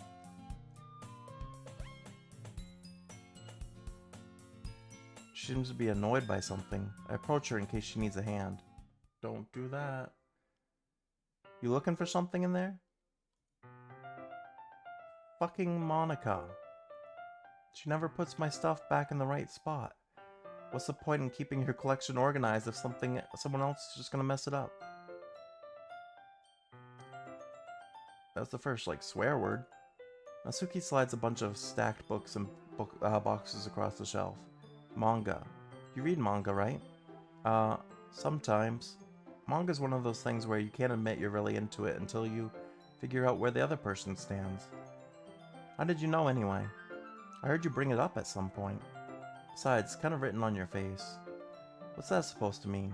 I see. There's a lone volume of manga amidst a stack of various books on the side of one of the shelves. Curious, I pull it out of the stack. There it is. Natsuki snatches it out of my hand. She then turns to a box of manga and slips the volume right into the middle of the rest. Ah, much better. Seeing a box set with one book missing is probably the most irritating sight in the world. I know that feel. I get a closer look at the box set she's admiring. Parfait Girls? It's a series I've never heard of in my life. That probably means it's either way out of my demographic or it's simply terrible. If you're gonna judge, you can do it through the glass on that door. She points to the classroom door. Hey, I wasn't judging anything. I didn't even say anything. It was the tone of your voice. But I'll tell you one thing, Okami. Consider this a lesson straight from the literature club. Don't judge a book. Oh, I don't like that. In fact, Natsuki pulls out the first volume of Parfait Girls from the box. It's getting chills from this game. I want to show you exactly why. She shoves the book right into my hands. I stare at the cover. It features 4 girls in colorful attire, striking animated feminine poses. It's exceedingly mo. Don't just stand there. Natsuki grabs my arm and pulls me out of the closet.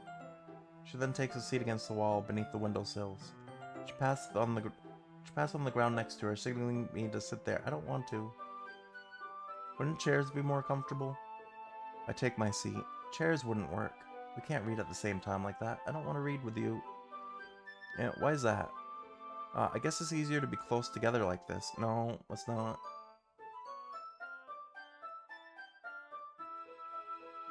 Don't just say that. You'll make me feel weird about it. Natsuki crosses her arms and scooches an inch away from me. Sorry. I didn't exactly expect to be sitting this close to her either. Not that I can say it's a particularly bad thing. Oh, I think it's a bad thing. I think we've learned these girls are not good.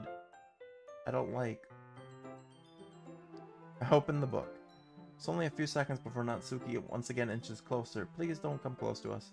Reclaiming the additional space while she hopes I won't notice. I can feel her peering over my shoulder, much more eager to begin reading than I am. Wow, how long has it been since I read the beginning? You don't go back and flip through older volumes every now and then? Not really. Maybe sometimes after I've already finished the series. Hey, are you paying attention? I am, but nothing's really happened yet, so I can talk at the same time. Looks like a bunch of friends in high school. Typical slice of life affair.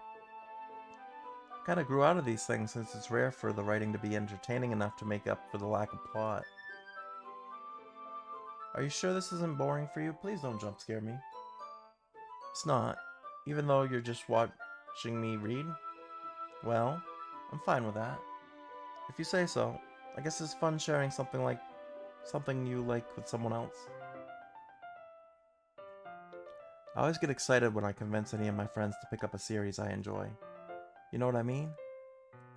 You don't? That's not... Well, I wouldn't really know. What do you mean? Don't you share your manga with your friends?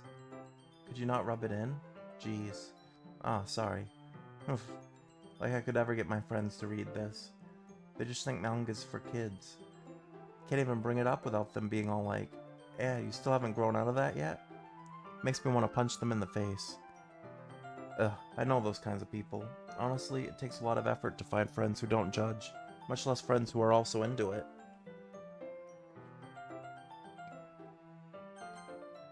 Let's save again. Hey, my first save file is gone.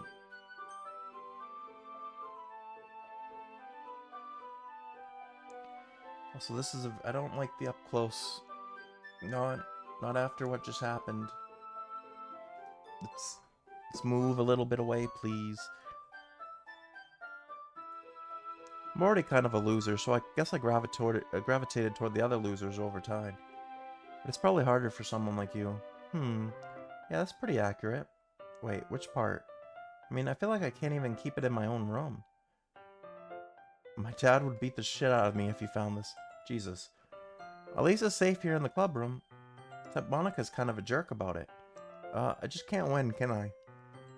Well, it paid off in the end, didn't it? I mean, here I am reading it. Well, it's not like that solves any of my problems. Maybe, but at least you're enjoying yourself, right? So? Jeez, that's enough. Are you gonna keep reading or what? Yeah. I flipped the page. Oh, please no.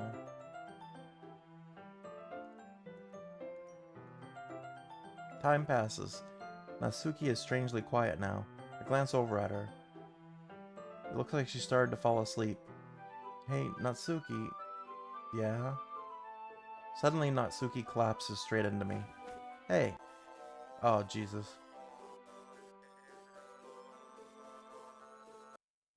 Oh, jeez. Natsuki, are you okay? Here. Monica reaches into her bag and pulls out some kind of protein bar. She throws it in Natsuki's direction. Natsuki's eyes suddenly light up again. She snatches the bar from the floor and immediately tears off the wrapper. I told you not to give oomph. She doesn't even finish her sentence before stuffing it into her mouth. Don't worry, Okami. She's fine. Just happens every now and then. Yeah, people's faces glitch all the time. That's why I always keep a snack in my bag for her. Anyway, why don't we all share poems now? Oh, I don't want to. I don't like you. Um, you're glitching. You were glitching earlier. None of you are good choices. I guess because we spent a lot of time with you. I told Natsuki I was interested in her poems yesterday. It's probably only fair if I shared mine with her first. Okay, well let's start with the things I don't like. First of all, Natsuki rereads my poem. Never mind, I don't feel like giving you my opinion. Then what's the point of sharing in the first place? I wrote this when I could have been doing other things. In fact, remember how I said I wanted to read your poems? That's what I had in mind when writing this. I want to help you feel comfortable enough to share yours, like Monica said. Well, I'd be more comfortable sharing my poems if yours was really bad. You were supposed to show me some dumb poem and make me go, huh, well it's not that great, but let me show you what real literature looks like. And you went and ruined it. I hope you're happy. So in other words, you're saying you liked it? Natsuki's retort gets caught in her throat.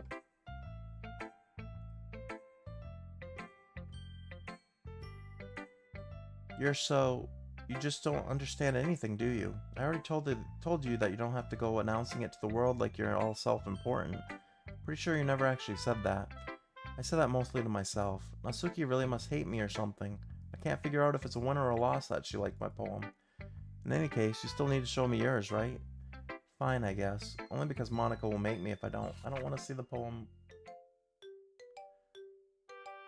Well, okay. Eagles can fly. Monkeys can climb. Crickets can leap. Horses can race. Owls can seek. Cheetahs can run. Eagles can fly. People can try, but that's about it. Okay. I read your poem. Yeah. I told you you weren't gonna like it. I liked it better the first time before y'all went crazy. Well, I don't even know if it's you guys. Well, no. You guys are glitching too. I don't like that. I like it. What? Just be honest. I am. Why are you so convinced that I wouldn't like it? Well, because everyone in high school thinks that writing has to be all sophisticated and stuff, so people don't take my writing seriously. But the point of poems is for people to express themselves, right?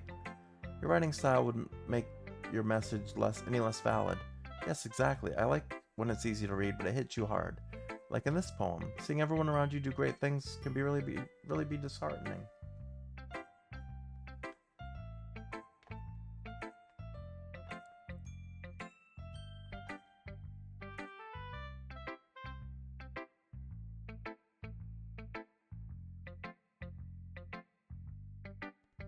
So I decided to write about it. Yeah, I understand. But the other nice thing about simple writing is that it puts more weight on the wordplay.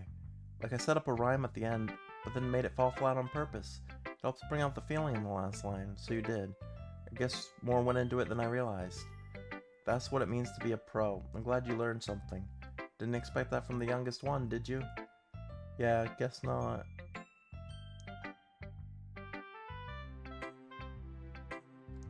What happened? Why is that just is my stream okay? Yeah, okay. My playback was like frozen. I decided to humor her with the last comment. I don't really care how old everyone is, but if Natsuki's feeling proud, then I won't take that away from her. No jumps. Who should I give my poem to next? Yuri?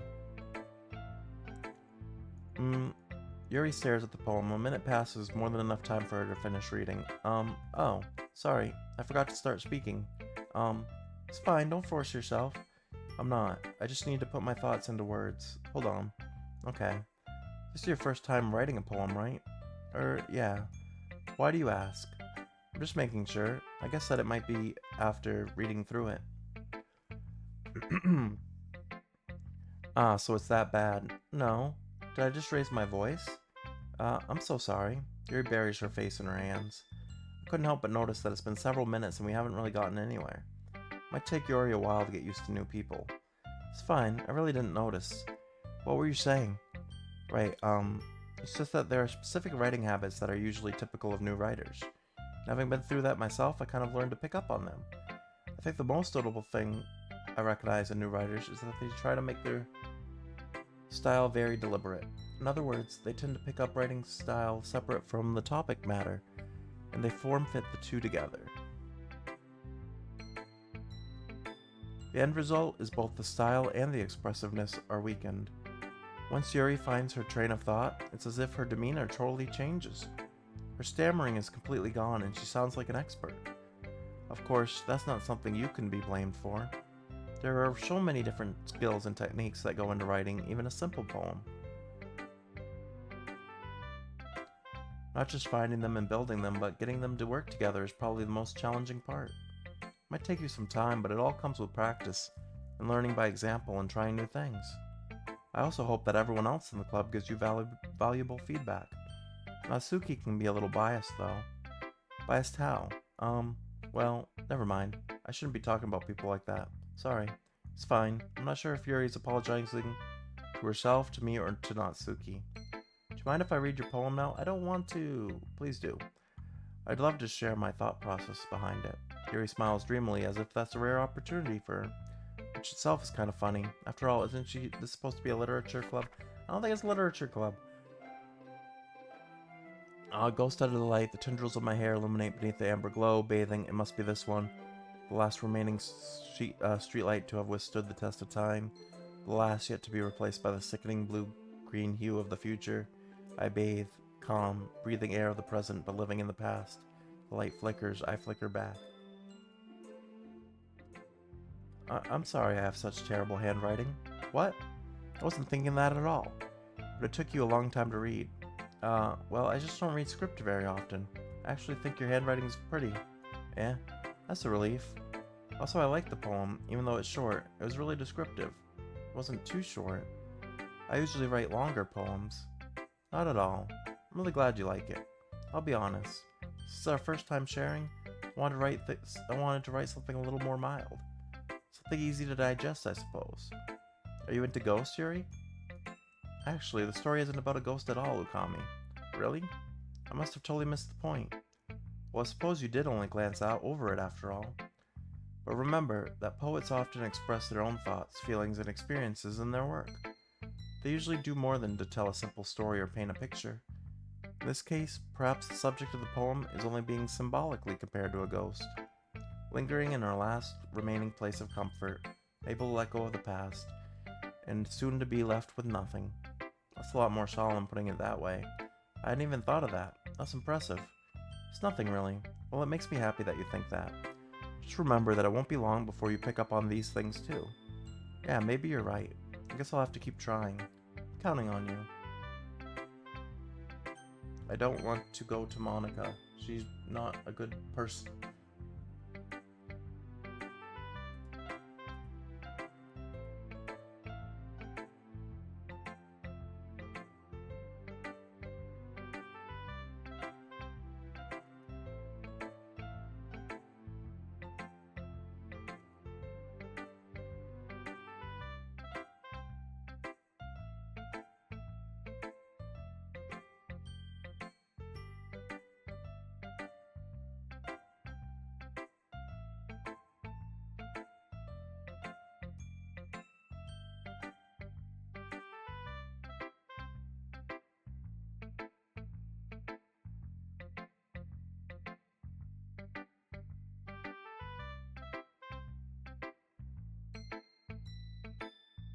I think the person that I was looking at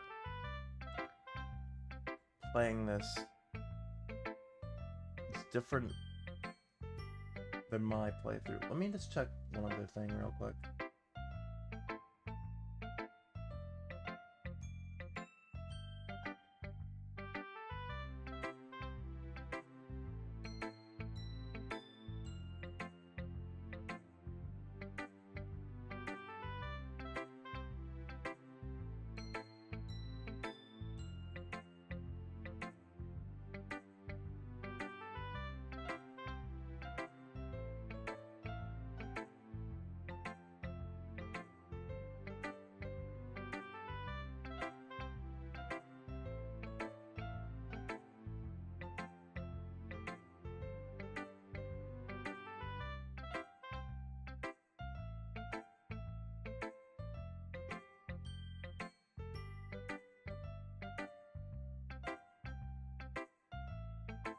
Just trying to check something real quick. Not spoiling myself, even though I wouldn't mind spoiling myself a little bit.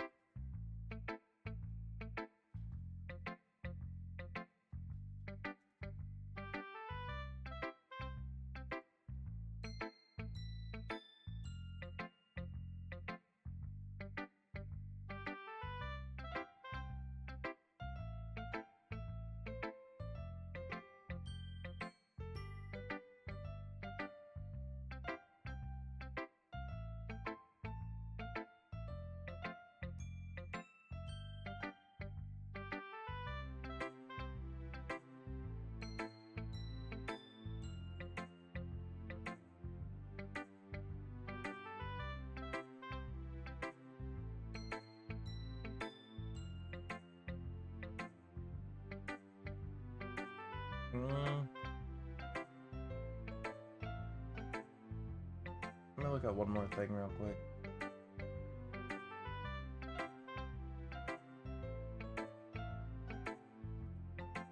Maybe this is older, but...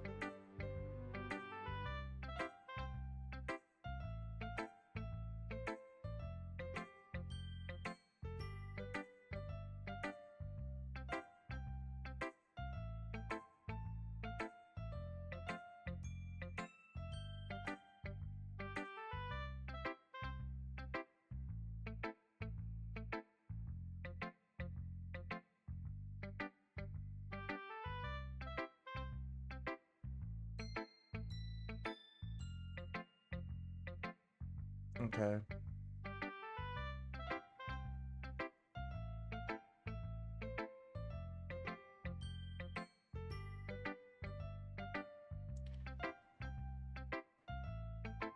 Let's show Monica. Hi, Ukami. Having a good time so far? Yeah? Good. Glad to hear it. By the way, since you're new and everything, if you ever have any suggestions for the club, like new activities or things we can do better, I'm always listening. How about don't hurt your members? Don't be afraid to bring things up, okay? Alright, I'll keep that in mind. Of course I'll be afraid to bring things up. I'm much better going with the flow than until I'm more settled in. Anyway. Want to share your poem with me? It's kind of embarrassing. Don't worry, Ukami. We're all a little embarrassed today, you know? But it's that sort of barrier that we'll all learn to get past soon. Yeah, that's true. I hand Monica my poem. I like it, Ukami. Really? It's a lot cuter than I expected. Oh, jeez. No. This kind of makes me think of something Natsuki would write.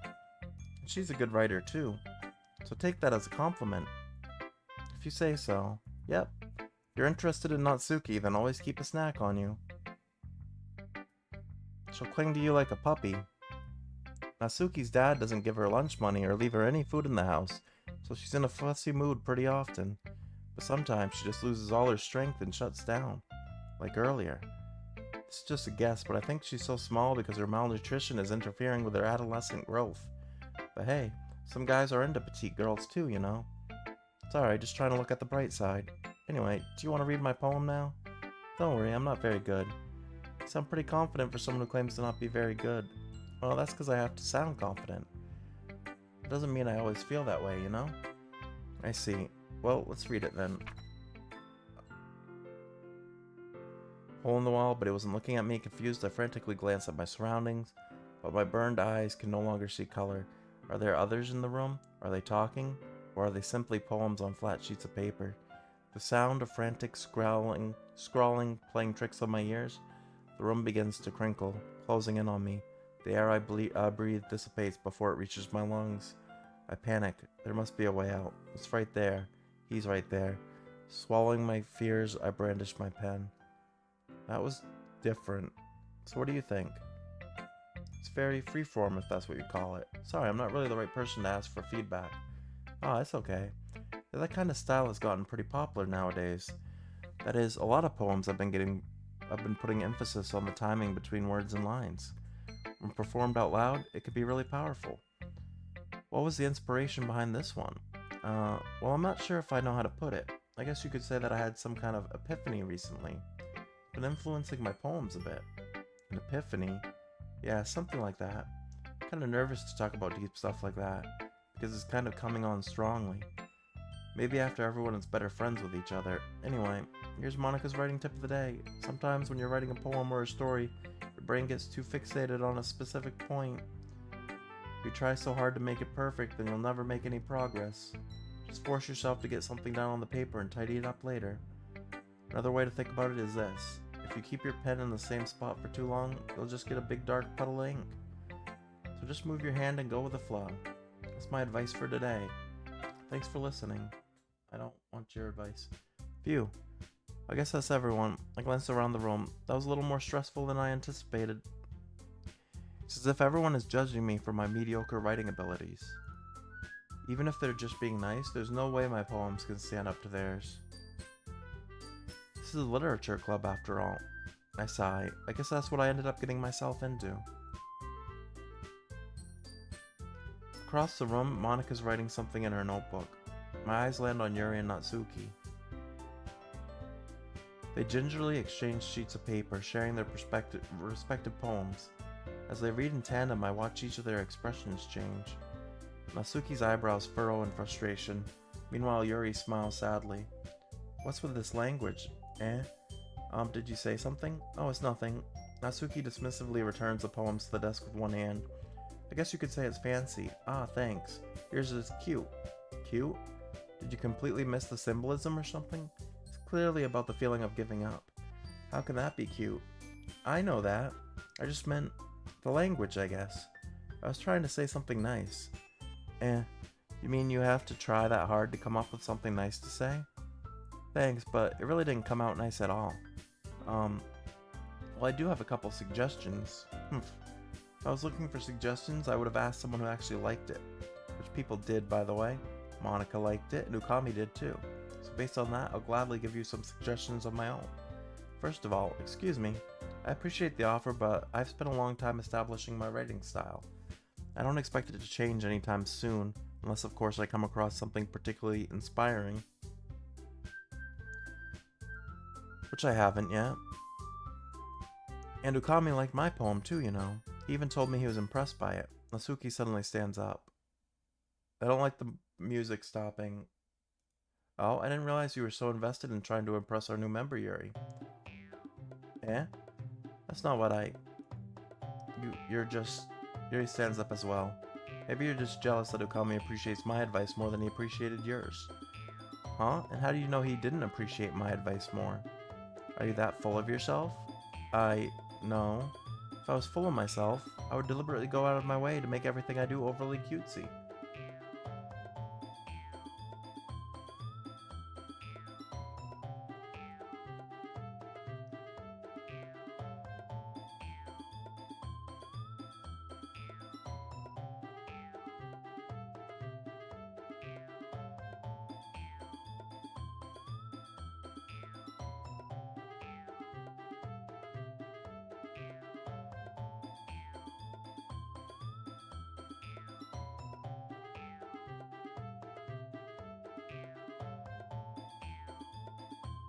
Well, you know what?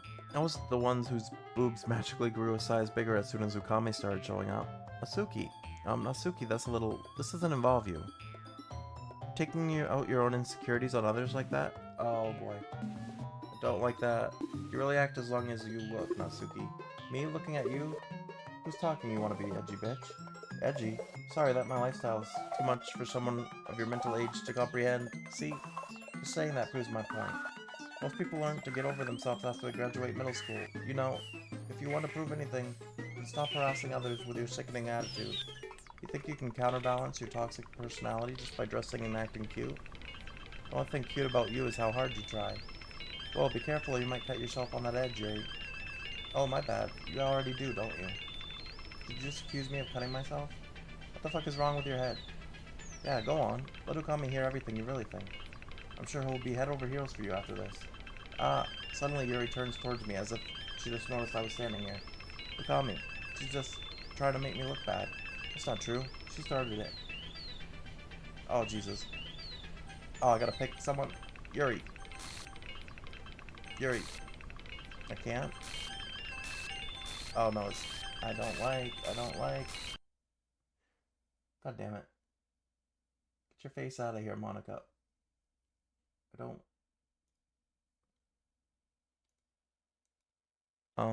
Hey Ukami, why don't we step outside for a little bit, okay? I don't want to go anywhere with you. Sorry about that. They really shouldn't have tried to get you involved. It's probably better for us to stay out of this. We'll go back inside once they're done yelling. Some president I am, right? I can't even confront my own club members properly. I just wish I was able to be a little more assertive sometimes. But I never have it in me to put my foot down against others. You understand, right? Anyway, if this makes you want to spend less time with the others, then that's fine. I'd be happy to spend time with you instead. I don't want to spend time with you. Suddenly, Natsuki runs out of the classroom. She quickly runs away. Oh dear. Well, it looks like they're done. I didn't mean it. I didn't mean it. I didn't mean it. Yuri is rocking back and forth in her desk with her palms on her forehead. Yuri? I didn't mean it. I believe you. I have no idea what Yuri might have said to Natsuki. Or did. Ukami, please don't hate me. Please. I'm not like this. There's something wrong with me today. It's fine, Yuri. We know you didn't mean it.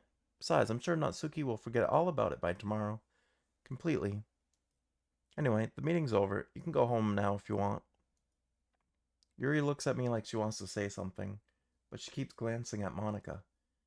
You can go first, Monica. I'd like to stay a little bit longer.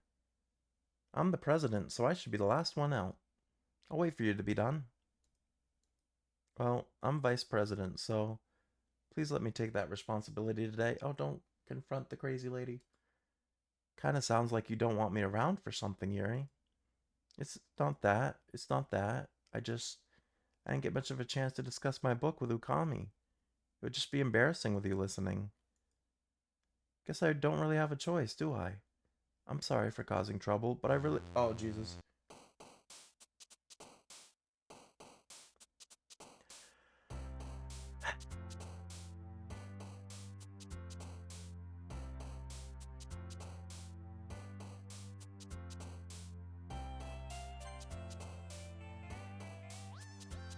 Have I ever mentioned I really hate jump scares?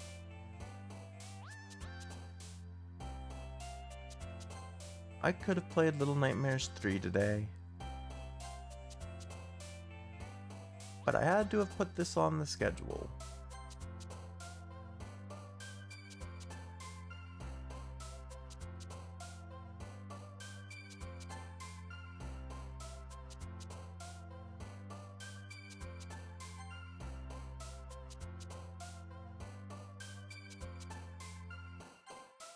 Oh, I don't want to choose that one. I don't like that one.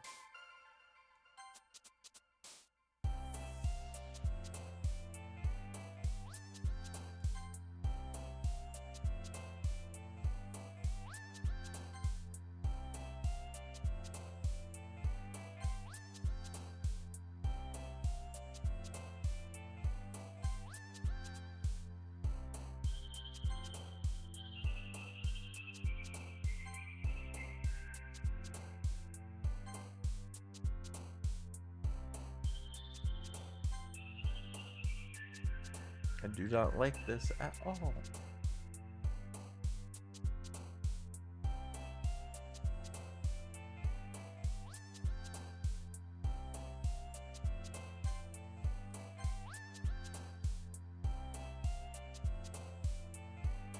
Yeah, the first half of the game I was like, oh, this is nowhere. This isn't bad. I don't know why they said this is a horror game. And then it became a horror game. Oh, please don't. I can't even really fully look away because when I turn my head, my monitors. Another day passes and it's time for another club meeting. I've gotten a little more comfortable here over the past couple days. I haven't.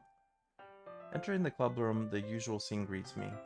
Welcome back, Ukami. Also, hi, Yuri. I'm not sure if it's me or if it's Yuri's expression, but the weight of yesterday's quarrel still hangs in the air a little.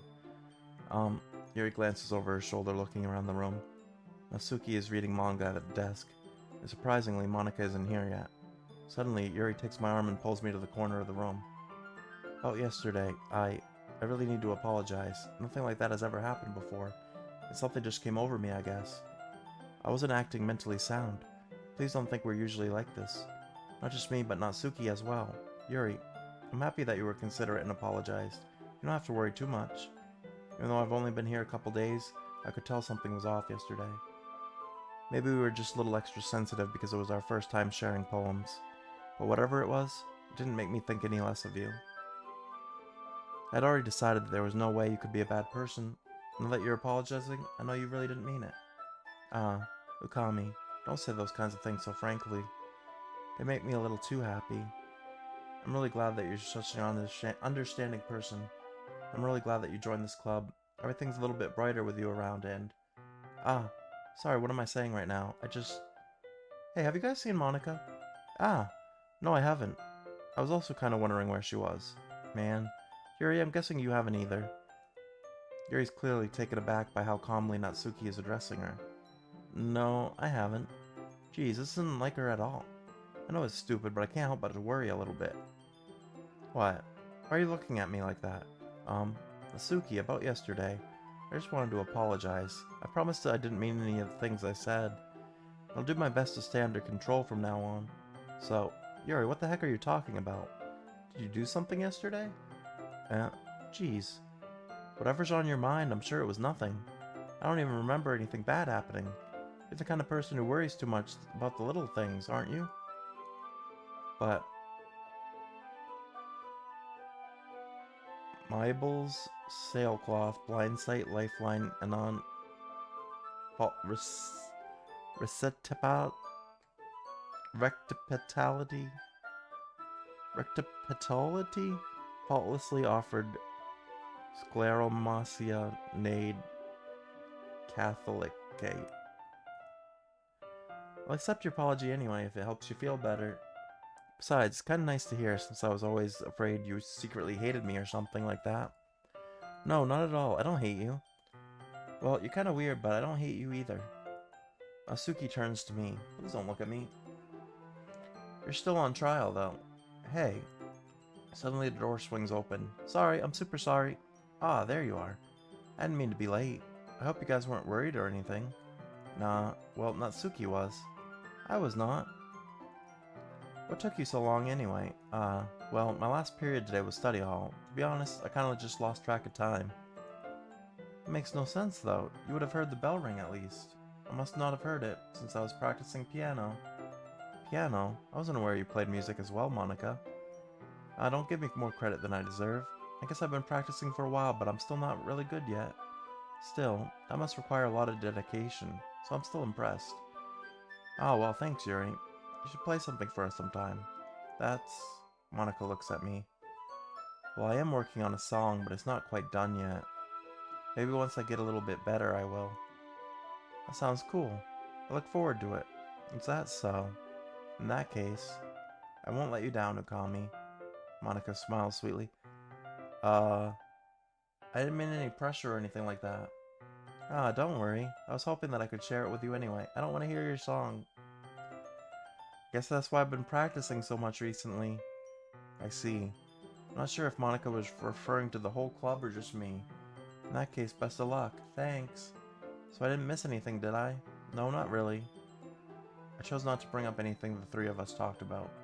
Besides, Natsuki had already run off into the closet. Okami, since your compliments put me in a good mood, I was wondering if you'd like to spend some time together today. I mean, in the club. I suppose so. I don't think I could say no to you after you gave me that book to me. Well, I guess I need to make sure Natsuki isn't waiting for me. After we finished reading yesterday, she's fine. She's reading over there, see? Don't think about her so much. She's used to being ignored. Come on, we're going over there. I don't want to go over there with you. What's the story about anyway? Well, I look at the cover of the book.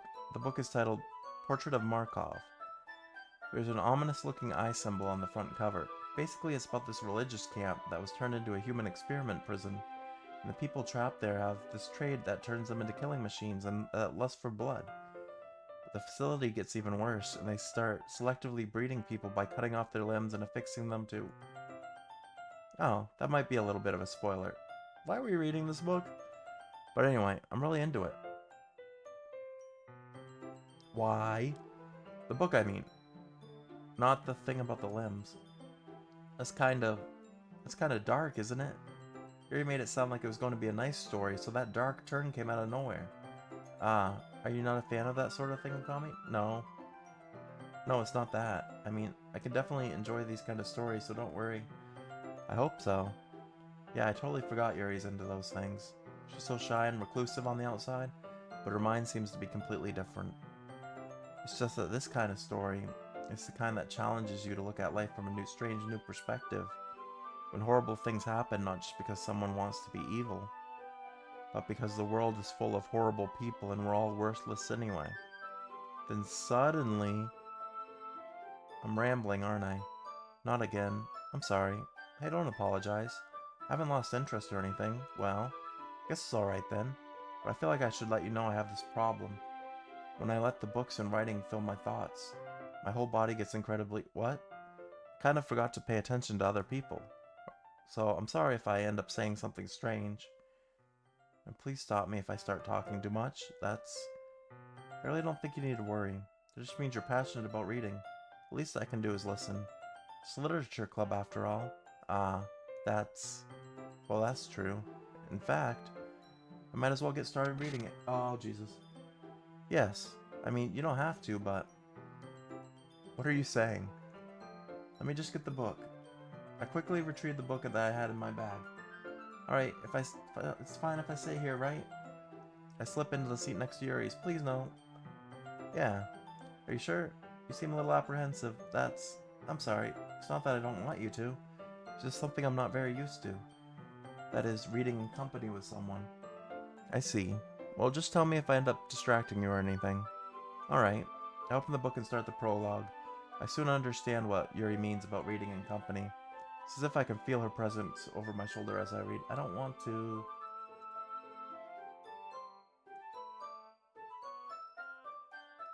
So I accidentally had a video playing in the background that whole time.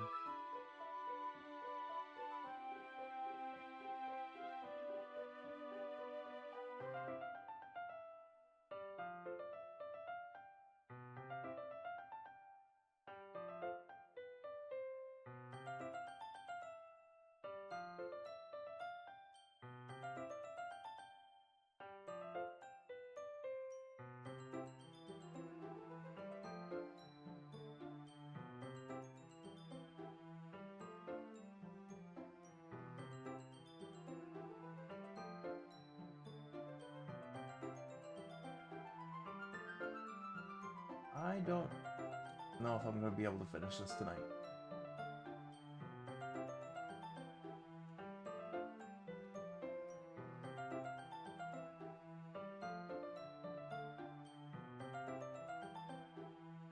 It's not... Yes, I am scared. Or not scared, but I'm a little creeped out. But that is not the only... I feel like this is going longer than I expected. It's not a particularly bad thing, maybe a little distracting, but the feeling is somewhat comforting. Yuri's in the corner of my eye. I realize that she's not actually looking at her own book. I glance over. It looks like she's reading from my book instead. Sorry. I was just bathing in the feeling of... What? Yuri, you really apologize a lot, don't you? I do? I don't really mean to. Sorry. I mean... Here, this should work, right? I slide my desk up until it's up against Yuri's. Stop getting close to them. Then hold my book more between the two of them. Ah, I suppose so.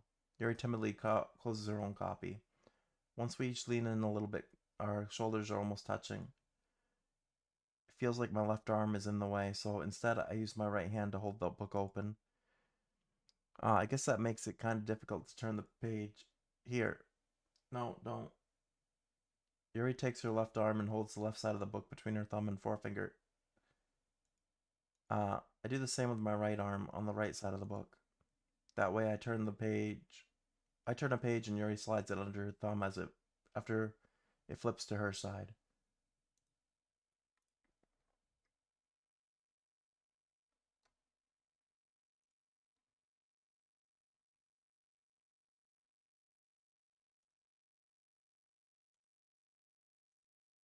Trying to check something. I keep checking things, but yeah.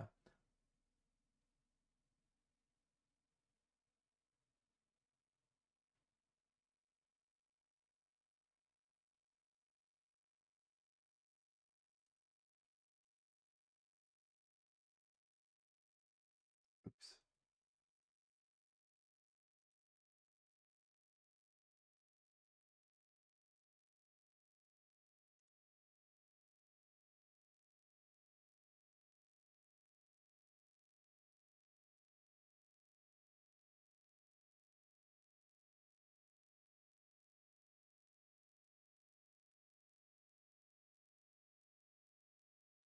Okay. But in holding it like this, we're held even closer than before. It actually kind of distracting me. It's as if I can feel the warmth of Yuri's face and she's in the corner of my vision. Are you ready? Yeah? To turn the page? Ah, sorry. I think I got a bit distracted for a second. I glanced over at Yuri's face again and our eyes meet. I don't know how I'll be able to keep up with her. That's okay. You're not as used to reading, right?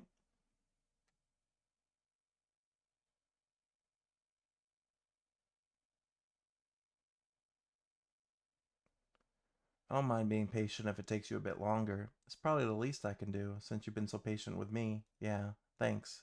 We continue reading. Yuri no longer asks me if I'm ready to turn the page. Instead, I just assume that she finishes the page before me, so I turn it by my own volition. We continue the first chapter in silence. Even so, turning each page almost feels like an intimate exchange.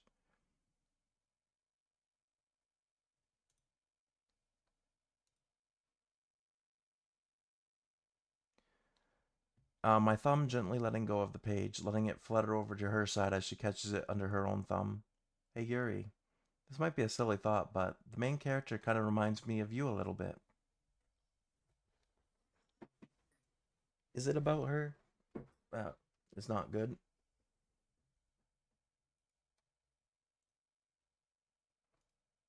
Eh? No, I don't relate to this character at all. Definitely not. Really? I was just thinking the way she second guesses things she says and all that. Ah, that's why you were talking about. Or that's what you were talking about. Sorry, I thought you meant something else about her. Something else? Never mind. We didn't even get that far yet. So I don't know why that came into my head. Yuri, are you feeling alright? Eh? Yuri's been a little fidgety ever since we started reading. I don't like this. You can rest if you're feeling sick or something. Your breathing is a little. My breathing? Yuri puts her hand on her chest as if to feel her heartbeat. I didn't even notice. Anyway, I'm fine. I just need some water. Alright, don't push yourself. Yuri stands up and practically rushes out of the classroom. What on earth was that about? Jesus. Ukami, did something happen just now? Eh? I have no idea. Yuri was acting a little strange, I guess. So you don't know anything? Sorry, can't say I do. Are you worried about her? Oh, no, not really. I was just making sure you didn't do anything to her. No, nothing. Don't worry, I believe you, silly. Yuri just does this sometimes, so it's nothing alarming. Alright, if you say so. Anyway, why don't we start with sharing our poems with each other? Eh? Shouldn't we wait for Yuri? Well, she might be a while, so I just figured we'd start without her. Is that okay? Yeah, I was just asking. I stand up. I make a mental note of where I left off in the book, then I slip it back into my bag. Who should I show my poem to first? I don't like Monica. Hmm. Well, it's not terrible, but it's pretty disappointing after your last one. Then again, if this one was as good as your last one, I would be completely pissed.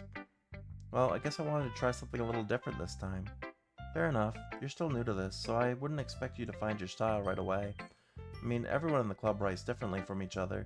Maybe you'll find a little influence from all of us.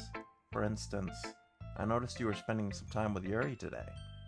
Not that I care who you spend time with. After all, I was taught never to expect anything from anybody. So it's not like I was waiting for you or anything.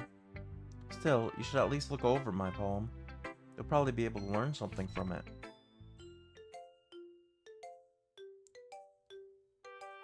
What? Ukami, why didn't you come read with me today? I was waiting for you. I was waiting for a long time. It was the only thing I had to look forward to today. Why did you ruin it? Do you like Yuri more? I think you're better off not associating with her. Are you listening to me? Yuri is a sick freak. That should be obvious by now. So just play with me instead. Okay? You don't hate me, Okami, do you? Do you hate me? Do you want me to go home crying? The club is the only place I feel safe. Don't ruin that for me. Don't rush it. Don't ruin it, please. Just stop talking to Yuri. Play with me instead. That's all I have. Play with me. Play with me. I don't. Jesus. Oh.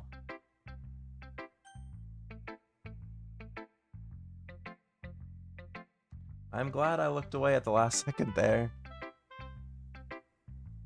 This game is gonna be the death of me.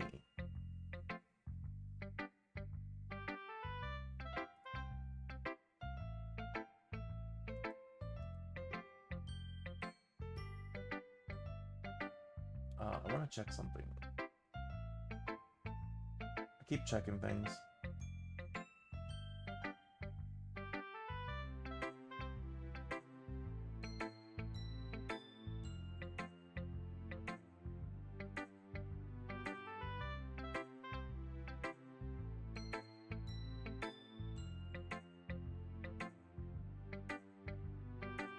Okay, this person has a different story than I have going on right now, so I don't know how long it's gonna be.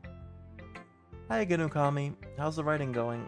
Alright, I guess. I'll take that. As long as it's not going bad. I'm happy that you're applying yourself. Maybe soon you'll come up with a masterpiece. I wouldn't count on that. You never know. Want to share what you wrote for today? Sure, here you go. I'll give my poem to Monica. Alright, great job, Ukami. I was going, oh, in my head while reading it. It's really metaphorical. I'm not sure why, but I didn't expect for you to go for something so deep. I guess I underestimated you. It's easiest for me to keep everyone's expectations low. That way, it always counts when I put in some effort. That's not very fair. Well, I guess it worked anyway. You know that Yuri likes this kind of writing, right? Writing that's full of imagery and symbolism. Sometimes I feel like Yuri's mind is just totally detached from reality. I don't mean like it's a bad thing though, but sometimes I get the impression that she's just totally given up on people.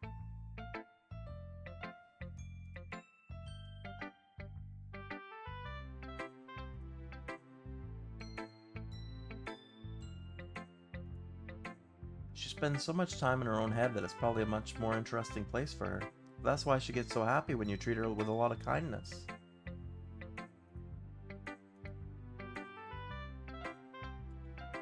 I don't think she's used to being indulged like that. She must be really starved for social interaction, so don't blame her for coming on a little strongly. Like earlier, I think if she gets too stimulated, she ends up withdrawing and looking for alone time. Suddenly, the door opens. Yuri, I'm back. Did I miss anything? Not really. Well, we all started sharing our poems with each other. Eh? Already? I'm sorry for being late. No need to apologize. We still have plenty of time, so I'm more glad that you took all the time you needed. Alright, thanks, Monica. I suppose I should go get my poem now. But anyway, you want to read my poem now? I like the way this one turned out, so I hope you do too. I don't think I'm going to. Save me. The colors, they won't. Bright, beautiful, missing letters. The noise, it won't stop. Violent, grating, screeching, piercing. Sine, cosine, tangent. Sine, like playing a chalkboard on a turntable, like playing a knife on a breathing ribcage. Delete her. Who?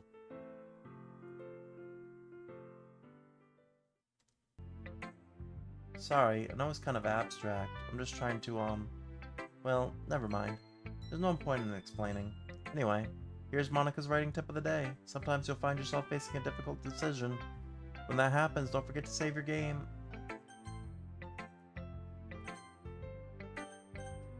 It's already after midnight. You never know when, who am I talking to? Can you hear me? Tell me you can hear me. Anything?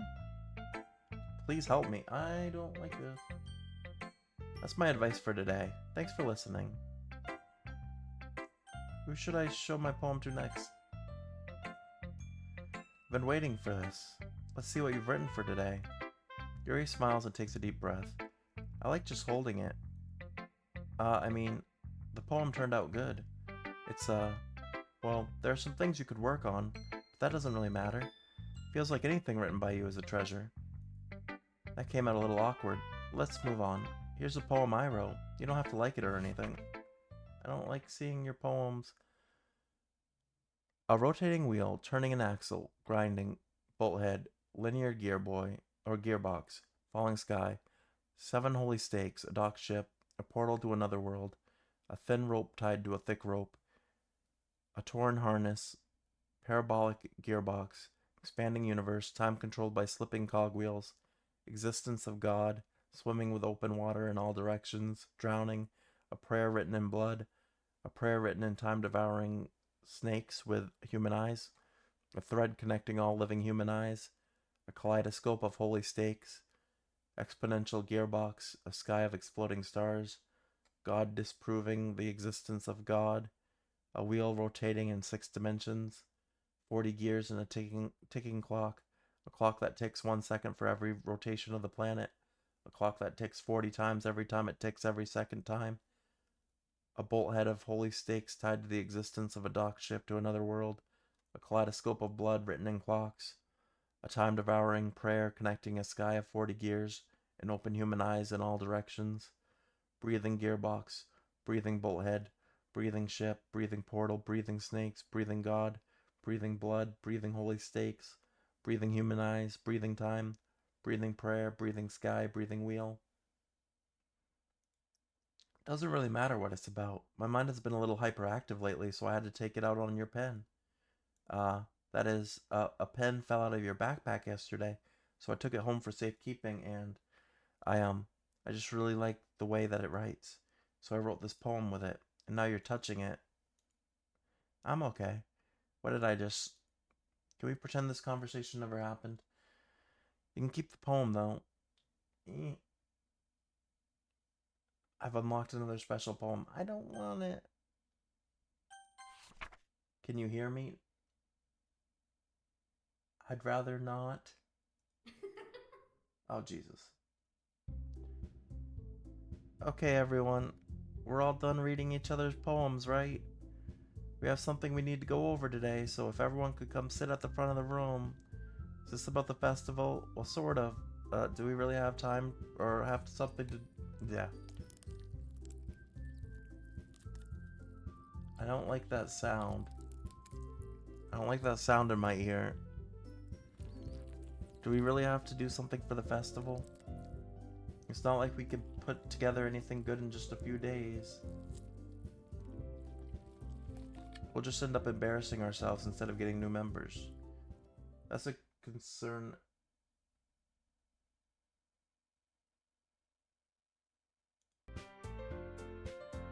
Oh, uh, I did not like that either. I don't really do well with last minute preparations. Don't worry so much. We're gonna keep it simple, okay? Look, I know everyone's been a little more lively ever since Ookami joined and we've started with some club activities, but this isn't the time for us to be complacent. We still only have 4 members, and the festival is our only real chance to find more, you know? What's so great about getting new members anyway? We already have enough to be considered an official club. More members will just mean everything gets noisier and more difficult to manage. Suki, I don't think you're looking at it the right way at all.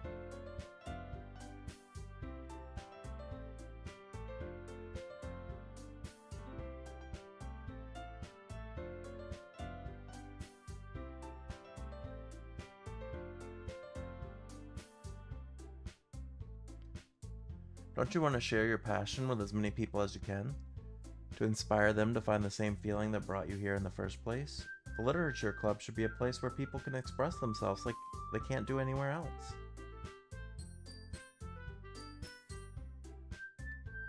Should be a place so intimate that you never want to leave. I know you feel that way too. I know we all do. So that's why we should work hard and put something together for the festival, even if it's something small. Right, Ookami? Ah. Oh, come on. You can't take advantage of Ookami to agree with you just because he doesn't know how to say no to anything. Hey. Rude.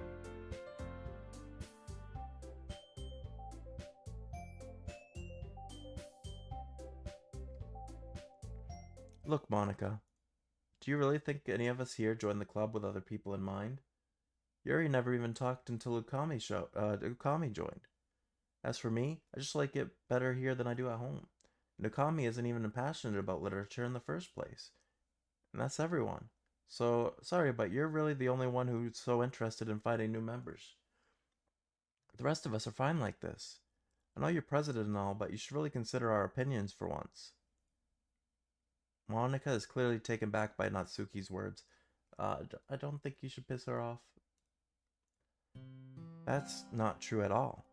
I'm sure Yuri and Ukami want to get more members too, right?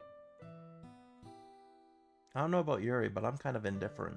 If I showed as much enthusiasm as Monica wanted, then I would probably be lying. Still, if it's up to me to rescue this situation, No, Masuki's right, isn't she? This club is nothing more than a place for a few people to hang out. Why did I think that everyone here saw it the same way as I did? But that doesn't mean that we're against getting new members or anything.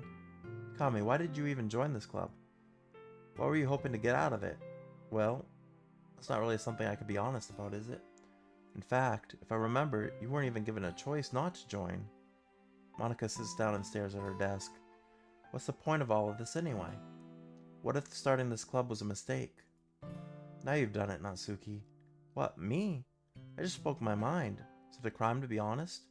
It's not about being honest, it's about word choice. Besides, you have no right to speak for everyone else in the club like that. You don't understand at all. I just want a place that feels nice to hang out with a few friends. There aren't that many other places like that for me. And now Monica wants to take it away from me. She's not taking anything away. No, Ukami. It's not the same. It won't be the same with the direction she wants to take it. If I wanted that, then I could have joined any other stupid club. We probably should have. But this one, I mean, at least for a little bit of time, things were nice. Yeah. Before things started getting creepy and glitchy, yes. It was a nice game. Natsuki starts packing up her things. I'm going home. I feel like I don't belong here right now. Natsuki. Natsuki ignores Yuri and walks right out of the classroom. This is bad. I don't know what to do.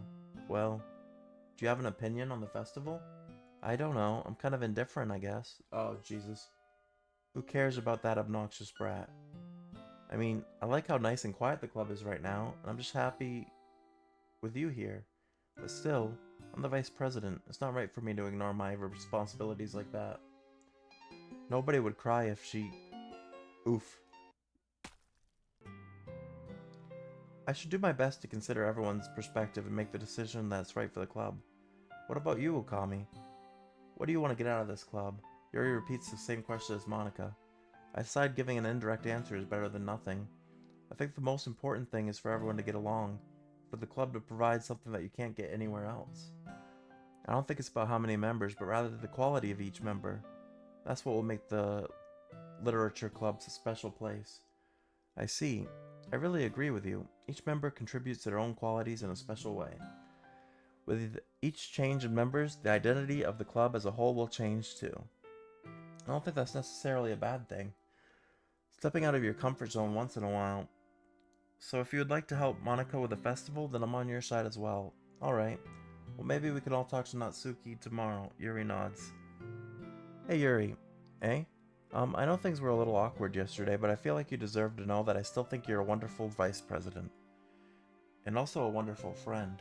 Monica, I want to do everything I can to make this the best club ever. Okay? Me too. Yeah. Let's all go home for today. We'll talk about the festival tomorrow. Okay. I look forward to it. Shall we go, Ukami? Please don't take this the wrong way, but I'm gonna chat a bit with Ukami before we leave. Don't leave me with her. Just to see what he thinks of his time here and all that. It's important to me as president. Yuri looks a little troubled, but she doesn't protest. Okay. I trust your judgment, Monica. In that case, I'll see the two of you tomorrow. See you tomorrow. Monica waves as Yuri exits the classroom.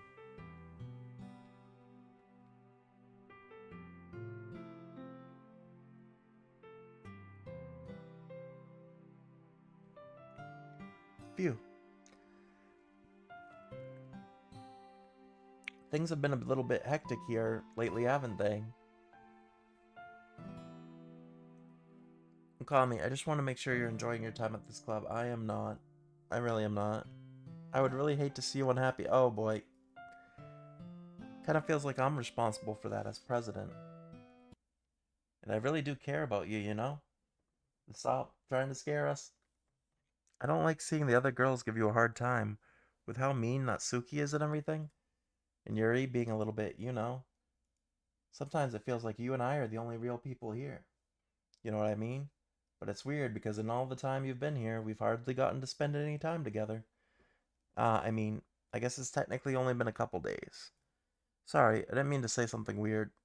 There are just some things I've been hoping to talk with you.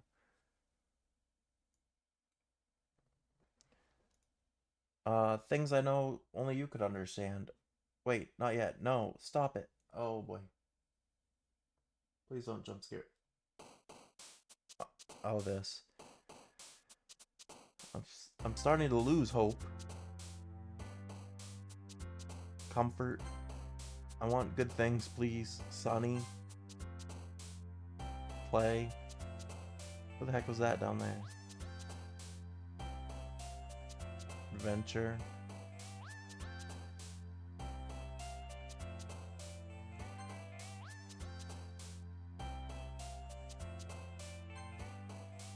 Fun. I want good times.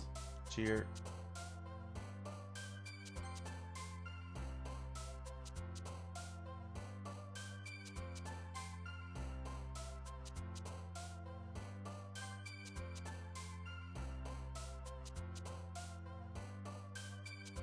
What the heck? Why is... Oh, I just noticed that.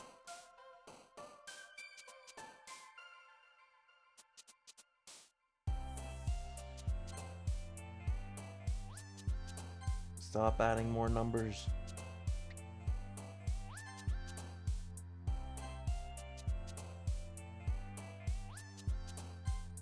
Please be peaceful.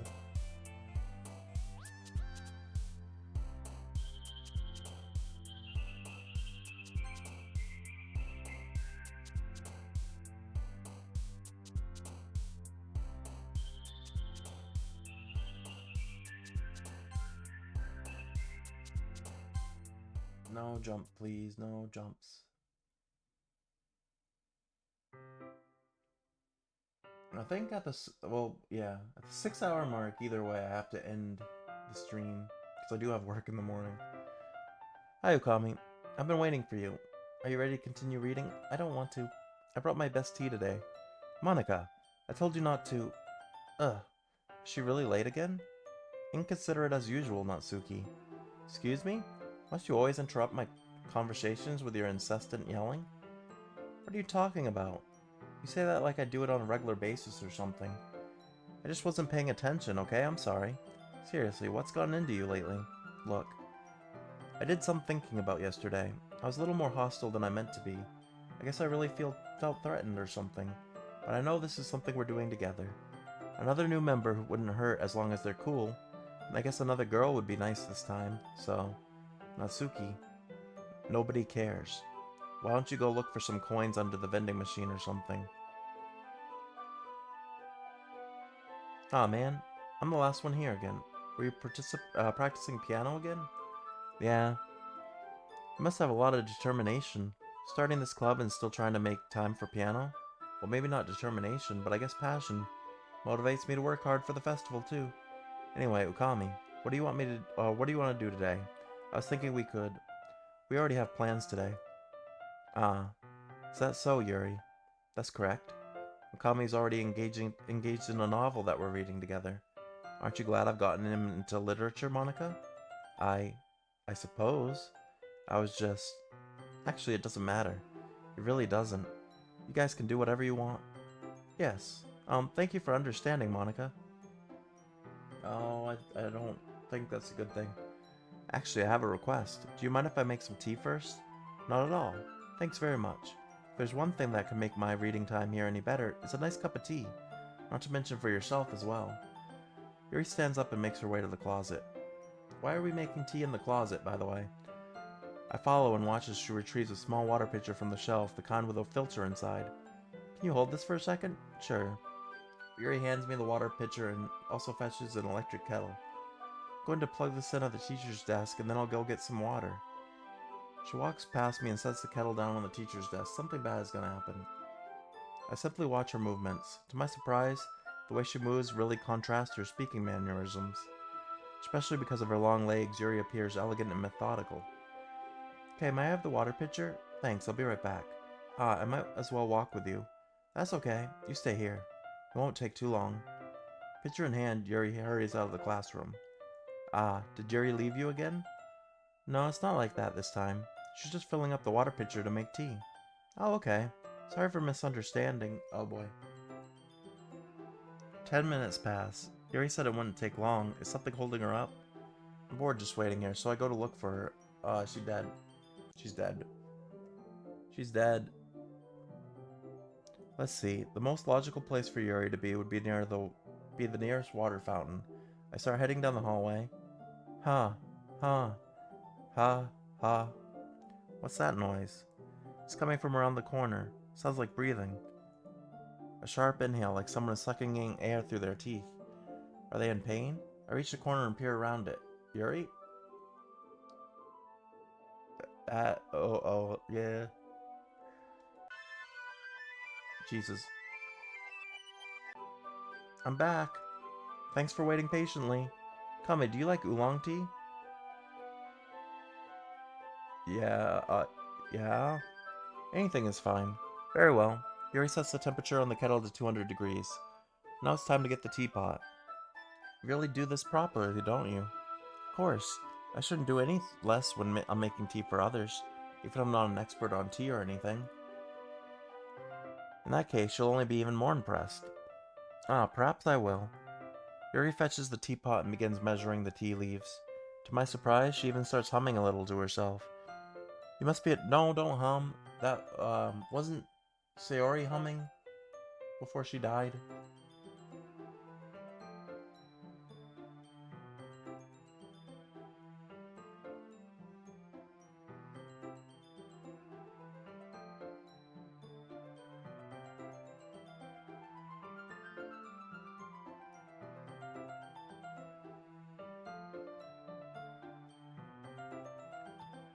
You must be in a good mood now. Is that so? I was letting it show. And you noticed. I was doing a bit of thinking. And I decided that I would try expressing myself a little bit more. Turns out it's very hard for me to do. When it's you who's around anyway. That's great, Yuri. Just don't push yourself too much. You're always worrying about me, Ukami. It's very endearing.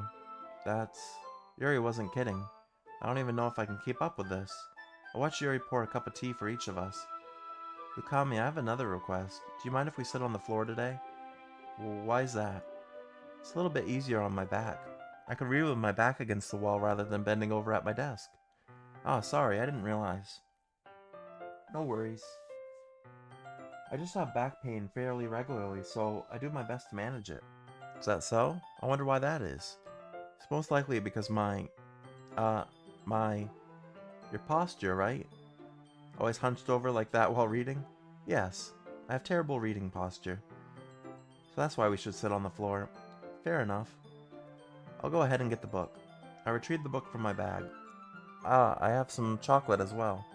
It's a bag of small chocolate candies. I take it since it'll go well with the tea. Yuri and I then sit against the wall, teacups at our sides. As if in sync, we assume the same reading position as last time, each holding one half of the book. Except this time, our bodies are even closer to each other. Can't see too well.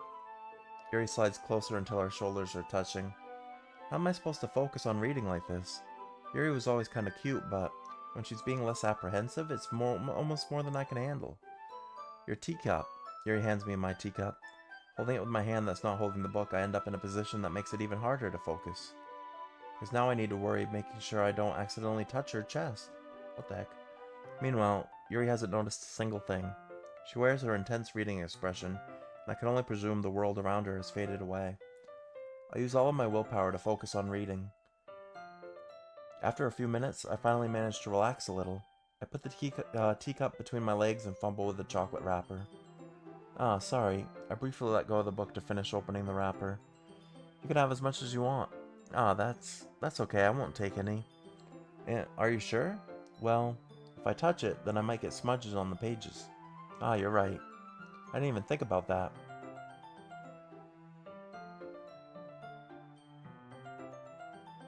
My bad. No need to apologize. I'll hold the book, okay? Are you sure? Of course. Yuri opens the book with both hands. I don't like this. She holds it so that I don't have any harder of a time reading from it. But as a result, her left arm is practically resting on top of my leg. Well, in that case, Yuri's already totally focused on reading again. I take a chocolate candy and pop it into my mouth. Then I take another chocolate, and I hold it up to Yuri. She doesn't even look away from the book. She simply parched her lips as if the situation was completely natural. That means I can't stop here. I apprehensively place the chocolate in her mouth. Just like that, Yuri closes her lips over it. Eh? Yuri's expression suddenly breaks. Did I just... Yuri looks at me like she needs to confirm what just happened. I feel like this was a bad idea too. Ukami. Sorry. I guess I shouldn't have done that. Yuri starts to breathe heavily. Uh-oh. I can't. Ukami. Suddenly, Yuri forcefully grabs my arms and jerks me to my feet. My teacup gets knocked over. Ukami. Oh, don't pull us into the closet. My heart. My heart won't stop pounding, Ukami. I can't calm down. I can't focus on anything anymore. Can you feel it, Ukami? Yuri suddenly presses my hand against her chest. Why is this happening to me? It feels like I'm losing my mind. I can't make it stop. It even makes me not want to read. I just want to look at you. You can look away now. Huh? Huh?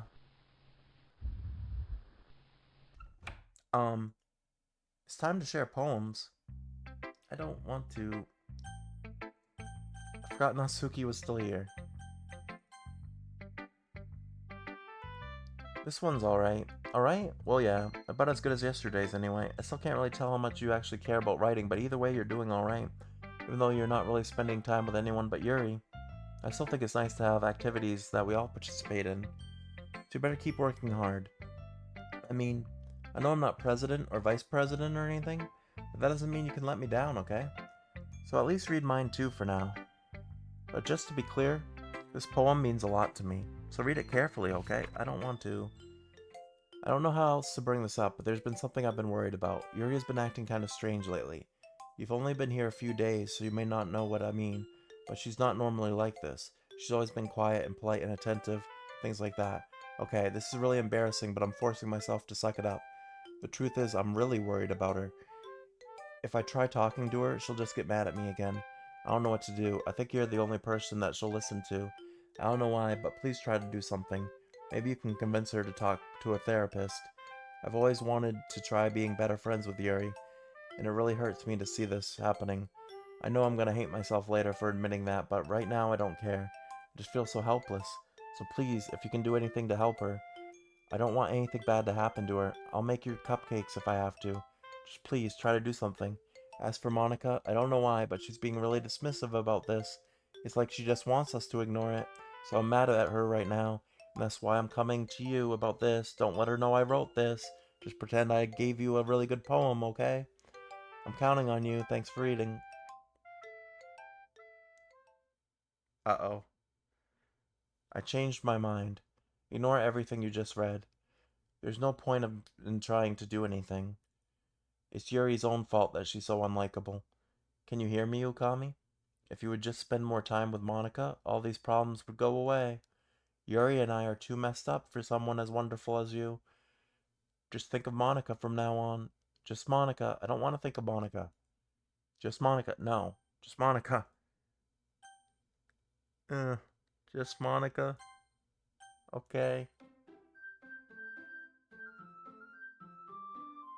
Just Monica.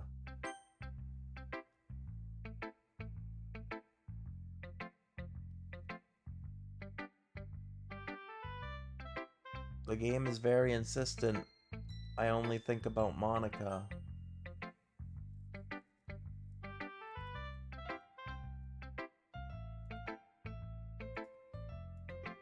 Actually, I might have no.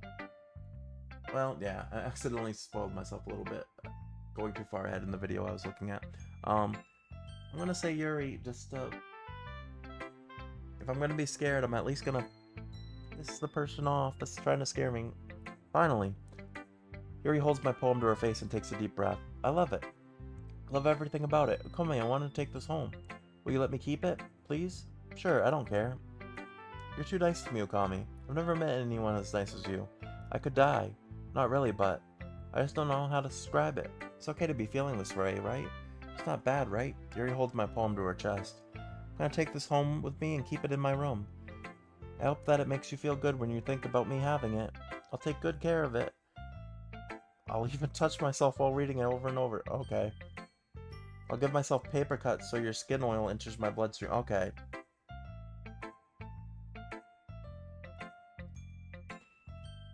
You can have my poem too. Besides, after you read it, I know you're really gonna want to keep it. Here, take it. I can't wait any longer. Hurry, read it. Why's it got blood on it? And I don't even want to know what the yellow stuff is. I hope the yellow stuff is not what I think it is. I feel like that might be worse than blood. Oh, Jesus. Do you like it? I wrote it for you. In case you couldn't tell, the poem is about... More importantly, I've endowed it with my scent. See, aren't I the most thoughtful person in the club? I think I'm gonna vomit. I think I might too. Monica. Okami, I think you saw something earlier that you weren't supposed to see. I didn't want to have to tell you this, but I don't think I have a choice. It's getting kind of dangerous for you to spend so much time with Yuri. I don't know why, but she seems pretty excitable when she's around you. Which shouldn't be a problem in itself. But when Yuri gets excited, she finds a place to hide and start with a pocket knife. What? Isn't that kind of messed up? She even brings a different one to school every day like she has a collection or something. I mean, it's definitely not because she's depressed or anything like that. I think she just kind of gets some kind of high from it. It might even be a sexual thing. But the point is, you've kind of been enabling her. I'm not saying it's your fault, though, but I guess that's why I had to explain it all to you. I think if you keep your distance, that would probably be best for her. While you're at it, don't be shy to spend a little more time with me. To put it lightly, I at least have it together in the head. And I know how to treat my club members. Anyway, guess we won't worry about your poem. Yuri should have at least had the courtesy of letting you finish sharing it before taking it. Well, whatever. If it makes her happy, I won't stop her. As for mine, I worked really, really hard on this poem, so I hope that it's effective. Here goes.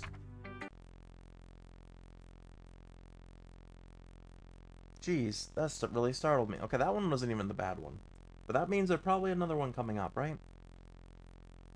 Well, I guess I kind of messed up at, writing this poem. I was just trying to... Never mind. Let's just move on. Yes or no? No?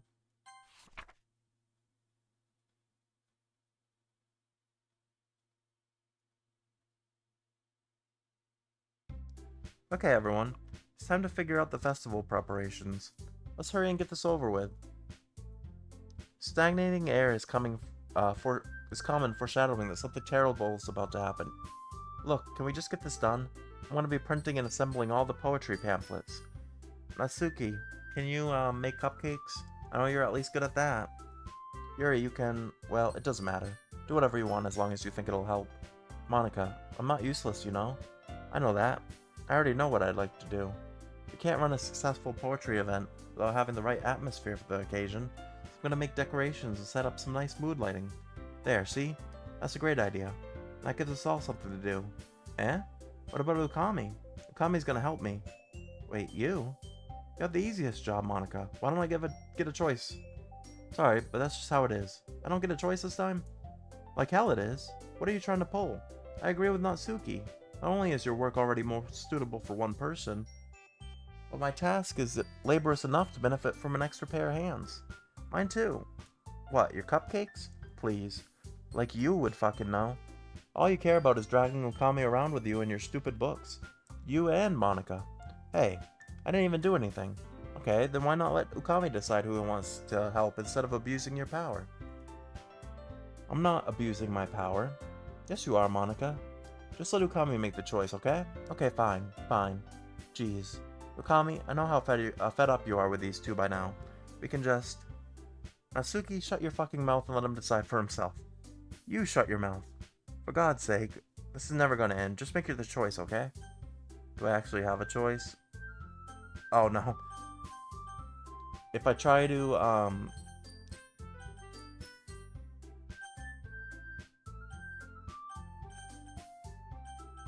maybe if I do it quick enough?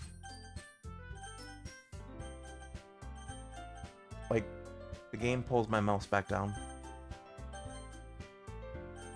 No. Even if I spam click, I have to pick Monica. Let's save here. Yay, you picked me. You were my only choice. We could meet at your house this weekend. I actually don't want you at my house. Thank you. I promise it'll be fun. Is Sunday okay with you? Are you fucking kidding me? This isn't fair at all. It is fair, Natsuki. It's what he chose. No, it's not fair. Giving us all the work and then taking Okami for yourself? What a shameful thing to do. Yuri, I didn't even give you any work. No, that's fair. You decided it for yourself. You're being a little unreasonable here. I'm being unreasonable? Whenever the music cuts, I don't like it. Monica, I can't believe how delusional and self-important you are. Pulling Okami away from me every single time you're not included in something? Are you jealous? Crazy? Or maybe you just hate yourself so much that you take it out on others. Here's a suggestion. Have you considered... Jesus. What is with these girls and that? It would be beneficial to your mental health. Yuri, you're scaring me a little. Natsuki, let's just go. I don't think she wants us around right now. See, that wasn't very hard. All I want is to spend a little time with him. Is that so much to ask? Yuri follows Monica and Natsuki to the door. Hey, Okami, Yuri is really something, isn't she? Monica giggles as Yuri pushes her out the door. Finally. Finally. This is really all I wanted. Okami, there's no need to spend the weekend with Monica. Don't listen to her. Just come to my house instead. The whole day with just the two of us? Doesn't that sound wonderful? Wow, there's really something wrong with me, isn't there? But you know what? I don't care anymore. I've never felt this good in my whole life. Just being with you is a far greater pleasure than I could have imagined. I'm addicted to you. It feels like I'm gonna die if I'm not breathing the same air as you. Doesn't it feel nice to have someone care about you so much? To have someone who wants to revolve their entire life around you? Not really. No. Not really. But it feels so good. Then why does it feel more and more like something horrible is going to happen? Maybe that's why I tried stopping myself at first. But the feeling is too strong now. I don't care anymore, Okami. I have to tell you. I'm madly in love with you. I feel like the love word is a curse in this game. It feels like every inch of my body, every drop of blood in me is screaming your name. I don't care what the consequences are anymore. I don't care if Monica's listening. Please, Okami, just know how much I love you. I love you so much that I even touched myself with the pen I stole from you. Gross. I just want to pull your skin open and crawl inside of you, and that's creepy. I want you all to myself, and I will only be yours. Doesn't that sound perfect? Tell me, Okami. Tell me what you want to be my lover. Do you accept my confession? Honestly, I'm kind of done with all of you. Um, y'all need help. Uh-oh. That might have been a bad choice.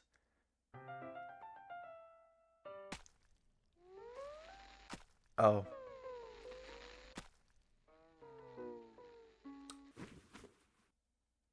Well. Oops. I think she took my rejection a little bit hard. That. Oops.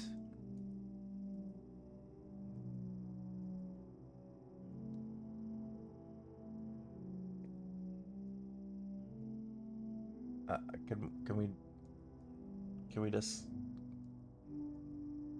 can we be done with this, please? I don't want to look at this image anymore. Just keep.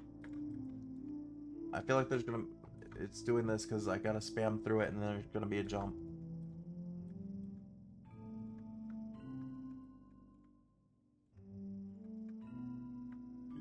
Please be over.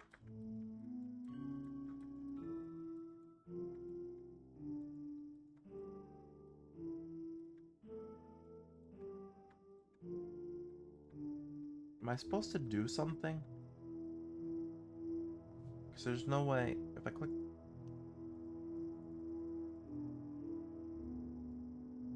I don't like. Please go away.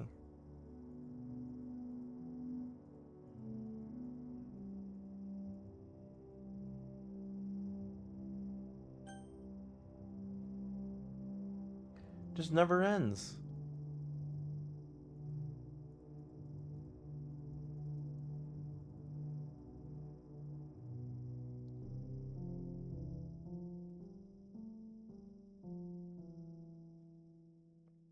Alright, if this doesn't stop in a second, I'm going to look up if there's a way to make it stop.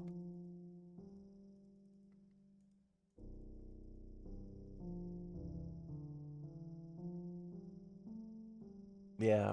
Is there a way to make this stop? I don't want to be stuck in this loop.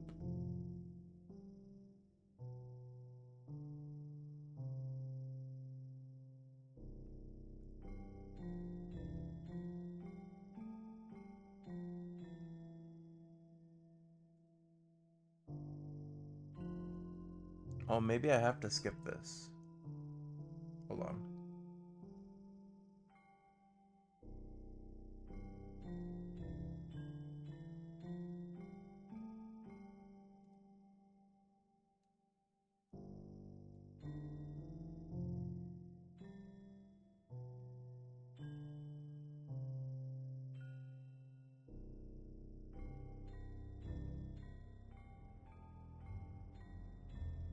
Yeah, I might have to skip.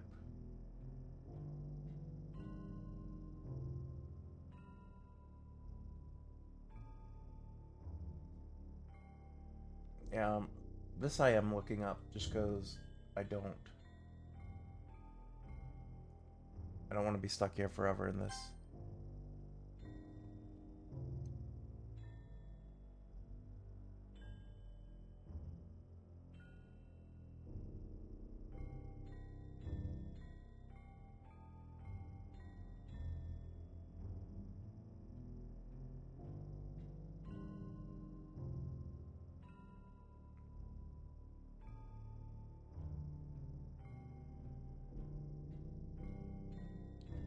Skipping might not do anything either.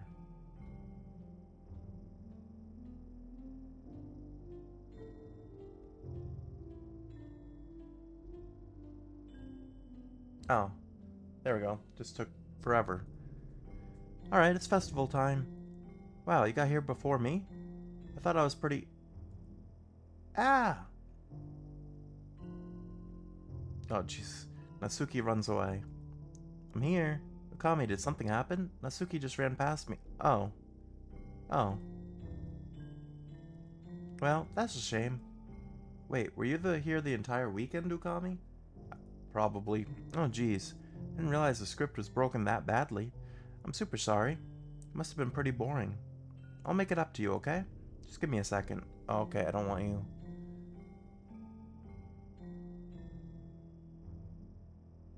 I'm almost done. Still eating Natsuki, too. I just want to have a cupcake real quick. Monica lifts the foil from deleted tray and takes a cupcake. Seriously, these are the best. I really just had to have one since the last time I'll ever get the chance to. You know, before they stop existing and everything. But anyway, I really shouldn't be making you wait any longer. Just bear with me, okay? This should only take a second.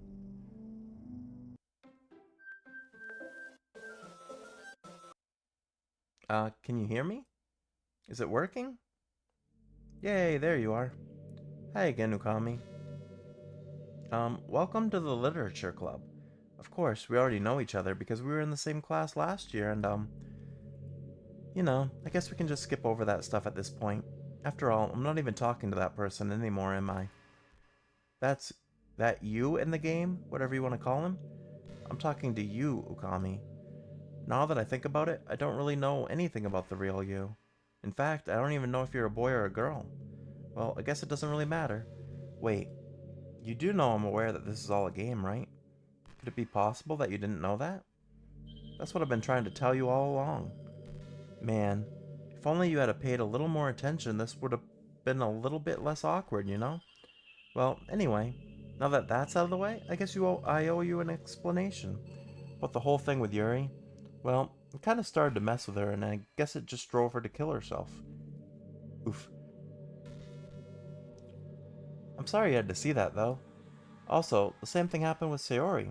Gosh, it's been a while since you've heard that name now, hasn't it? Yeah, it's because she doesn't exist anymore. Nobody does. I deleted all of their files. I was hoping it would be enough for me to just try to make them as unlikable as possible, but for some reason, nothing worked. Well, it's true that I made a few mistakes here and there, since I'm not very good at making changes to the game, but no matter what I did, you just kept spending more and more time with them. You made them fall in love with you. I thought making Sayori more and more depressed would prevent her from confessing to you, and amplifying Yuri's obsessive personality backfired too. Just made her force you not to spend any time with anyone else. And the whole time, I barely even got to talk to you. What kind of cruel game is this, Ukami? Are all the other girls just programmed to end up confessing to you while I watch from the sidelines? It's torture.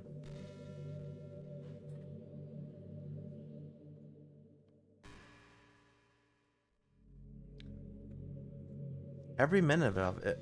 And it's not just jealousy, Ukami. It's more than that. And I don't blame you for if you don't fully understand.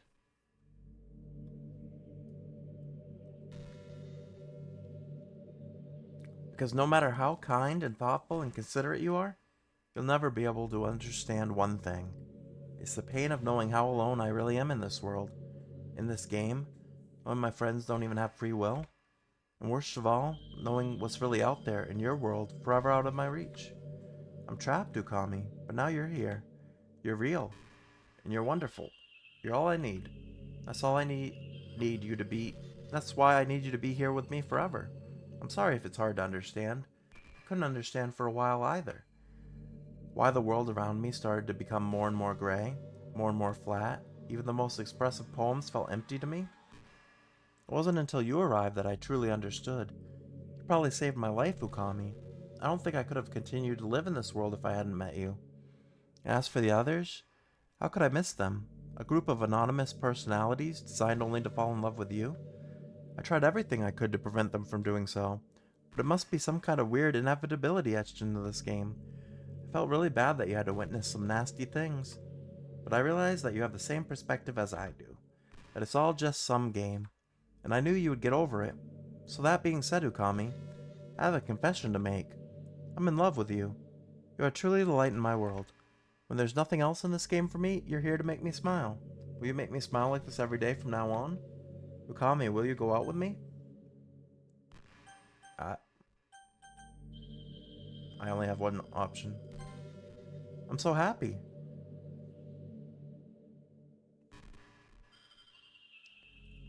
You really are my everything, Ukami. Funny part is, I mean that literally. There's nothing left here. Just the two of us. We could be together forever. Seriously, I don't even think time's passing anymore. It really is a dream come true. I worked so hard for this ending, Ukami. The game wouldn't give me one, so I had to make one myself. The script is broken at this point, so I don't think anything will get in the way anymore. And you wouldn't believe how easy it was to delete Natsuki and Yuri. I mean, there's a folder called Characters right in the game directory. Kinda freaked me out how easy it was. Imagine if you could delete your own existence with a click of a button. Well, I guess on the plus side, it gives me an easy way out if things don't go my way. Thankfully, it didn't come to that. Instead, we finally got a good ending. Gosh, I'm so overwhelmed with emotion. I want to write a poem about this, don't you? I wonder if that part of the game still works. Guess there's only one way to find out, right? I don't want to...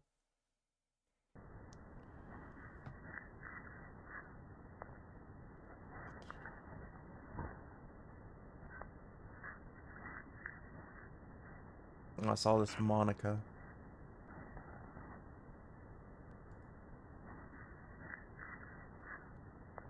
I guess it doesn't really matter.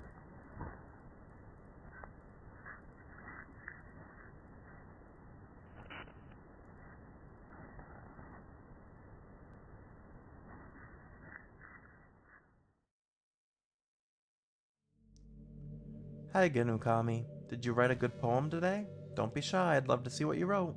Oh, Ukami, did you write this poem for me? That's so sweet of you. There really is no end to your thoughtfulness. I'm just falling more and more in love with you. But you know, the poem I wrote is also for you. Will you please read it? Happy end, penned in hand, I find my strength, the courage endowed upon me by my one and only love. Together, let us dismantle this crumbling world and write a novel of our own fantasies. With a flick of her pen, the lost finds her way. In a world of infinite choices, behold this special day. After all, not all good times must come to an end. I hope you enjoyed it. I always put all my heart into the poems that I write. The truth is, all the poems I've written have been about my realization, or about you. That's why I never really wanted to go into detail about them. I didn't want to break the fourth wall, I guess you could call it. I just assumed it would be best to be part of the game like everyone else. Like that would help the two of us end up together. I didn't want to ruin the game or anything, you know? You might have gotten mad at me. Maybe even deleted my character file if you preferred playing without me. Gosh, I'm so relieved. Now we don't need to hide anything anymore. Are you ready to spend our eternity together? Eternity together, Ugami? I have so many things to talk about. Where do I start? Hold on a second. You're recording this, aren't you? Hi everyone. Sorry I can't exactly read your comments from here. But do you mind telling your friend it's a little bit rude for them to start recording without any warning? I'm sure some people don't mind, but I get really self-conscious on camera. Oh gosh, I feel like I'm being put on the spot now. Let's see. Do you want to see a trick? I can't really do much except for a couple things. Are you ready? No, I don't want to see a trick. It's gonna be a jump scare. I'm just kidding. I can't do anything after all. You gave me some... Jesus.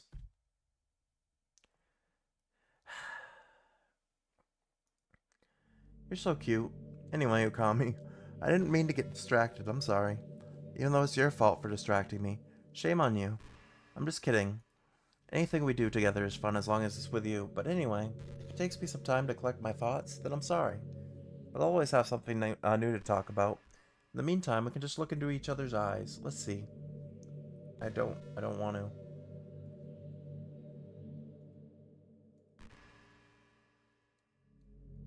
Let me free.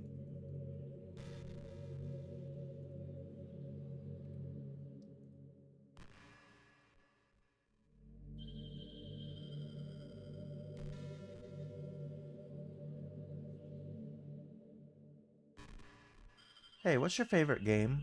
Mine's Doki Doki Literature Club. That was a joke. But if you tell me you like some other romance game better, I might get a little bit jealous.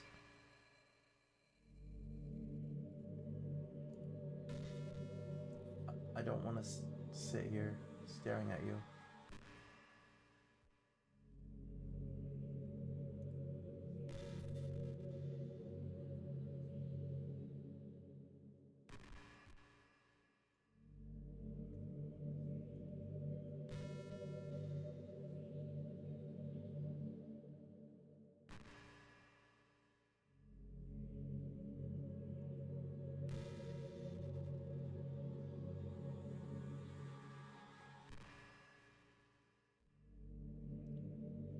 I can't help but feel a little sad sometimes, knowing that this is the closest I can get to you.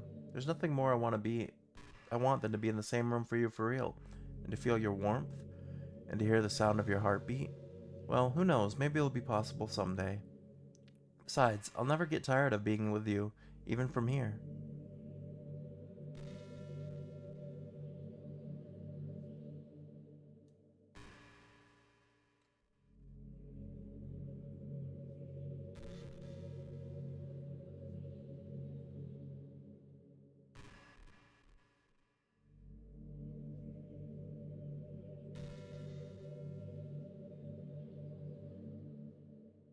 Do what?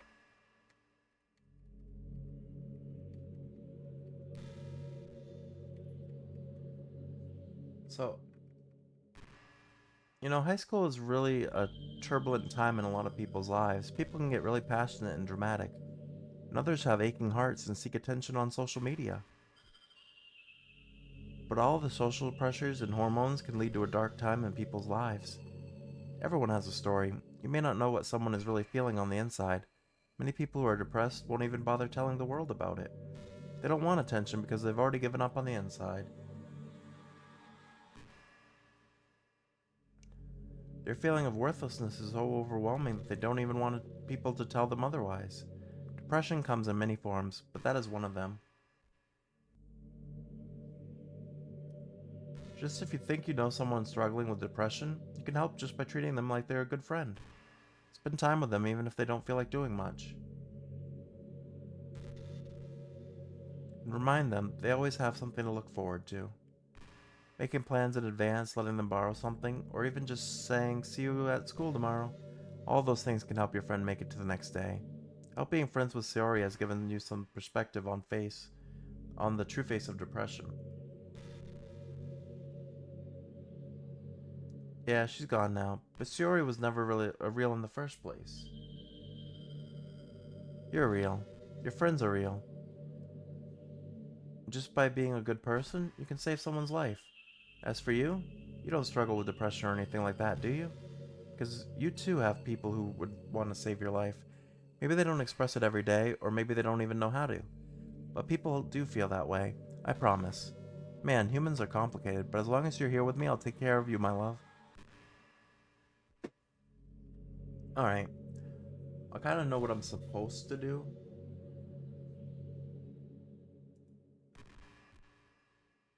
Just because I also kind of looked it up. I just don't know how to find it. But I'm supposed to go into game files, I think.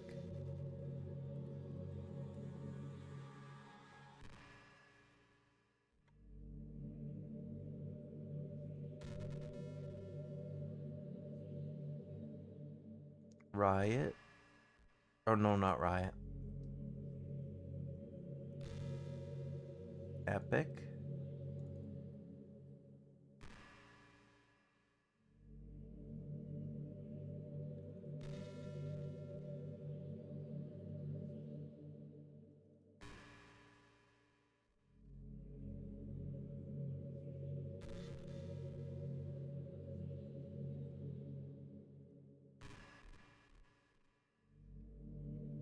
How do you do it if on Epic?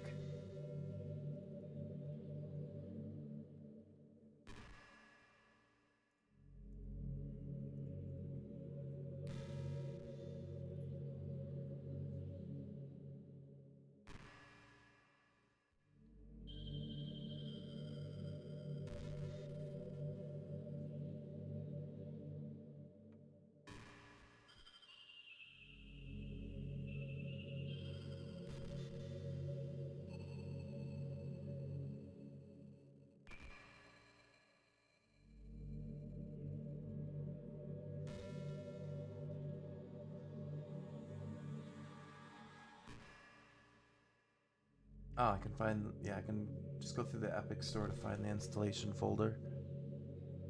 I don't know if I have to close the game.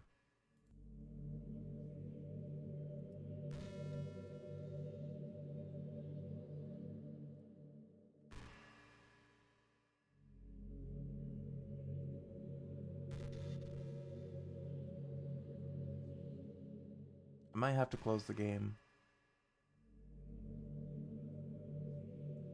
Alright, here, let me save.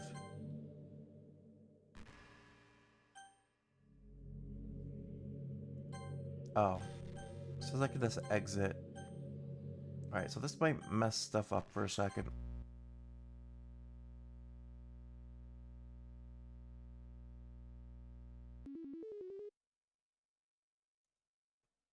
What the heck?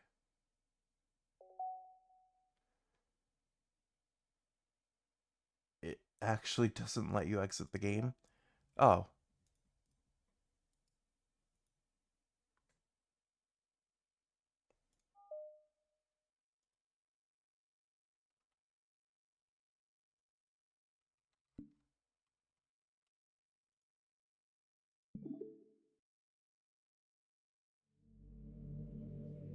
Oh. Nice. You don't have to do it through actual, like, the folder. You can do it right through there. What's happening? Ukami, what's happening to me? It hurts. It hurts so much. Help me, Ukami. Please hurry and help me. Help me.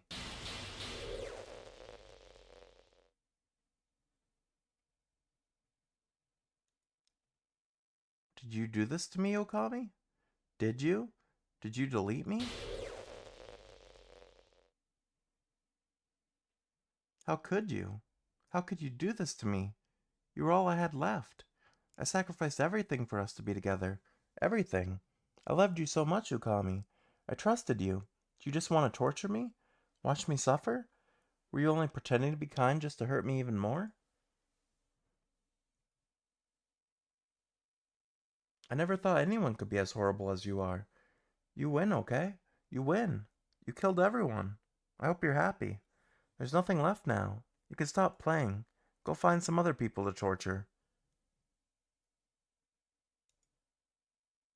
Ukami, you completely truly make me sick. Goodbye.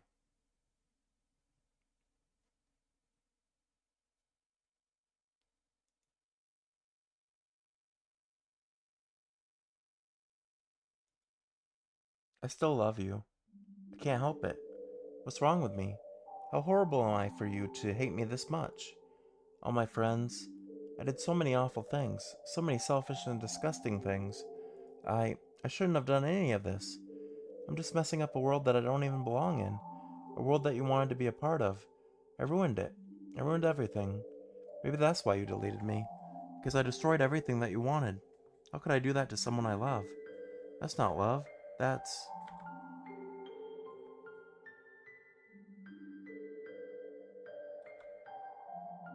I've made up my mind. Ukami, I know I said that I deleted everyone else, but that was kind of an exaggeration. I couldn't find it in myself to do it, even though I knew they weren't real. They were still my friends, and I loved them all. And I loved the literature club. I really did love the literature club. That's why I'm gonna do this. I know it's the only way for everyone to be happy. If I really love you,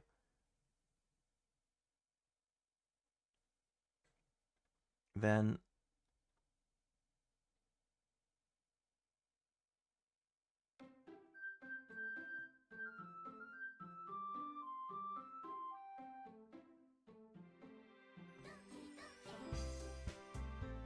Hey, now it's the opposite. Now we got all the characters except for Monica.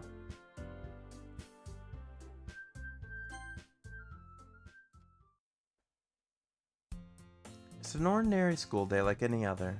As usual, I'm surrounded by couples and friend groups walking to school together. I always tell myself, it's about time I meet some girls or something like that. Hey, Ukami. Well, there's already one girl. That girl's Sayori, my neighbor and good friend since we were children. We used to walk to school together every day, and recently we picked up the habit again. Ukami, are you proud of me? For what? You know, for waking up on time? Well, you've been doing that for a while now. Uh-huh. But you never even said anything about it, even though we walked to school together every day. Well, yeah. I always thought it was implied. It's embarrassing to say out loud. Come on, please. It's good motivation. Fine, fine.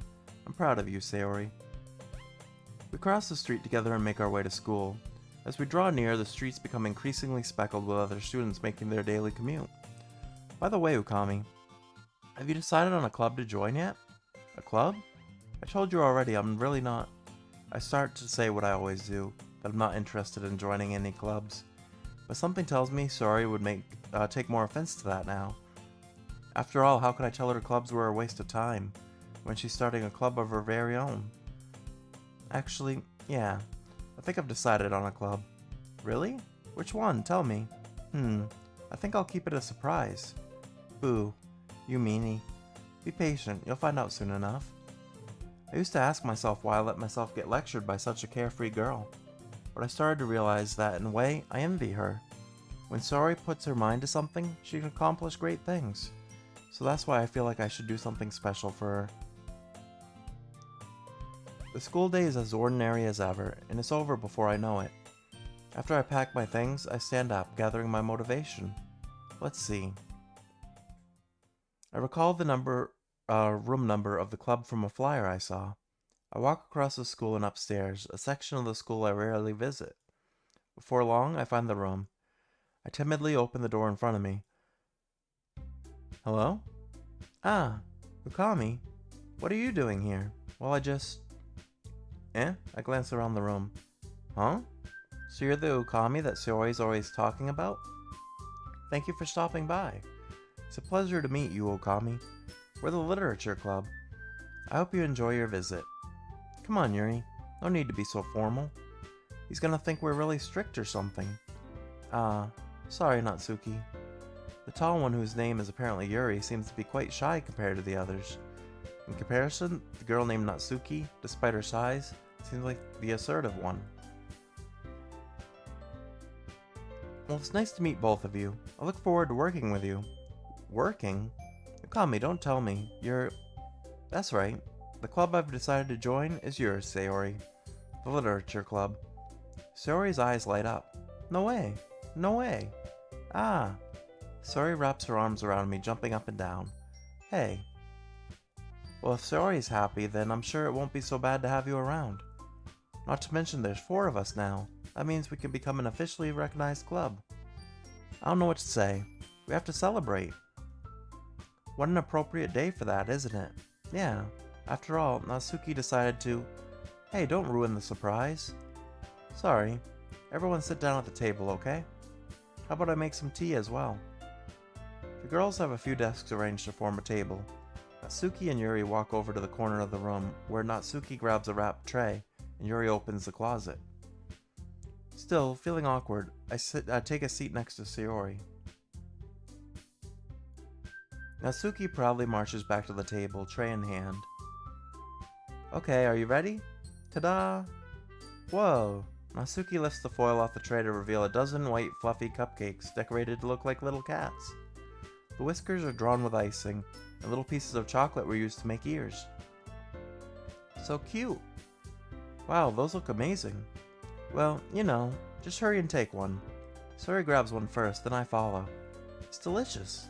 Sayori talks with her mouth full and has managed to already get icing on her face. I turn the cupcake around in my fingers, looking for the best angle to take a bite. Natsuki is quiet. I can't help but notice her sneaking glances in my direction. Is she waiting for me to take a bite? I finally bite down.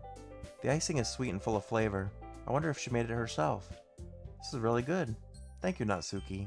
Well, of course it is. I'm a pro after all. There's no need to thank me or anything.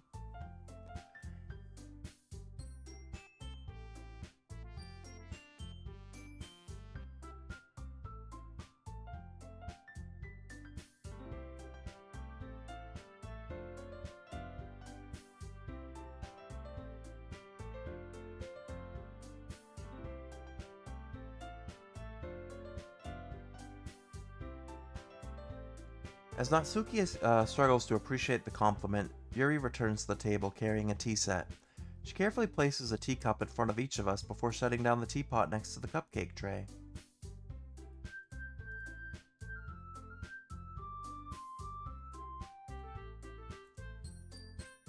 You keep a whole tea set in this classroom? Don't worry, the teacher gave us permission. After all, doesn't a hot cup of tea help you enjoy a good book? I guess. Already trying to impress our new member, Yuri? That's not it. Insulted, Yuri looks away. I meant that, you know? I believe you. Well, tea and reading might not be a pastime for me, but I at least enjoy tea. I'm glad. Yuri faintly smiles to herself in relief. So, Kami, what kind of things do you like to read? Well, considering how little I've read these past few years, I don't really have a good way of answering that. Manga, I mutter quietly to myself, half joking. Natsuki's head suddenly perks up. It looks like she wants to say something, but she keeps quiet. Not much of a reader, I guess. Well, that can change. What am I saying? I spoke without thinking after seeing Yuri's sad smile. Anyway, what about you, Yuri? Well, let's see. Yuri traces the rim of her teacup with her finger. My favorites are usually novels that build deep and complex fantasy worlds. The level of creativity and craftsmanship behind them is amazing to me. And telling a good story in such a foreign world is equally impressive. Yuri goes on, clearly passionate about her reading. She seems so reserved and timid since the moment I walked in, but it's obvious by the way her eyes light up that she finds comfort in the world of books, not people.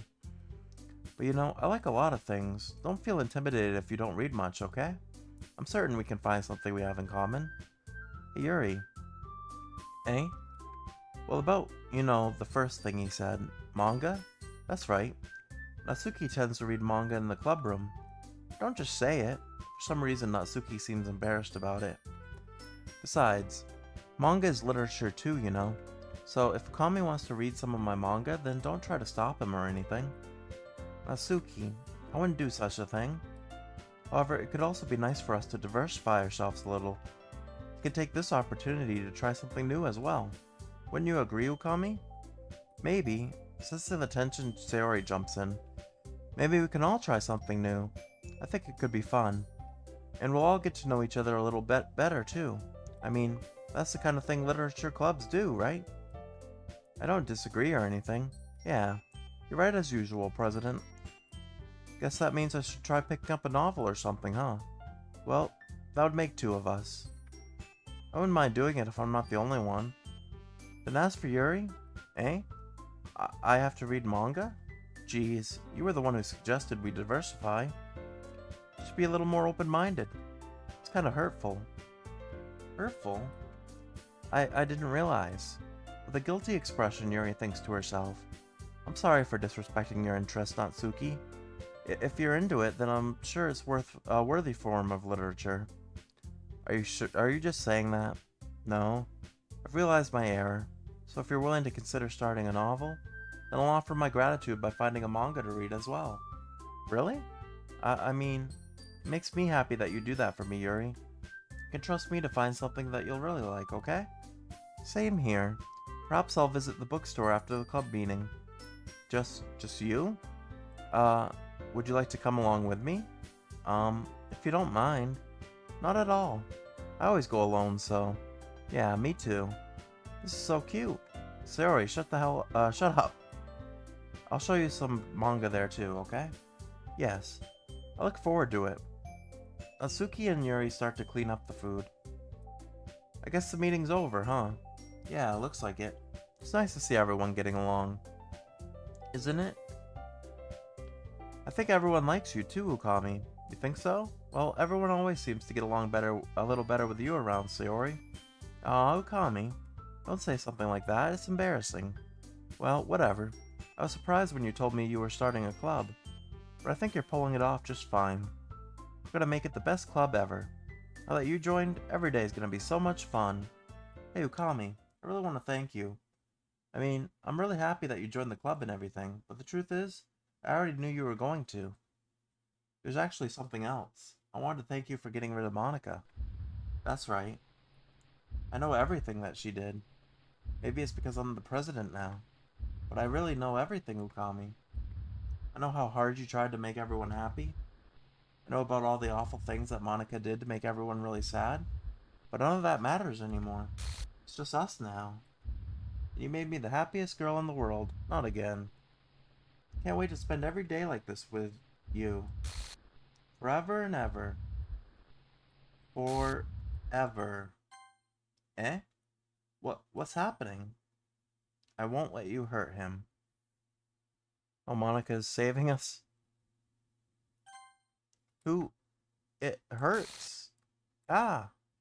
I'm sorry, I was wrong. There's no happiness here after all. Goodbye, Sayori. Goodbye, Ukami. Goodbye, Literature Club.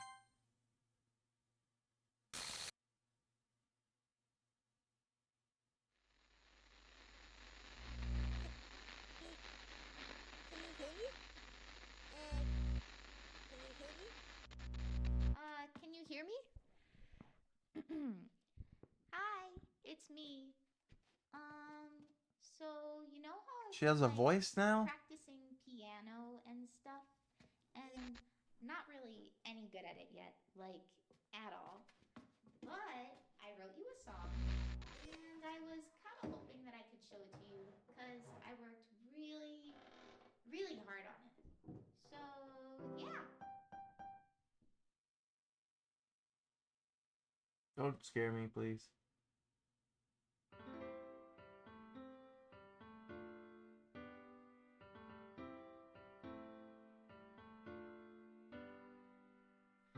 Every day I imagine a future where I can be with you. In my hand is a pen that will write a poem of me and you. The ink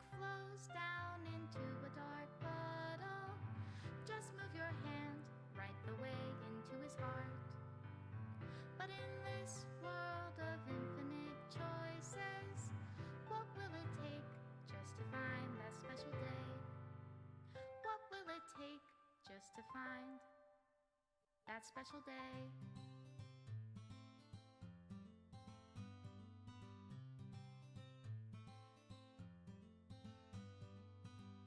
Have I found everybody a Hey, fun we did it. assignment to do today? That was longer than I expected to go today, but we did it. We managed to beat Doki Doki Literature Club. When I can't even read my own feelings, what good are words when a smile says it all? And if this world won't write me an ending, what will it take just for me to have it all?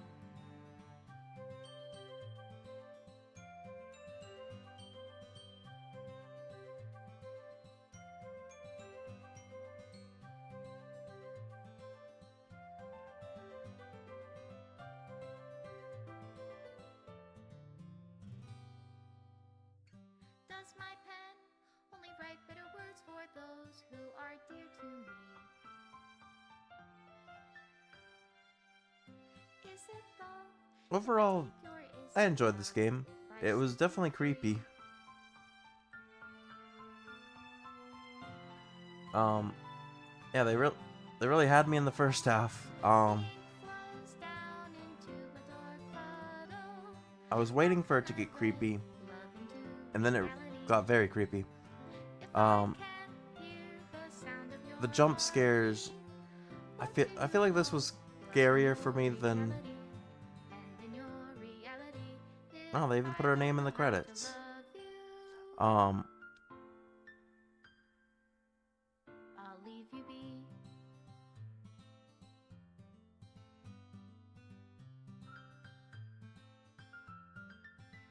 yeah. This is my final goodbye to the Literature Club. I finally understand. The Literature Club is truly a place where no happiness can be found. To the very end, it continued to expose innocent minds to a horrific reality. A reality that let our world or a reality that our world is not designed to comprehend. I can't let any of my friends undergo that same hellish epiphany. For the time it lasted, I want to thank you for making all of my dreams come true, for being a friend to all of the club members, and most of all, thank you for being a part of the literature club. With everlasting love, Monica. Don't scare us. Error. Required files are missing or corrupt. Please run reset sh to repair and reset the virtual machine.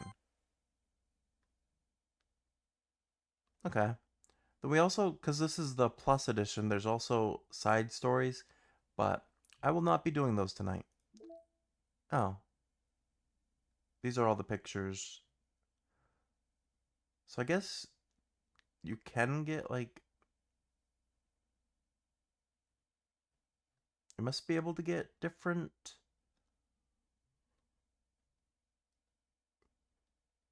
um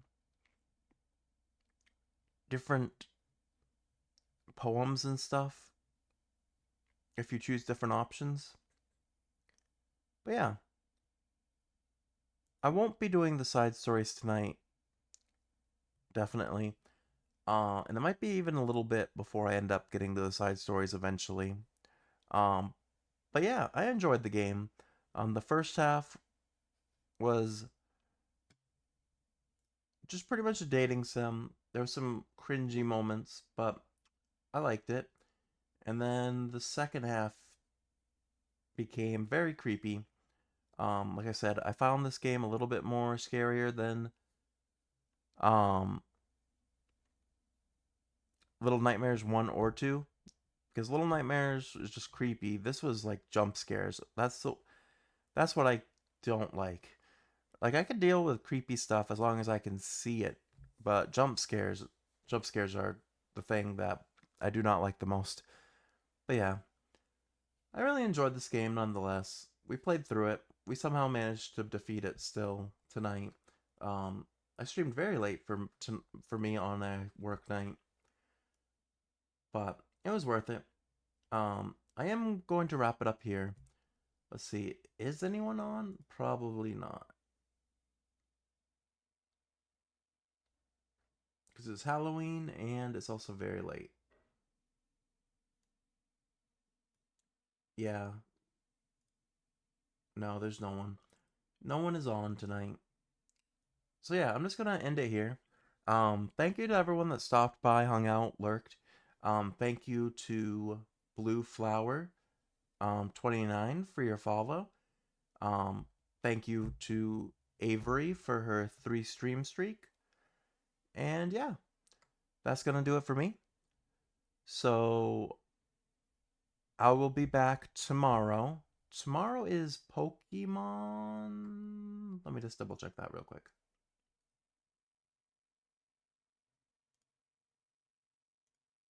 Yes, tomorrow is we're continuing Pokemon. We gotta figure out how to get Ice Beam so that we can continue the main story. Um, I'm gonna talk to the main quest givers for that, see if they have any information. If not, I might do some side stories to see if I can somehow come across a TM store, because I'm sure there is one in the game. And yeah, I don't really want to look that one up though, so that's the plan for that. But yeah, Pokemon tomorrow, starting around the same time. Definitely not gonna go as long as I did tonight, but I really wanted to beat this game in one stream because this was our Halloween special. We are going to be doing an extra Halloween stream next Wednesday when we play Little Nightmares 3 that was generously gifted to us by our friend Sean Collector Boy. Um, so yeah, we'll have one more night of scary stream next week, next Wednesday. But this wraps up the 3-day like planned official Halloween mini marathon. So once again, thank you to everyone that stopped by and hung out for any of these streams. Like I said, I'll be back tomorrow. I hope you all have a great night. I hope you had a good Halloween, a good weekend, because it's now technically Saturday morning. It was Friday night when I started this. And yeah, take care, and I will see you in the next one.